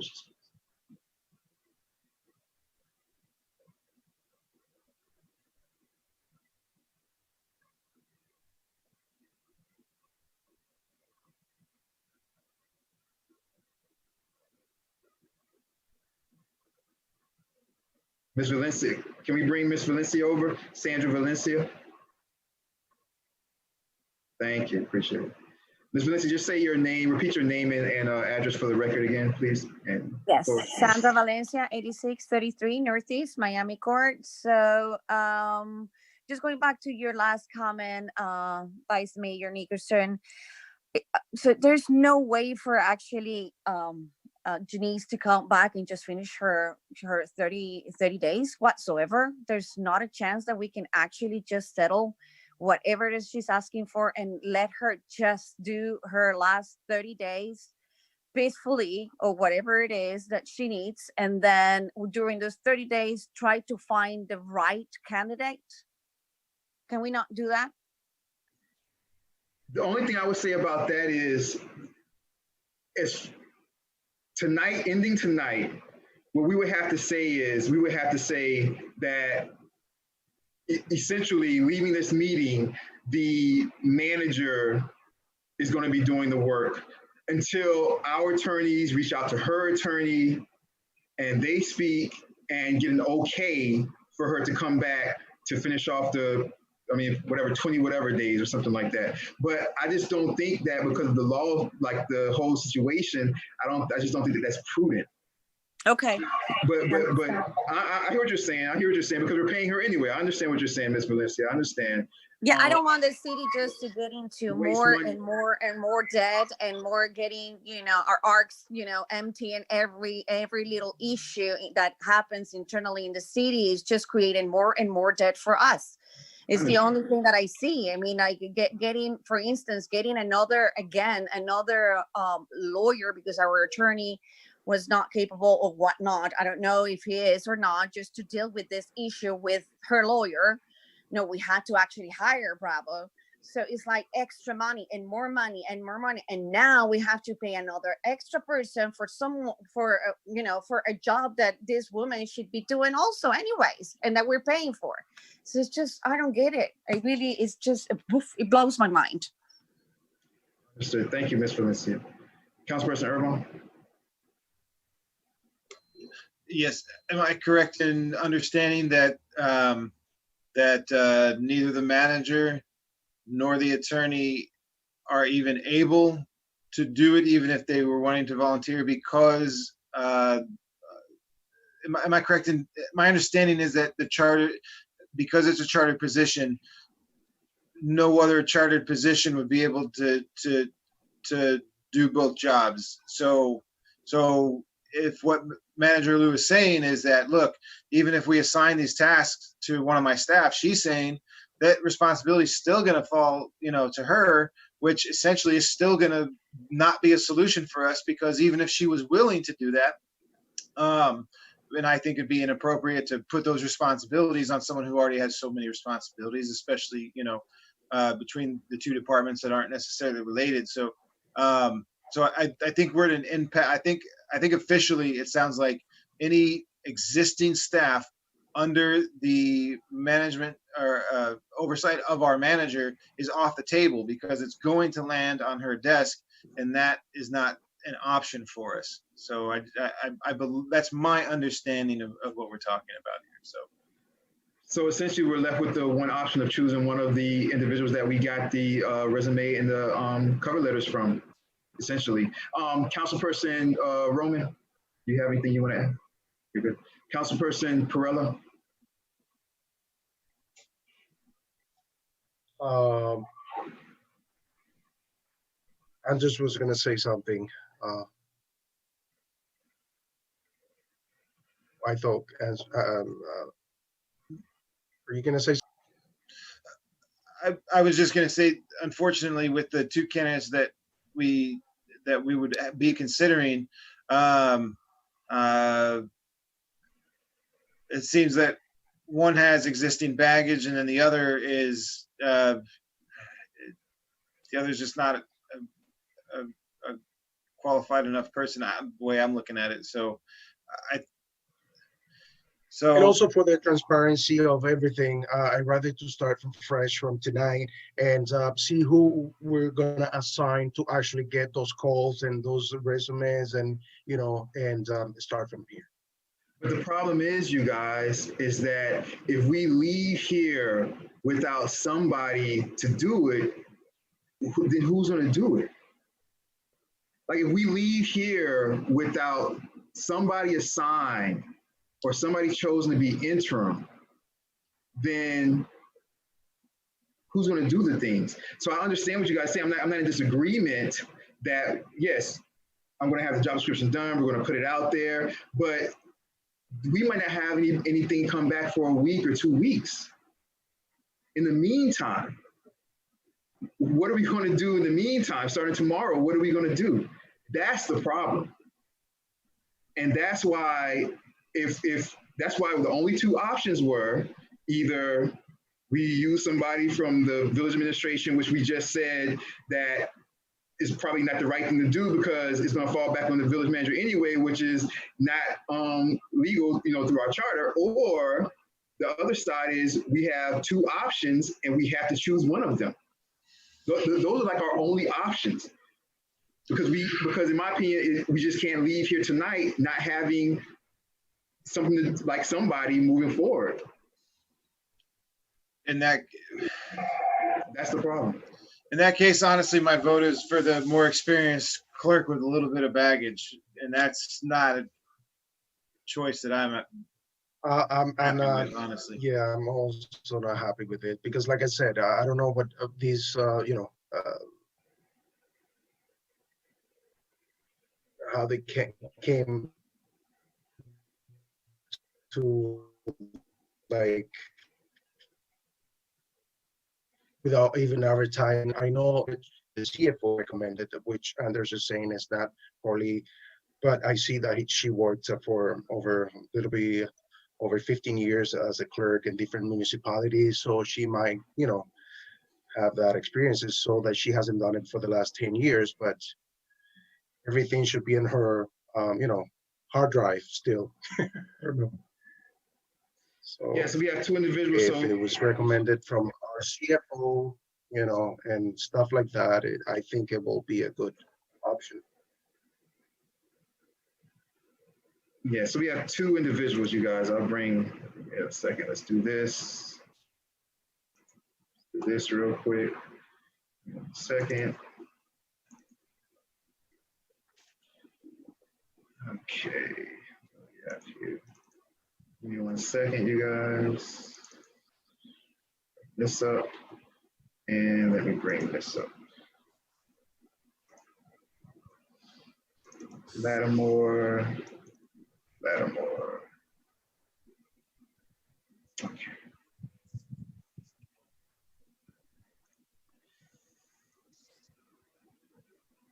All right. Let's minimize that. Okay, let's do this. Come back to Zoom.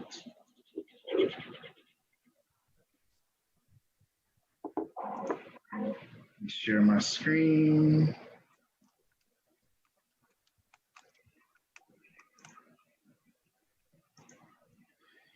All right, can everybody see this okay?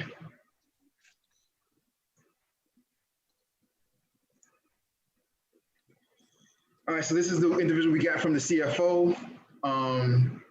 Everybody got a chance to go through it, correct? Am I correct? Right, everybody got a chance to look over it, correct? So work experience is what we're like kind of looked at. So this is the thing. lately, so she was a massage therapist, self-employed. From 2010 to 2020, 2007, 2010, she was also self-employed as a property manager. So it was like 2007, 2008 that you know, she was taking care of an elderly parent, so she was a care provider, probably at her house. So the last time she had clerk experience was 2007 for this individual. Okay, that was town of Lauderdale by the sea. Then before that, she was in North Carolina as a village clerk. So that was 2000, so that was like 7 years of experience. Here, she was assistant to the town clerk, and that was for 10 years. And so that's basically her experience. So she has, what was that? That was 10, what was that, 10, 7, so 17 years of experience, but she hasn't had experience since 2007. 17 in total, hasn't worked as a clerk since 2007. So that's her. The other individual, Lattimore, this, all right.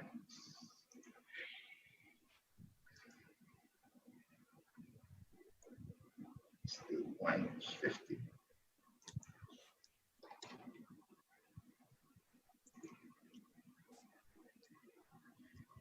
Okay, so she had, she's been consulting and training since 2019, which is when she left North Miami Beach. So she was at North Miami Beach, you guys, for almost, what's that, 8 years. That was 8 years, North Miami Beach. She was at North Miami Beach for 8 years, okay? And she hasn't worked as a clerk for 1 year. Before that, she was assistant city clerk to the Miami Clerk's Office. And before that, she was the record system coordinator, deputy clerk. She was a deputy clerk in the Miami Clerk's Office. Before that, she was assistant village clerk, Indian Creek.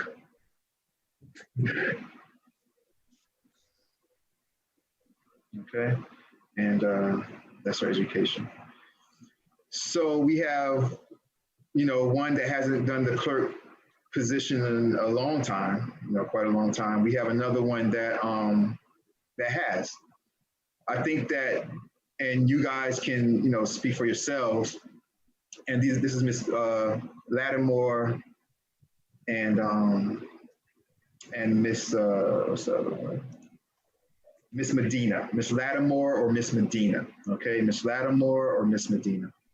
And I'll let you guys, Councilperson Erban, Councilperson Perrella, Councilperson Roman, you guys can tell me what you think about those two choices, what your opinion is, what's on your mind. Any one of you guys can jump in. Councilperson Roman.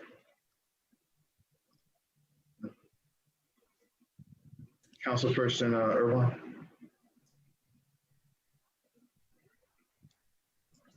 Yeah, so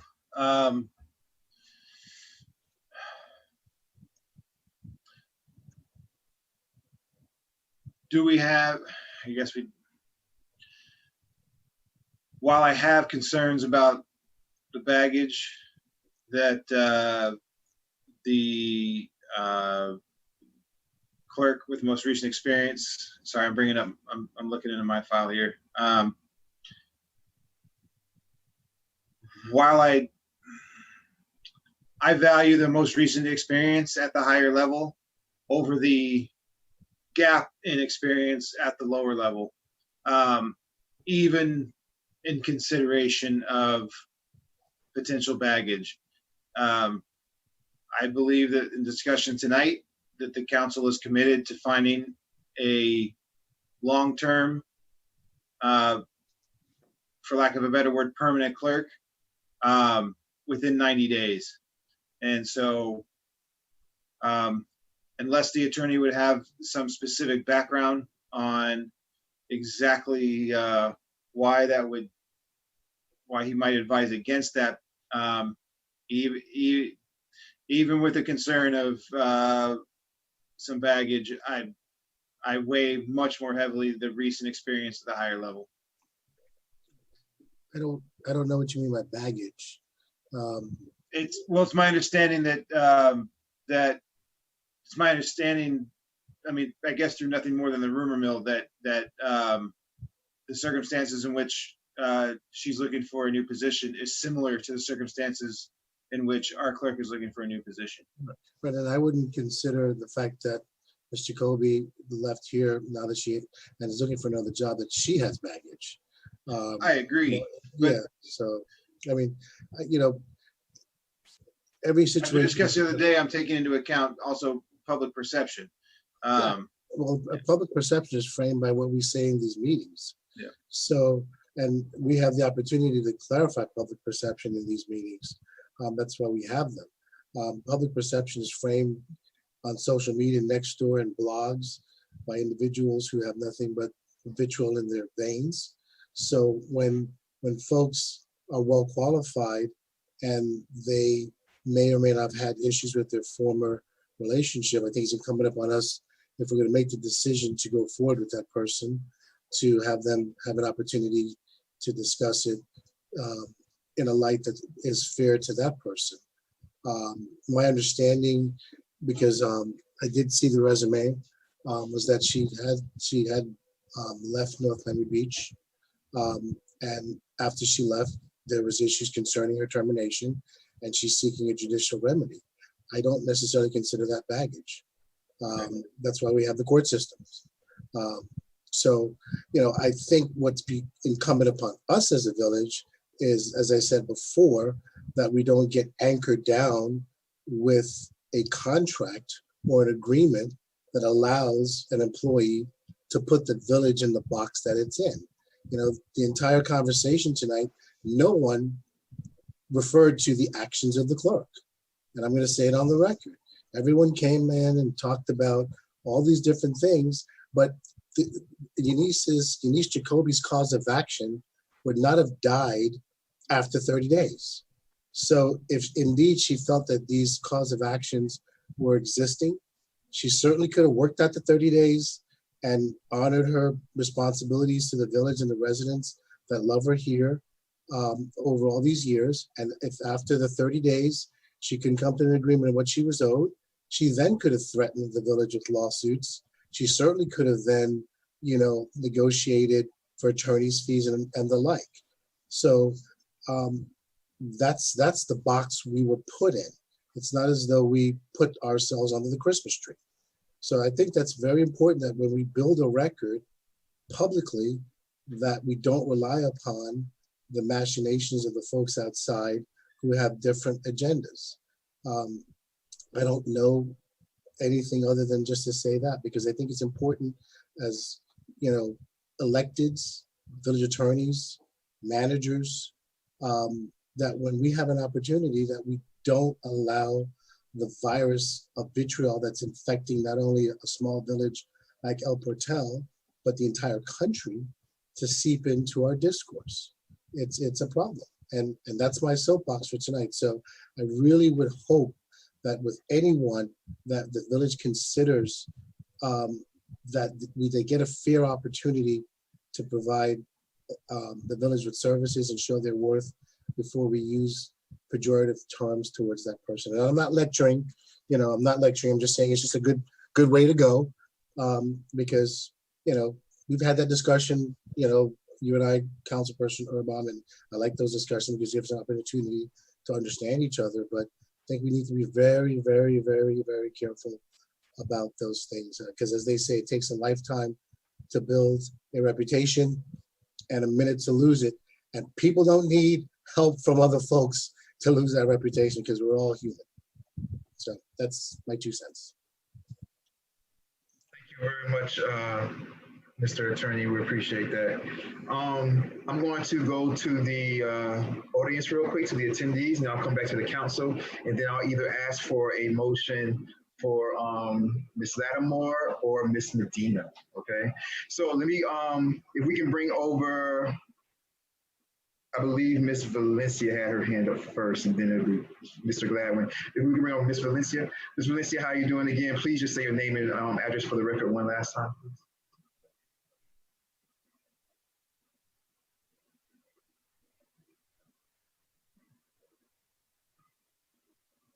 You can is she still? Ms. Valencia? I don't know what happened. If we could have Mr. Gladwin come over. I don't see Ms. Valencia any longer.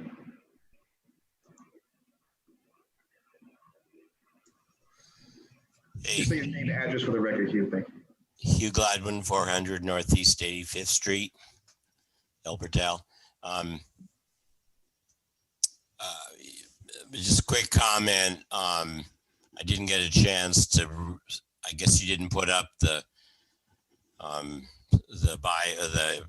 information on the second candidate, but just scanning the first, I'm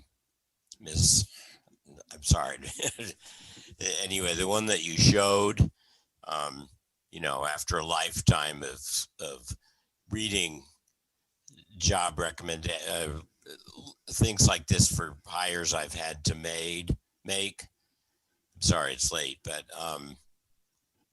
it just hit me that she's somebody who has an incredible career as a clerk and so on in the past. And then something happened where she had to take care of an elderly parent. I don't know. I mean, these kind of positions like clerk positions are things that, you know, if you end one abruptly because of a personal reason, it's very hard to get back in the pipeline. But it's clear that she's made do. She was a massage therapist or whatever you do, but you don't unlearn those skills.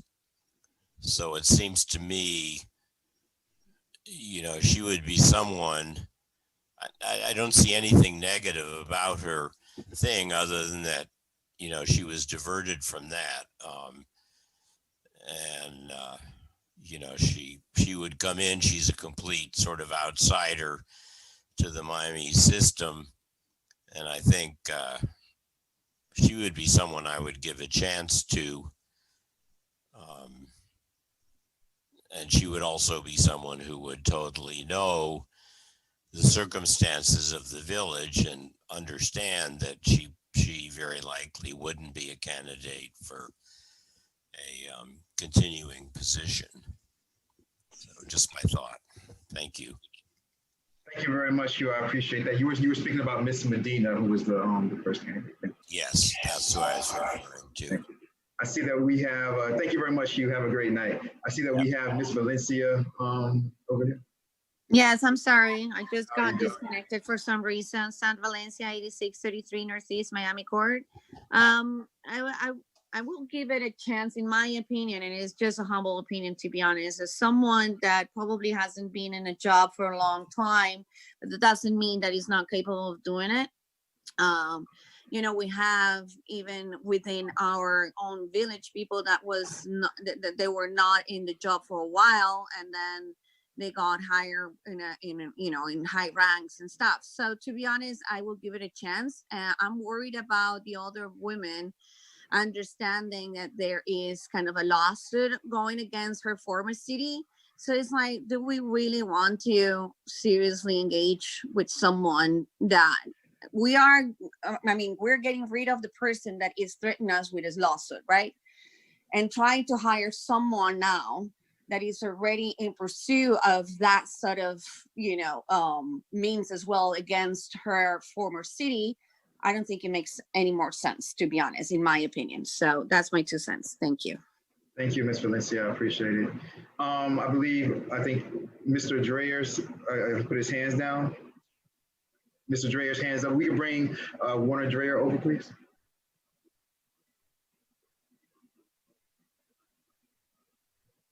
How you doing, Mr. Dreher? Please repeat your name and address for the record. Yes, my name is Werner Dreher, address 486 Northeast 87th Street. Council, I just want to ask the council, why the rush? Why the rush in selecting tonight, the temporary interim village clerk? Can we just, wait a week, right? Perhaps, again, right? And, just give it more thought, give everybody more the chance to, socialize this idea, right? Just to, not fall again into that whole, hey guys, transparency comments and all that. So, with all this, respect, I would humbly, request that council consider that. But that's just my opinion, Vice Mayor Nickerson. Thank you. Thank you very much, Mr. Dreher. You can stay on if you want to for a second. Well, so there's a lot of things coming up, right? So September is a really busy month. And if we don't have, because for example, by charter, we can't assign one of our other chartered positions to be our clerk. So we can't assign the manager to be our clerk, Manager Lou. We can't assign Attorney Powell to be our clerk. And September is a really busy month. We have 2 budget meetings. We have the trim. We have committee meetings. We have the full council meeting. So if we don't have a clerk in place and our two other chartered officers can't do it, well, then who's going to do it? So we're just going to have nothing in place. We're going to have no advertisements, no meeting agendas, no setup, no nothing. And so everything the clerk does, we have nobody to do it right now. So we need somebody in place. That's the issue. Okay, so what does the clerk really need to do, right? Let's break it down to this, right? The clerk takes roll call, right? Takes the minutes, right? We have the transcripts, right? Available, right? For the meetings. I've seen and I've attended meetings where the clerk hasn't been in the meetings, and we have, our lovely, village manager take roll call, right? And so then for you mentioned about, the whole process for the budget, right? Again, it's, the proposal is coming from the village manager, right? For the budget to the council. What's the role with the clerk? Again, it's taking roll call where, we've seen perhaps, I'm not undermining the responsibility of the clerk at any time, right? But 1 week, right? 1 week, I ask, right? Maybe just socialize it with the rest of the residents. Maybe there is somebody out there that, we can post it on maybe on the website and come back together and get a chance, right? To,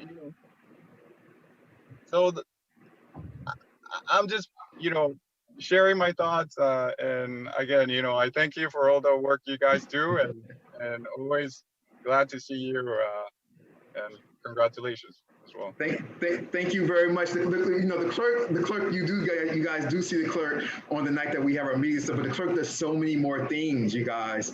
On a daily basis, the clerk does so many things on a daily basis.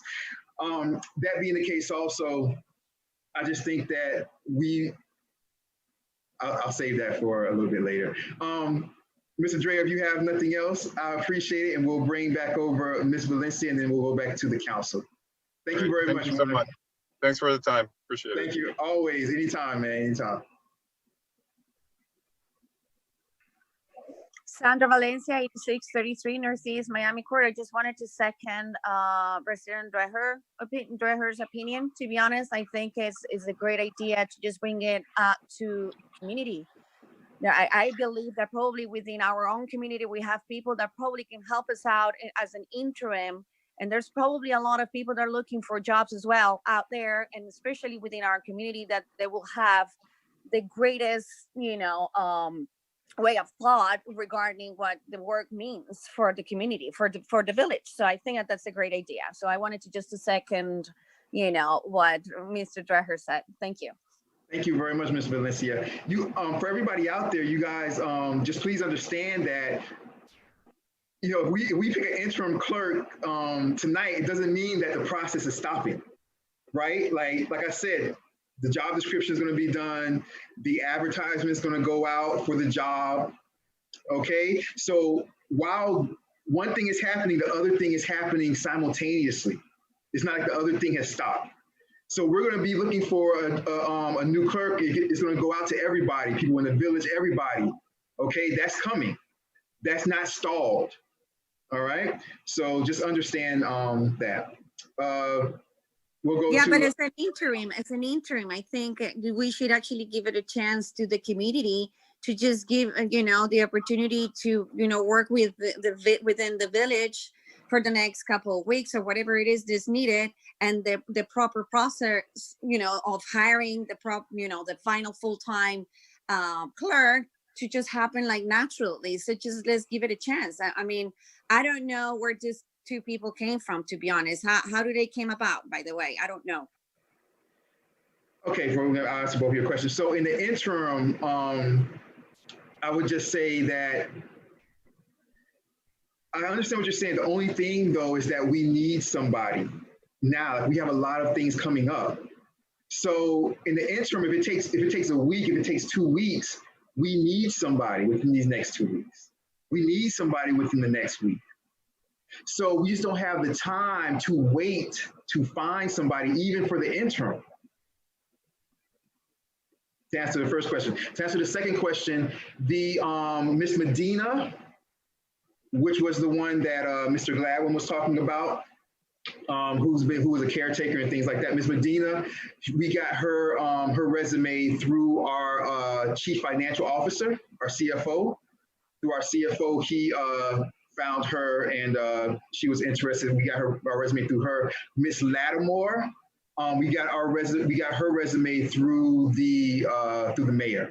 Mayor Cabillos was the one that let us know about her resume. Thank you. Thank you very much, Ms. Valencia. I see you, Councilperson Erbaum. I am coming to you. I promise I haven't forgotten about you. Let me just get Ms. Garcia, and then I'm going straight to Councilperson Erbaum.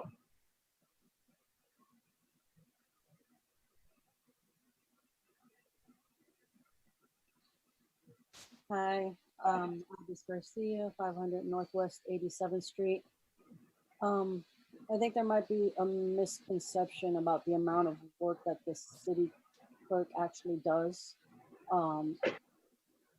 What people see on screen, which is village meetings and roll calls and stuff like that, is only probably a tip of the iceberg of what the amount of work that it takes to be a village clerk.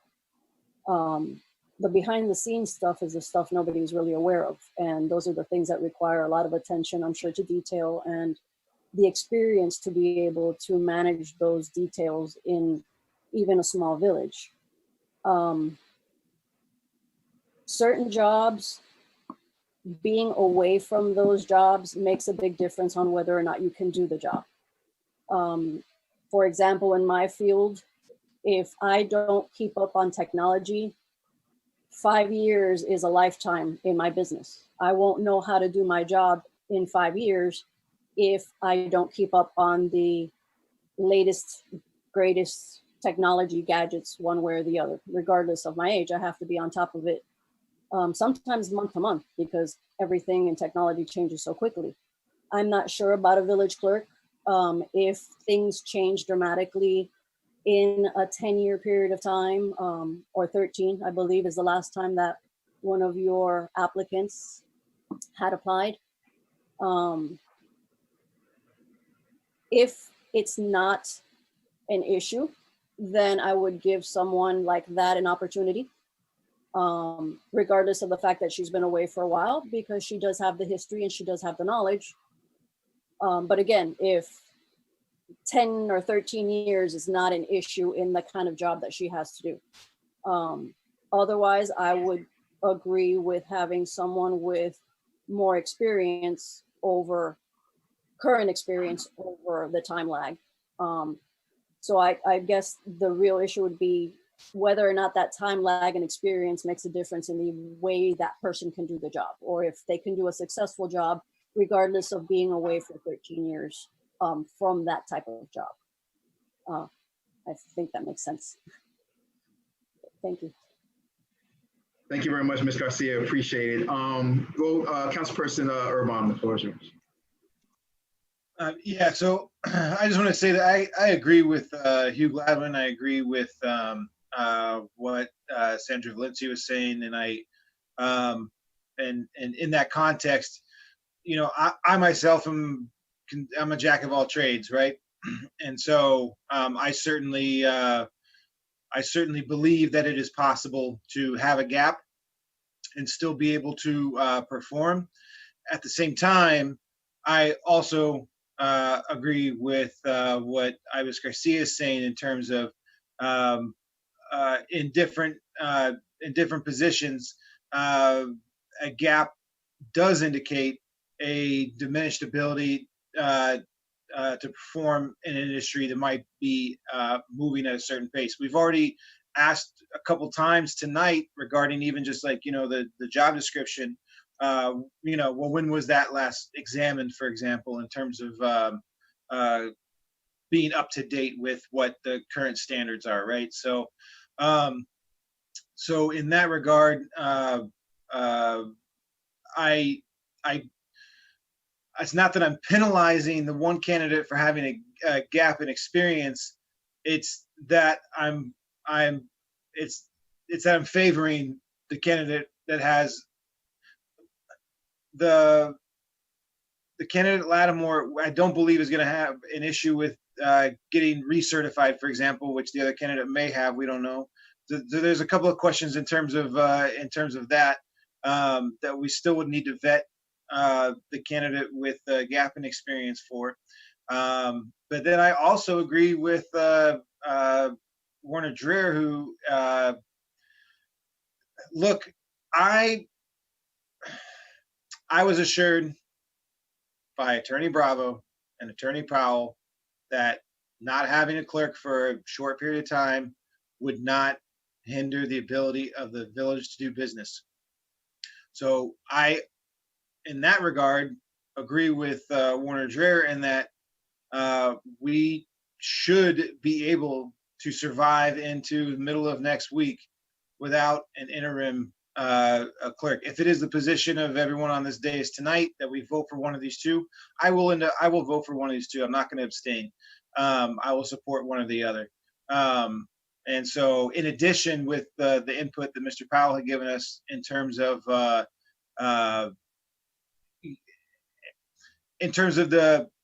legal reality of being cautious in terms of saying, you know, that someone has baggage or not, and things like that.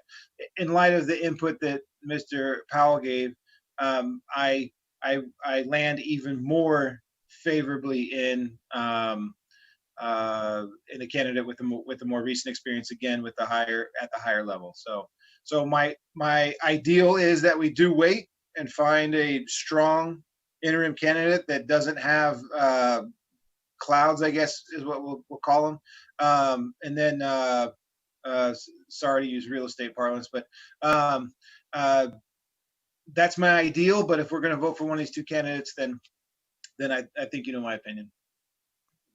Thank you very much, Councilperson Urban. Yeah, it's a difficult situation. You know, I would just remind you guys that, you know, if we don't choose one of those two candidates, then like who does the job fall back on?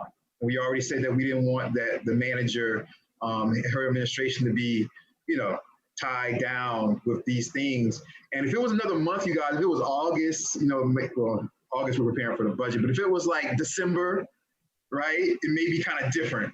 But September is nothing to play with, and that's being that it is September. That's also another reason why it's kind of like pulling teeth. But even though I don't want to, I would say that it may be more prudent to have the individual who has the most recent experience, so that they can hit the ground running, because it is September. And we do have so many things. And so the individual that has been out of work for so long, we just Just this month, we don't have the time to hold anybody's hand. We need somebody who can come and just hit the ground running for the benefit of all of us, in my opinion. Councilperson Urban, the floor is yours. I agree with what you just said. Thank you very much. Councilperson Roman, any questions, comments, Councilperson Roman? No. Sorry, no. You good? Yeah, I thought my video, I don't know why my video's off. You're good, no problem. Yeah, no. I mean, I do agree that it's, you know, we should get somebody in ASAP. So whichever candidate you guys are comfortable with. Do you have a preference, Councilperson Roman? Do you have any idea with the two candidates, or? I rather not. I will vote according to your preference. Thank you very much, Councilperson Roman. Councilperson Perrella? Any questions, comments?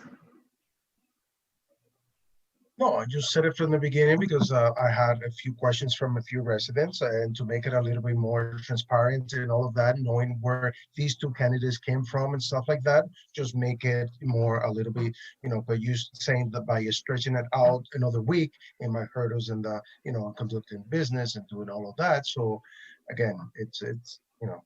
Yes, this is definitely not the way, you guys, that, you know, I see business, you know, happening in the future.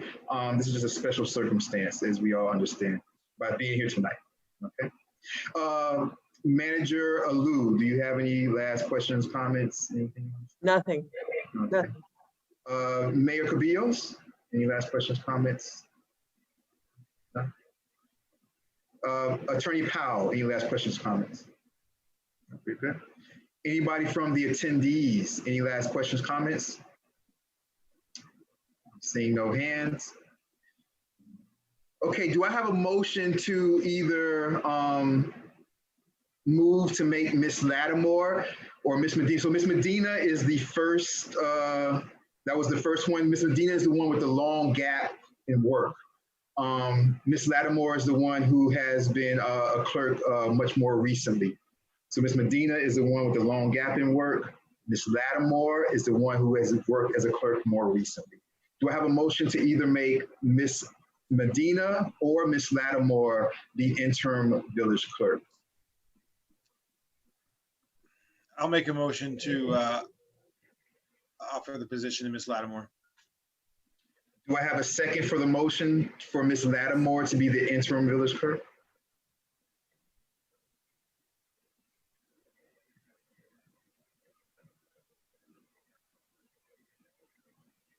I'll second for the sake of going to a motion. Thank you very much, Councilperson Roman. I have a motion. I have a second. Madam Manager, may I please have a roll call? Yes, Councilperson Perrella. No. Councilperson Urban. Yes. Councilperson Roman.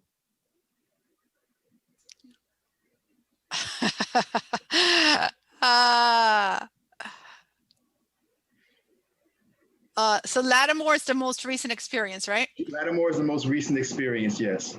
Okay, yes. Mayor Cabillos. Well, you have to ask me first. Oh, I'm sorry, Vice Mayor Nickerson, my apologies. Yes, and then Mayor Cabillos. Okay, Mayor Cabillos. No response. So the motion passes 3-1 with 1 abstention. Ms. Lattimore will be the interim. The interim. And let me just reiterate one more time, you guys. We are going to, and I will be on the phone with the manager, you guys. We will be putting out this this job advertisement ASAP. All right. So both these will be happening simultaneously. Okay. We'll be getting an interim clerk to help us out through this wild September with all these things that are coming up, and we will at the same time be looking for a full-time permanent clerk. All right, you guys, do I have any last comments, questions on this particular item before I go to good and welfare? I don't even know if we need good and welfare, but we good? All right. Good and welfare. Does anybody from the audience have anything that they want to say, want to come and say, questions, comments about anything at all? Good and welfare, going once. We see, here we go. Can we bring over Mr. Dreyer, please?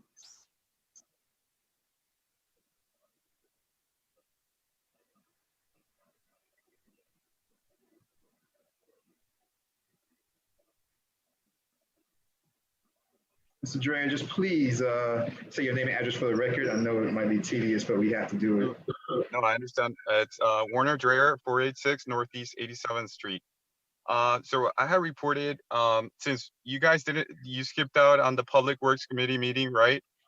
I think maybe last week or 2 weeks ago. So I'm bringing it up to you. It's not part of the agenda for today, but I had reported it to the Public Works Committee and to the manager. The rotunda, right? We have the bricks falling apart like from 2 years ago.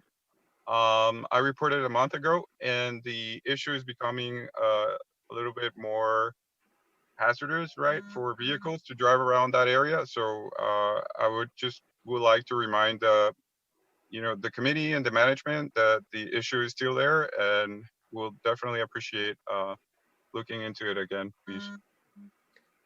If I could just respond to that. We actually did fix the rotunda. Our public works and maintenance staffer attempted to fix it, and someone pulled up the bricks and put them on the side of the road in front of your home, Mr. Dreyer. So we are going to try to fix it again. We weren't able to find sand, so I actually loaned some sand from my own home to fill in those gaps on the rotunda, but now we need more. So we'll attempt to fix it again when we can locate some sand. So how do you guys know it was somebody that pulled out the Because bricks? they put them on the side, or well, maybe they didn't pull them up, but something happened and they were neatly stacked. And we have photographs of it. Because the bricks are coming apart. So perhaps somebody that drove, instead of like driving over the bricks, perhaps somebody who walked put them outside instead of getting a vehicle. They're damaged their wheels, right? Their tires. So I'm just bringing it to you guys again. So if you guys can please look at it. And I always can help you guys as well if you guys need to find somebody.